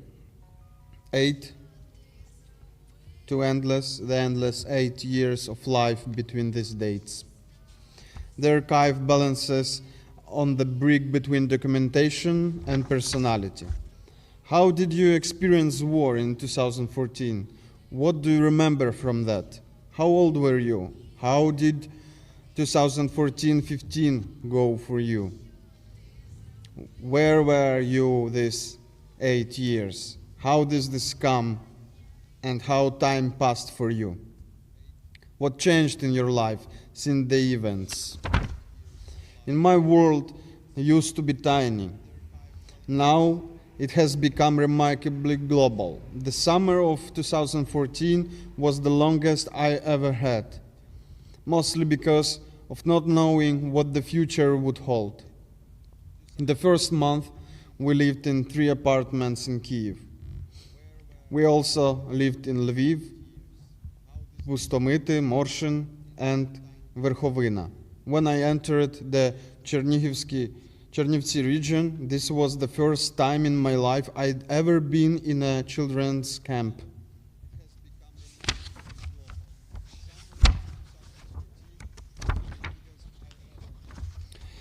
Під час такої подорожі у 2019-му нарешті побачив своїх дідусів та бабусь, а наступного року обидва дідусі померли. In Kyiv, I mostly walk the streets and parks, getting inspired by locations for my creative work. I take a lot of photos not just to capture the moment, leaving it in a pile of various forgotten photos, but to preserve my life through small details. On the way home, I saw a joyful crowd tearing the huge flag of the LNR apart for souvenirs. A guy was passing us by, and my mother said that he was sent to the basement for pro-Ukrainian activity, where they broke his leg. Unfortunately, we could not get a fabric piece for history. Місто раділо та ожило. Була неповторна атмосфера. Але на нас ще чекало 8 довгих років. So, where have I been these 8 years? I was immersed in my own life, яке мені пощастило прожити саме таким, завдяки зусиллям інших десь там, у жерлі цих 8 років. We saw a woman in the middle of the intersection. We turned in every direction around her and prayed loudly. Lev filmed her on the camera, which he took with him. Ми добігаємо додому, і того дня я порушую питання евакуації. Через сльози, слюні нам вдалося покинути Харків. And get to Lviv. This is it. We are safe. Life kind of even goes on. I wouldn't ever forget about the war. Я не забуду. Ми всі. Тож спочатку ЗНО здавали діти інших областей, а потім ми в безпечніших регіонах. Тести ЗНО я складала в Запоріжжі. Це було вперше, коли я виїхала за межі рідної області. I took the AIT, which is a standardized exam in Ukraine, and tests in Zaporizhia. Київ. Далеко і дорого. Харків. Непогано, бо там багато творчих вишів. There comes the first academic year at the university. Warfare again in Mariupol. Terrible shelling of the eastern district of the city. And many dead. Уже за рік я повернулася додому в нові реалії. В Маріуполі тоді теж з'явилося багато військових. На виїзді з міста окопи і блокпости, а в полях написи «Обережно, міни» і відлуння близьких вибухів та пострілів ближче до вечора. А найголовніше, що всі знову сприймали це як нічого звичайного. I failed the creative competition at the Academy of Design and Arts and barely passed on the contract.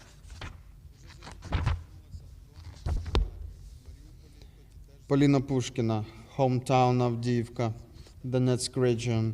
Редактор текстів українською В'ячеслав Бондаренко. Антон Маліновський, Дмитро Кузубов.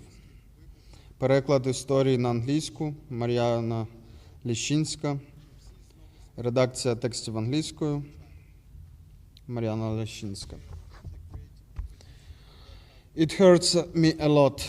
I don't believe that there will be an end, but I want to live in Ukraine. I am a Ukrainian philologist, the primary native speaker of the language. Я прочитав кусочки з книги «Триває 10-й рік», а зараз запрошую вас до розмови з Віталієм Матухно і Романом Джаткевичем. Guys, I'm passing the voice to you.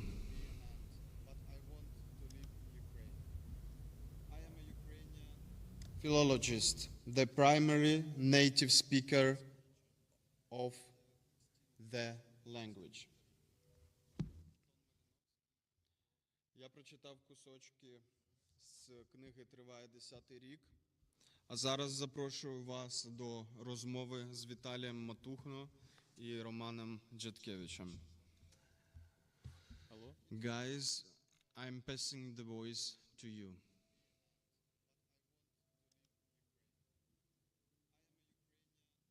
Philologist, the primary native speaker.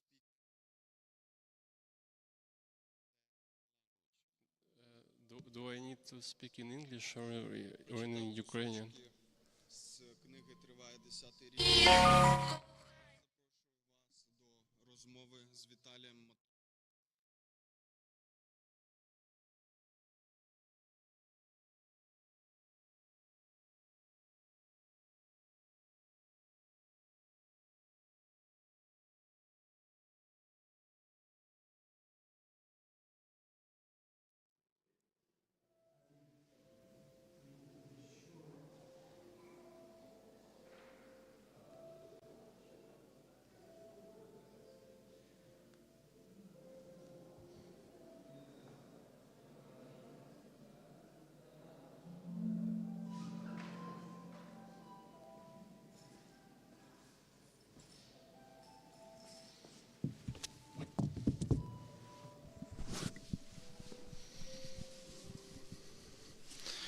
Hello Gleb, hello everybody, hello Krakow, hello world.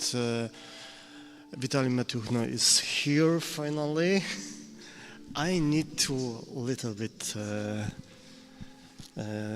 switch off the sound here because it's doesn't work well and uncomfortable when we are talking and listen ourselves with a loop a little bit. But thank Gleb for the introduction and what the book it was reading by Gleb. The book was reading right now. It was called The 10 Years Continues. It was our third book of my creational project, which is called «Горелия не отодрешь». It's a collection of different stories from young people from Luhansk and Donetsk region about their war experience since 2014 till 2022. So it's hard to tell. For me, it's hard to describe this book as a somehow cheerful, but it's truthful and it's mostly sincere. It's kind of. We have stories from different, from 30 different authors for who the war is a significant part of their lives. That maybe like in 2014, the war for them started when they were like 11 years old, like they were school kids and so on. So yeah, I think it was kind of our contribution to this whole the war documentation process. But from more personal perspective and maybe more like artistic in a way. Yeah, it's one of the series of book that you edit, produce, and you are like a one-person institution, but not really one. There is more people around. But we met a few times in last year or even longer, and there is still some news, and still like you are still in between. I see that trying to do things also in this sensitive region you came from, and there was also plan to do something together. Do you think is it possible? Do you think also tell about last period in your activity? I I think tomorrow we will see if this is possible, because tomorrow I'm going to Kramatorsk to make some DIY exhibition in abandoned building which is called Chechnya. It's just building was kind of making in a, it was never built to the fullest, it's just apartment block, but it's abandoned for a long time, like 20, 30 years, because it was started building when the first Chechnya war was started. So yeah, I guess it's kind of lyrical comeback from Galileya and me, like to working in a Donbass again. I think right now, well, it's hard to tell if it's the best time, but it's not the worst, I think, because for now, through the work of our armed forces of the SU, it's still possible to visit Kramatorsk as a tourist, as like I will go there as a tourist. So yeah, pretty much we will see tomorrow.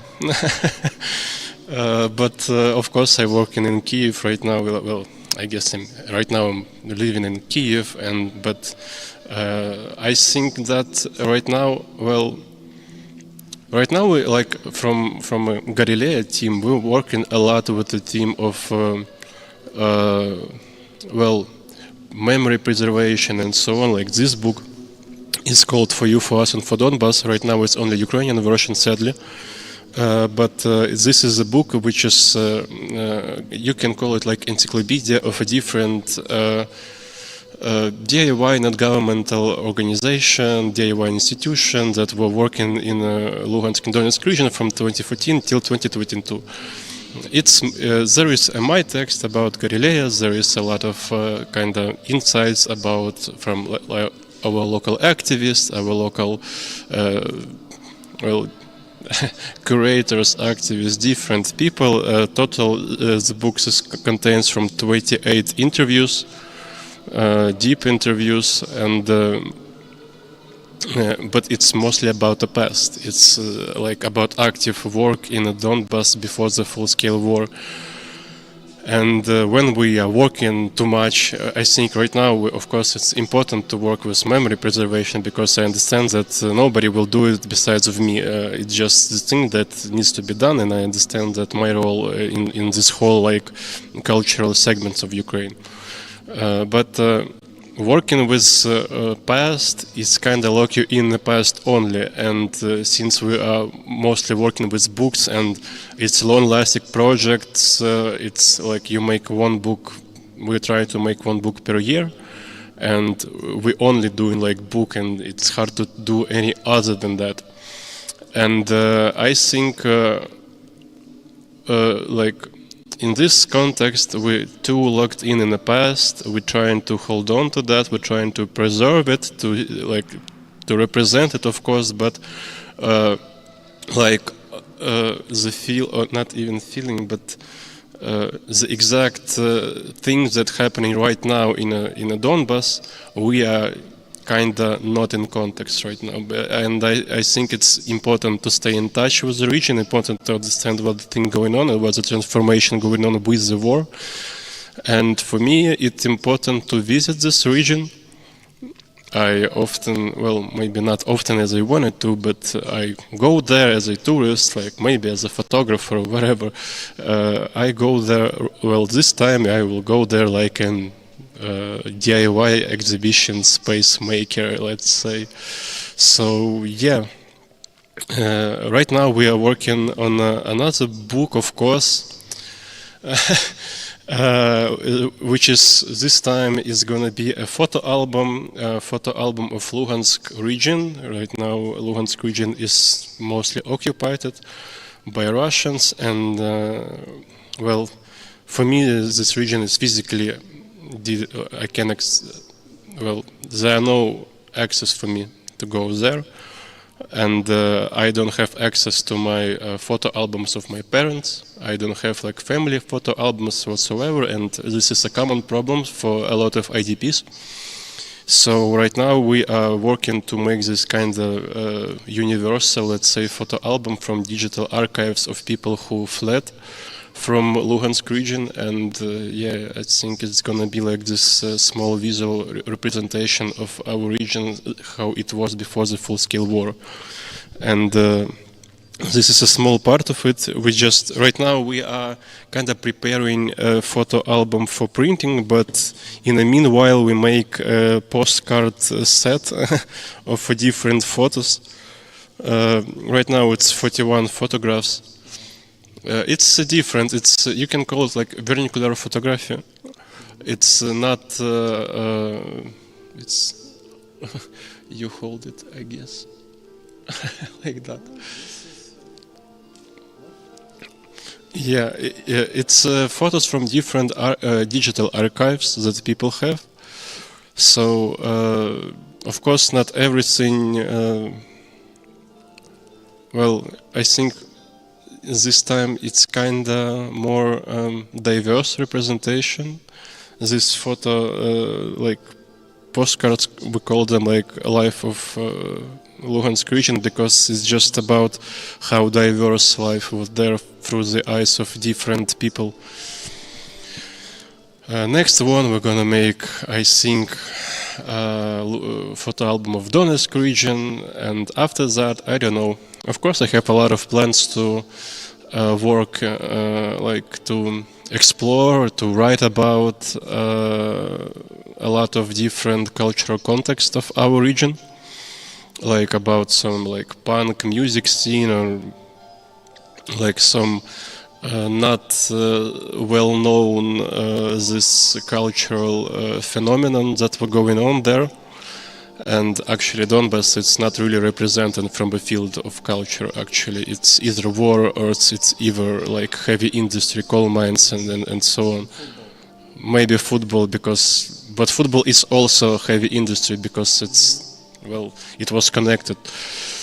So yeah, for me it's important to at least, to preserve the memory of my hometown, and for other cities that's right now occupied it, or some even no longer physically exist. And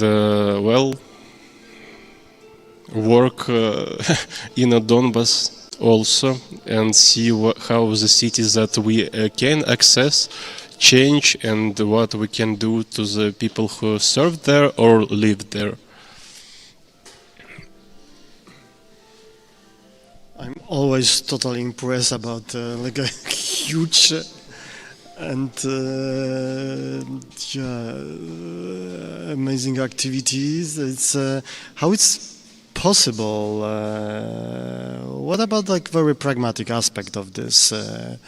You have some supports from I don't know, local Ukrainian funds, and I'm asking especially about this because maybe it's also something that's good to talk about, share maybe some tactics, how to exist, how to develop this kind of activity, which is totally independent and need to be support. From one thing, I think it's hard to look right now at Donetsk region as a territory of maybe freedom, but for me it's like, of course there is a lot of restrictions that comes with a lot of military regimes. There is a lot of military objects, of course, but you can see a lot of soldiers there, and so on and so on. Of course it's close to the front line, of course, and from that, yes, there is some restrictions, but there are things that are just as before the full-scale war. It's just the feeling that I don't know, that you can just do whatever and people don't really care. And this time, this exhibition, we don't have any supporters or whatever. It mostly comes from my pocket. It's DIY. It's gonna be full DIY, in a full abandoned place, without any without any this comfortabilities of exhibition space. It's more about gathering a community in this time, in this place, in this region, and to see where it can go. From pragmatical level, of course, I understand it would be hard for me to kind of maintain this in a financial level, because it would be just impossible to, I don't know, ask some donors, hey, like, can you give me some money on a glue and I don't know, and for print of kind of artworks, because of course you can't. It's a bad idea to put in abandoned spaces like original artworks, because they will be destroyed by visitors. It's like a street art. This abandoned places in Donetsk region is a territory of full freedom in a way. It's kind of anarchistic places, and in Kyiv a lot of abandoned places have guards, but not in Donetsk region right now.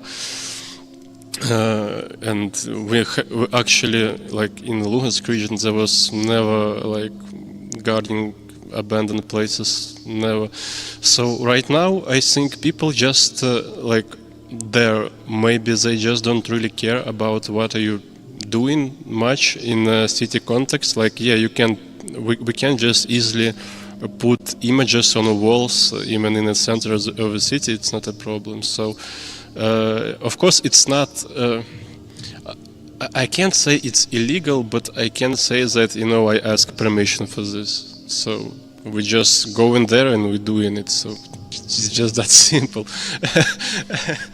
This is, I think, the most absurd definition of freedom I found in my life. But wow, I totally take it, and it's yeah.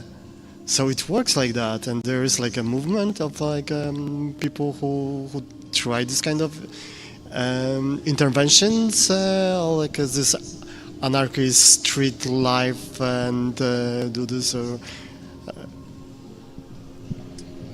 Actually, last year in Druszkivka, firstly there is also, I can call it like an artist collective, or maybe it's just some small DIY organization, but they call themselves Sady Donbasu, Gardens of Donbass, and it was this. It's a duo. Right now, I guess it's a trio or even quad, but they started as two girls, Ганна Невідома and Natalia Derevyanko. And they were exploring Donbass after the full-scale war started. The one was making documentary movie, and the second were making a book about what they seen. And in the process, they were making like a field notes about their trips, and their trips were long enough. They were, it was as if they were living there on a constant. On one last year, Natalia made her own exhibition in Druszkivka in these shelters. Have you seen this kind of shelters that build, like, they're not underground, but they look like, you know, like yeah, concrete. It's kind of like white walls, white space everywhere. You can use it as like that. And she make like an exhibition that's what's called like exhibition in every bomb shelter of your city. And she placed like a couple of pictures in every shelter of Druszkivka. Nobody was stopping her, people even was cheering enough, but it was mixed emotions from people who she met there. But it kind of reminded me, this case kind of reminded me that, fuck, I'm not in the context of Donbass anymore. Like, this idea could be across my mind also. But it's never came across me because I never spent as much time in a post-full-scale war Donbass as they do. And Sady Donbasu also made an noise party there. It was kind of opening of their small museum, so-called museum, or it's a DIY museum of like formal leader who was lived there, and I was performing noise set there. There was also Alexei Podать and Alina Одержима or Mussolini. Of course, the like most people who worked there, it was military people, of course, but I guess it was the weirdest vibe I ever seen in my life on a party, because it was just an apartment. But also in Kramatorsk there is a great location which is called Telecom Hub. This is kind of like a hub for young people, and it's made from NGO Base UA. Of course, this NGO mostly works on evacuation and humanitarian support, but as a side project, they make this hub for kids and teenagers in Kramatorsk, that they will have the same opportunities that people do in non-frontline territories. So it's hard to tell that there are no cultural work in Donbass, but it's also hard to tell that there is a lot of that. It's of course you need to be careful with that, and of course you need to kind of consider the situation. But once again, thanks to our armed forces, it's still possible. Thank you. It's like the mining of inspirations and knowledge about details from your activity and from this region, and yeah, I would like to ask you also about like the more general question about the book as exhibition space. That's because there is the gallery, and that's books. Works as an exhibition space, yeah, or it's like this architecture of portable, possible to distribute object. Is it something important for you? This also this way to find the audience for this for your activity, or is temporal and you prefer, I don't know, to do institutional exhibition if situation will give the possibility? Actually, when we just started project Galilea Neatodriosh, in our description of a project or in our manifesto was the line that we would never work with official exhibition spaces. Actually, I was trying to get away with it, and right now I'm in Kiev. I'm making here my personal exhibition, but before that I was in Lviv, and I was trying to run away from idea that I would do something in Kiev, because Kiev is a center, it's an epicenter of Ukraine and so on, and it feels that it have everything, like why Kiev needs me. It's in Lviv it was different context, that I was mostly trying to be even kind of an educator for this far territory of our country that don't really know nothing about Donetsk and Luhansk region, or know pretty not enough. And well, the lives get me here, and actually, firstly, when the full-scale war started, of course, it was kind of obvious for me that, yeah, like my work, like in abandoned spaces of Luhansk region, is over. Of course, it's not going to be this way as it was before, and I need to work with official exhibition spaces just to be heard, you know, just to be visible for like community, for different communities, and to represent my region in a way that I don't know, not so many people do. So would I prefer to work in abandoned spaces or with official spaces? I would prefer, of course, work in a Donbass in abandoned spaces, but I understand that, well, I can do both, I guess. And I guess I need to do both, actually, because with the books we are not doing as much exhibitions as we can, and of course it's our main, like right now we are working kind of like a small DIY publishing house. I would not say it, but kinda, since we make like our 6th book right now, or 5th book. But I just books. Well, we don't have our like space, and we never have actually. Galleria, it's not a gallery, it's gallery if you try to translate it.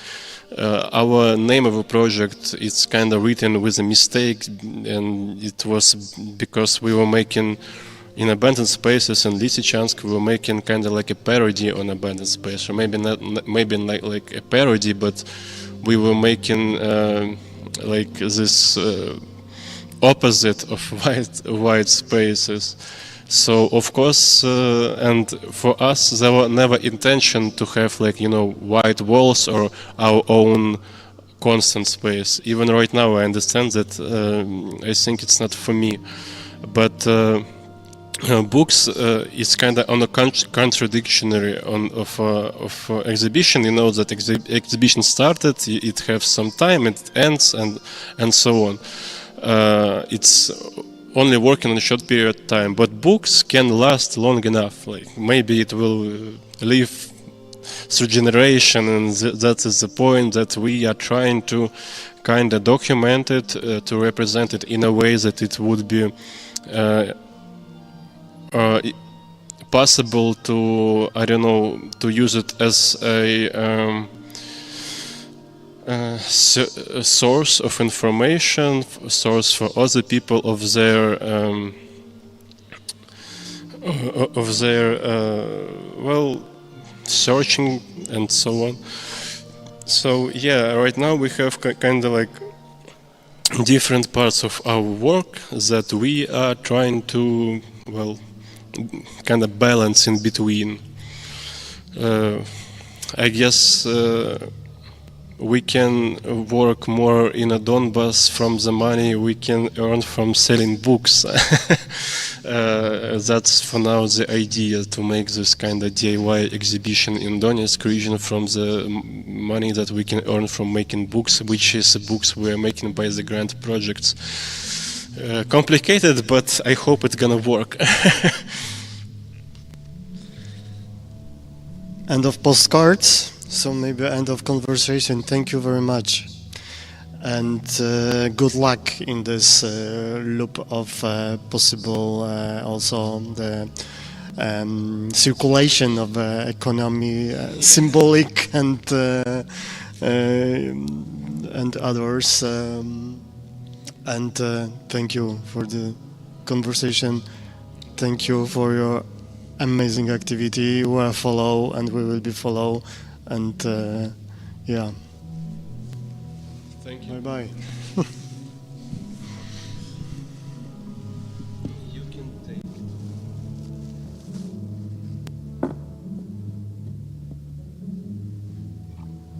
Yeah, so present. Thank you. Yeah, and if you can read it, you can also take it. It's just only in Ukrainian for now. Of course. I can learn. We actually have an English translation, but we don't have money to. Maybe the reading. Yeah, maybe this is, I don't know, part of a possible collaboration. That's kind of the hybrid publication. That's we did some readings from Solomia, from Waiting for You. There was maybe like a performance of. Performing of books, working with text, working with translation. That's, I think it's we need to think more about this kind of translations or transition in between media, like a hybrid publication. That's because we have also amazing library, and the collection of your books. It's also in our studio already. So. Yeah, let's continue this also in that way. Thanks for inspiration one more time. Yeah.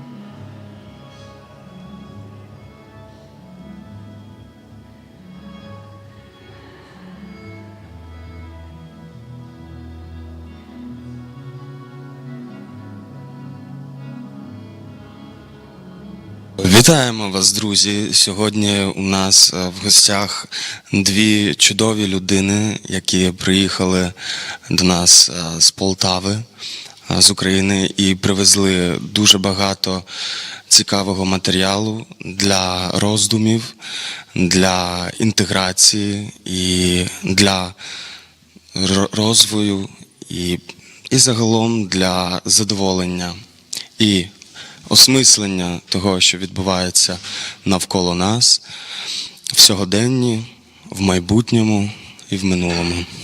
Тож у нас Роксолана Дудка, вона є доцентом кафедри дизайну та архітектури Національного технічного університету в Луцьку. Займається живописом, теж працює в кераміці.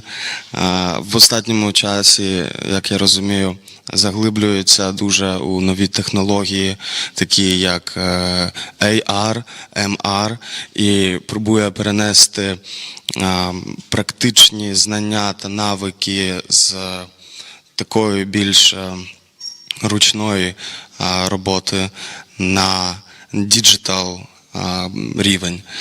Ось, і також з нами сьогодні Вартан Маркарян.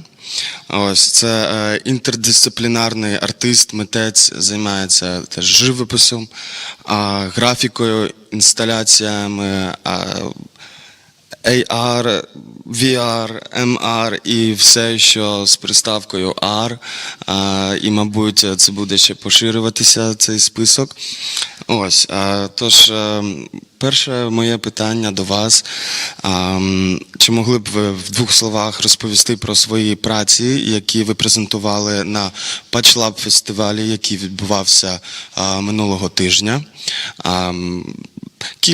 Кілька слів про ваші праці і, можливо, про фестиваль в цілому. Дуже вражені взагалі від Пачлабу, від потужності митців і якості і рівня тих проєктів, які там були презентовані. Коли ти знайомий з імерсивним мистецтвом опосередковано, ну, як я вважаю, що я працюю в недостатнім кількості знань в цій сфері і весь час намагаюся дізнаватися щось нове, складнощі є, але поки ти працюєш, ти ці складності ідентифікуєш і визначаєш, і борешся з ними. Тобто ти намагаєшся якось розвиватися. А якщо ти просто споглядач, то тобі здається, що це щось дуже далеке, це все нереальне, а коли на Пачлабі ти можеш, будучи тут, керувати роботом наживо, який знаходиться в Тайвані, ну, типу, тебе змінюється взагалі світогляд. Тут я представила свою роботу «Ангел», вона існує, я займаюся віртуальним скульптингом, і от вона представлена в тут доповненій реальності на платформі Пачлабу. І мені здається, що це взагалі, ну, тобто, такі, знаєте, основи імерсії, тобто те, що презентовано на фестивалі, хочеться швидше приїхати, не забудь, десь це все там понотувати, чи подивитися туторіали, щоб зрозуміти, як це можна, ну, доповнювати в своїх сталих мистецьких практиках, якось розвиватися, бо по моєму мистецтву зрозуміло, що я починала з живопису, потім пішла на кераміку, мені не вистачало форми, потім мені самої керамічної форми стало недостатньо, я почала працювати з імерсією, зі скульптингом, коли можна в віртуалі це все збільшувати, зменшувати, дуже все інтуїтивно, дуже багато різних, ну, можливостей більше, ніж в сталій кераміці, бо матеріал все-таки диктує свої якісь правила. Тому, ну, горизонти, вони безмежні тут, да. Да, Пачлаб, а саме фест Пачлаб – це просто вибух мозку особисто для мене. Дуже круті, неймовірні митці і, в принципі, кожен виступ – це було захоплення. І, в принципі, я митець, але дивлюсь на інших і думаю, в якому крутому світі вони мешкають. І це ось такий поштовх новий. І це дуже круто. А особисто я приймав участь у перформансі разом із берлінським митцем Тідіаном Какікю, ака Стейсі О. І ми робили, я відмальовував деструктивний індастріал світ, який поступово змінюється в більш щось екологічно чисте, зелене, і таким чином в нашому перформансі ми показували, що все може змінитися в кращу сторону. Якось так.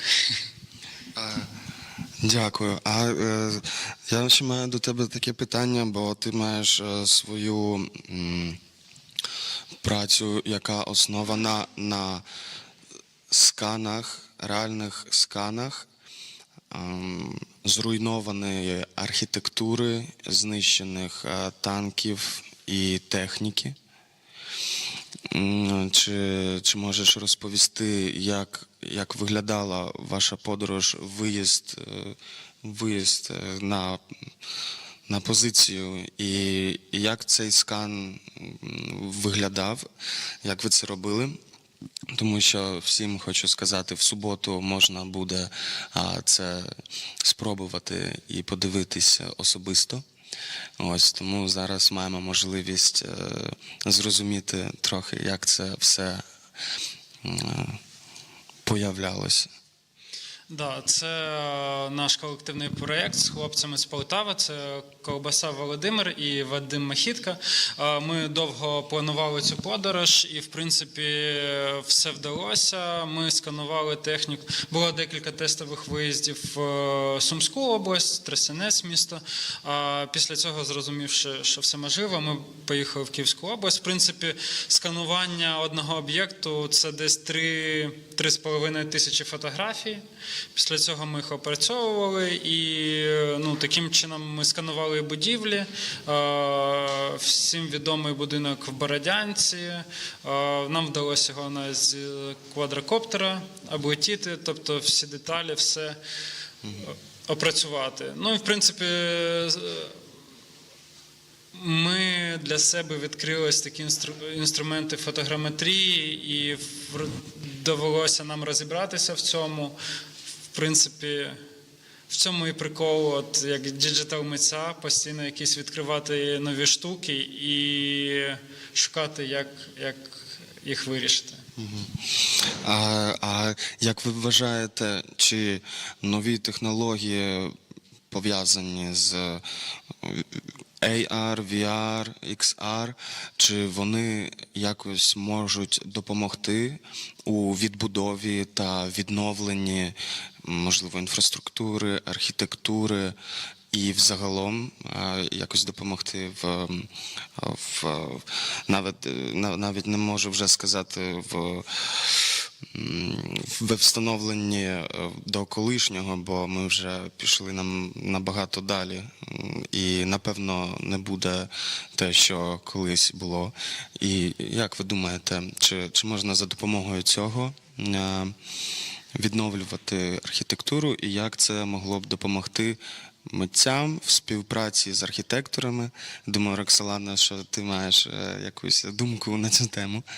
Ну, взагалі, сучасні імерсивні технології, вони надкорисні, бо раніше здавалося, що 3D-моделювання – це суперзручно, але зрозуміючи зараз всі ці можливості Mixed Reality і мета-всесвіту, ми набагато більше можемо собі дозволити в розумінні тих базових навичок і знань, які ми маємо, і використовуючи їх, так само, як художник використовує академічну освіту, як часто є єдиним таким великим фундаментом для розвитку і для розуміння в подальшому, бо ми все рівно через осмислення народного і класиків ми усвідомлюємо, куди рухатися і що було в високах. Так само і тут зараз, працюючи з імерсивними технологіями, ми можемо ці базові навички примінити і, по-перше, це світовий досвід, плюс можливість, це точно не буде як раніше, це буде набагато крутіше, набагато яскравіше і більш унікально.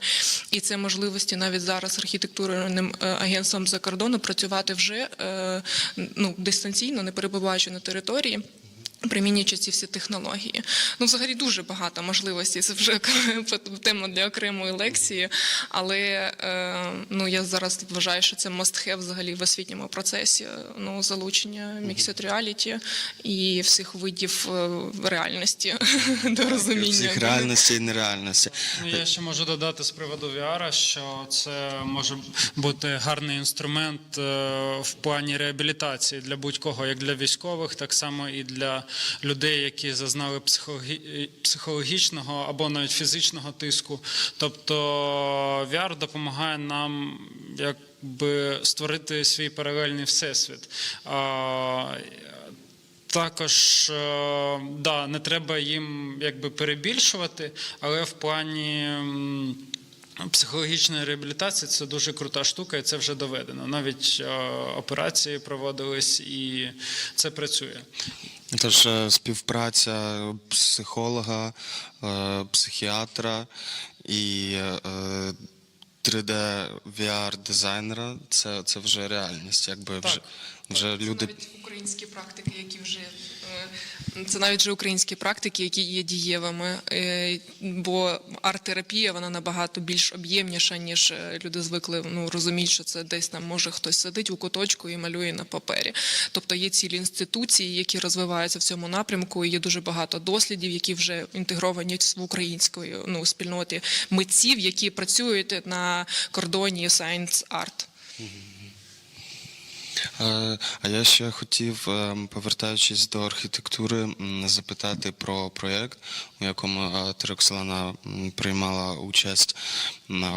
Я бачив в інстаграмі у тебе був, мабуть, 21 рік, був відновлений будинок після артобстрілу, мабуть, і ти створила...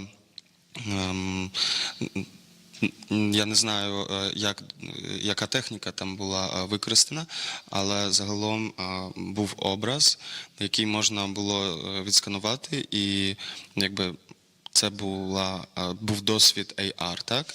Можливий? Да, але там трішечки інший процес. Минулому році я досліджувала Схід, і в мене була серія резиденцій в Маріуполі, в місті Солідар, і я там реалізувала проекти свої, пов'язані з екоморалізмом. Я там займалася цією практикою деякий час в рамках партисипативних практиках і своїх проєктів в публічному просторі.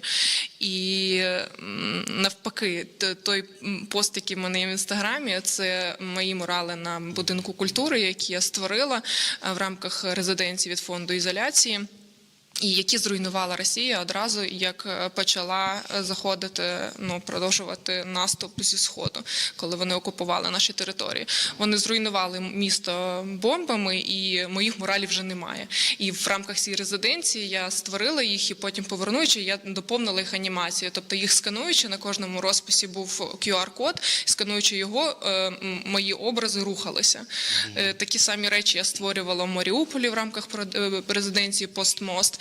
І я працювала з більш ніж 100-річною давності будинком, архітектурною пам'яткою, яка використовувалася в 2014 році як штаб для чеченців. І в цьому році туди зайшли одразу окупанти, поселилися. Тобто історія, я з господаркою, я з усіма своїми знайомими, людьми, колекціонерами, яких я знаю, з кожного міста, де я буваю, я підтримую зв'язок, я завжди цікавлюся, як вони.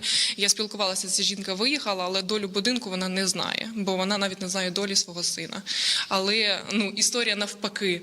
Це, да. Такий реверс. Да. І туди, і сюди, і там, і назад. Ну, це насправді дуже цікаво, що ти туди якби потрапила, виходить в таке вікно, коли був доступ і не було жодних обстрілів зі сторони Росії, і поки ще не прийшли у цьому році вони, так? Так, да, в 2014 році були в проєкт в Старобільську, який був перший, коли зайшли просто місто одразу, ну там дуже маленьке місто, там також була серія проєктів в публічному просторі, і от такі якісь дослідження Сходу, вони от такі боліві. Ну, неможливо усвідомити той біль і страх, які люди переживають, переживають. Але от розуміючи, от знов-таки мистецька арт-терапія, вона от і через якісь аналогові види мистецтва можлива, і через віртуальну реальність. Але зараз у нас поки от дистанційна терапія в рамках того, що було, і ми просто якби думаємо про те, не де ми будемо який мурал малювати, а як ми можемо інтегрувати свої знання і бути корисними от в наступному році, в найближчий час, і як ми можемо розвивати взагалі наше українське мистецтво і популяризувати його хоча б якимись такими участями в таких проєктах, як PatchLab, наприклад. Як ви вважаєте, чи ця страшна ситуація, в якій знаходиться зараз Україна, війна і геноцид, можна так сказати, для митців, для артистів і взагалом для культури, чи це не є якогось виду поштовхом і великою мотивацією для розвитку і для промування локального? Як зараз виглядає ситуація з цим? Да, я можу додати, що це перш за все згуртування всієї нації, а митці ще додатково працюють над цим на культурному фронті. Тобто, особливо в перші часи, місяці війни, митці створювали дуже багато таких саркастичних, комічних малюнків, і вони дуже підтримували народ, і це така також психологічна підтримка відбувалась. А зараз дуже багато митців подорожують, відвідують резиденції, розповідають про Україну, допомагають Україні, набувають нових навичок, які потім, повернувшись назад, ось цей такий обмін, він буде працювати ще краще, і ось ця згуртованість дуже-дуже штовхає рухатись вперед. На початку війни ми не знали взагалі, що куди рухатися. Окрім волонтерства, хотілося якось реалізувати себе за професією. І у мене був проєкт, який підтримали місцеві полтавські бізнесмени. Я розмістила по місту серію сіті-лайтів зі своїми ілюстраціями і з цитатами відомих людей, але без підписів, що це я майстриня, і я без підписів, що це я це цитата. І був дуже потужний фідбек, і от це, мабуть, єдиний такий проєкт, який от все-таки дав розуміння, що не треба зупинятися, що немає кращого моменту, ніж все рівно продовжувати свої мистецькі практики в тих умовах, яких ти є, тим самим і борючись зі своїми психологічними проблемами, які вже були очевидні, і тим самим розуміючи, як потрібно це іншим людям. І є ж такі вже устале розуміння, що художник творить тільки коли в якийсь відбувається надривчик, тобто в гарних умовах митцю нічого не треба. Художник має бути голодним. Це трішечки голодним, таке. Холодним і перепуганим. Да, холодним, і тоді все дорого, дуже класно продається, і всім дуже цікаво, що це. Ні. Хочеться, щоб це все було, митець був затребуваним, його визнавали, щоб він міг самореалізуватися поза інституційними підтримками, поза меценатством, поза арт-менеджментом, тобто поза цими процесами, щоб він як одиниця існував. Це дуже складно в сучасному світі. Був незалежною частинкою, яка функціонує без нікого. А це дуже складно. Зараз, мені здається, це майже неможливо, тому що маючи мінімальний досвід у цьому, а якщо ти свою працю не займаєшся, наприклад, промоушеном, маркетингом, не рекламуєш ні себе, ні своїх праць, то ніхто не підійде тебе, там не знайде сам. Ти якби мусиш мати в самому собі цілий офіс працівників, якби така самостійна інституція, фабрика мистецтва, і теж офіс промоції маркетингу, і піару, і взагалі якби...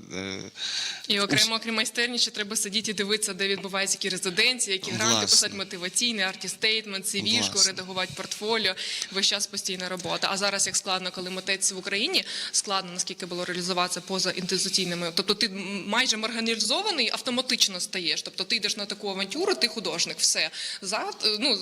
Роби, що хочеш.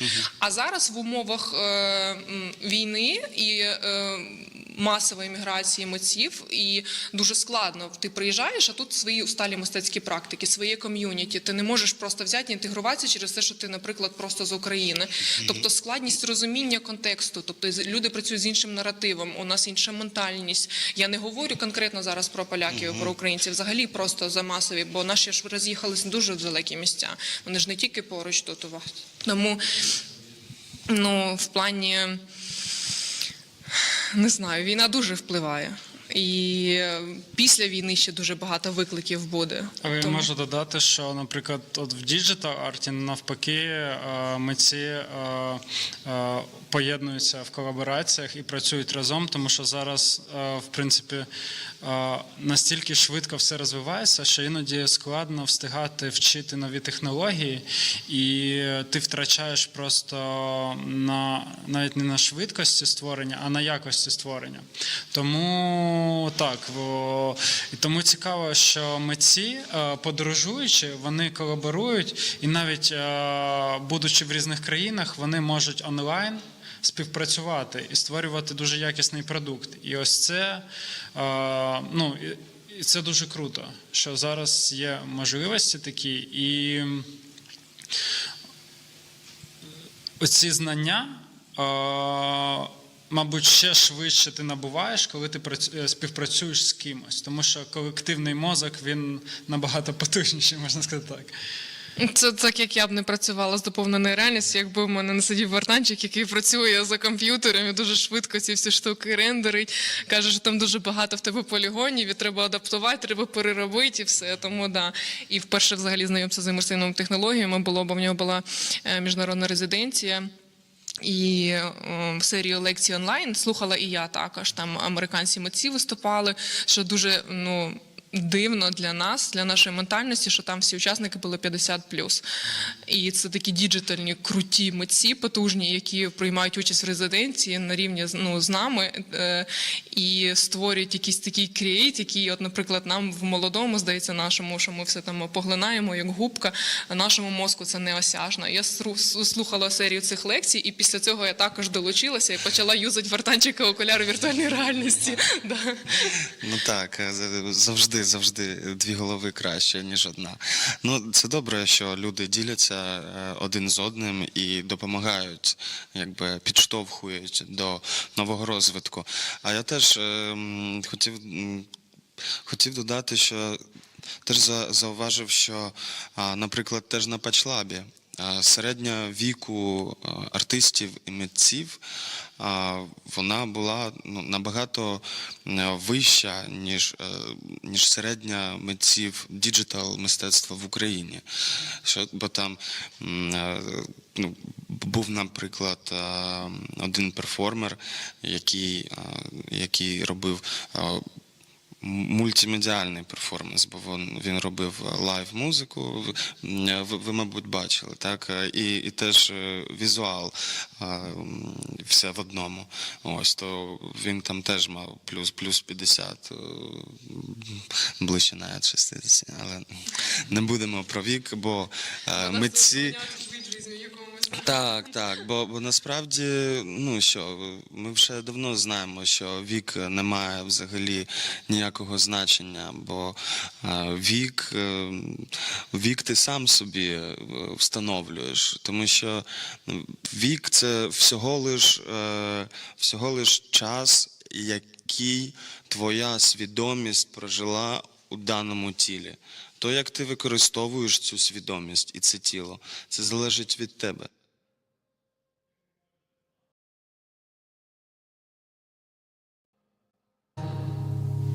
They are in the crowd. The dead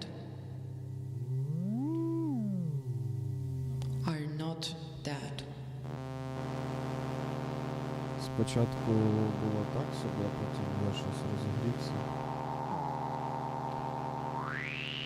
І як почав навалювати. Listen more often. Вік це To всього think лиш that beings. The voice of fire is heard. Цифри чого? Hear the voice of water. Цифри кого?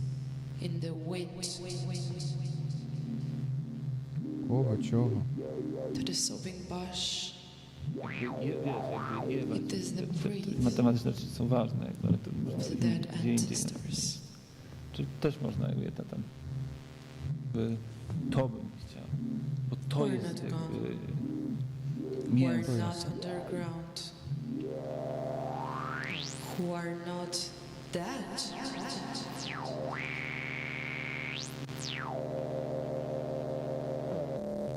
Kiedy wiesz, jakby czujesz, że Those who że are wiesz, dead że jakby have never left. wyrażając pewne zrozumienie dla tego, jakby They are in czym a woman's oni breast. są. They are in Zacząć, a wailing ta rozmowa w pewnym child. momencie była taka bardzo już... And in the ember that catches No to fire. tu ci dałem po prostu takie, wiesz, jakby przykłady, jakby wiesz, bo to tutaj faktycznie możesz usłyszeć, że ta rozmowa w pewnym momencie była taka bardzo już przyjacielska. Nasze pierwsze nagrana. Naprawdę był taki moment, w którym jakby czułem, że rozmawiam z kimś, kto mnie zna. Rozmowa. No bo tak, no bo mnie zna. Bo jakby w gruncie rzeczy to, co ja w tej pieprzonej teorii matematycznej, której nie rozumiem, zawarłem,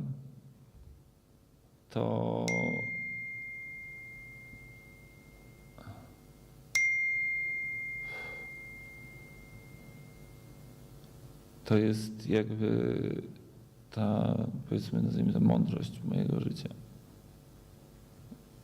Jakby ja starałem się po prostu, wiesz, jakby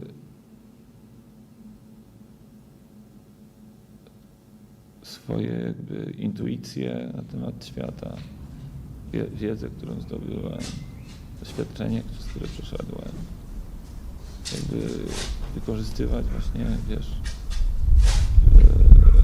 w klejeniu tej teorii. Więc jakby w tej teorii w środku coś bardzo jednak o mnie, o tym, kim jest. Tak, najgłębiej. To się tak przełożyć na tematykę, to co masz w duszy. No właśnie, musisz włożyć całą swoją duszę w to. Jakby ten początek pracy nad tym to był włożenie całej duszy. Ja przez miesiąc ja chodziłem spać o 4:00, wstawałem o 12:00, siadałem do kompa i rozmawiałem ze sztuczną inteligencją. Nagrywam. O 4:00 szedłem spać, wstawałem, rozmawiałem ze sztuczną inteligencją. Przez miesiąc bez przerwy. Nie miałem praktycznie żadnego innego kontaktu.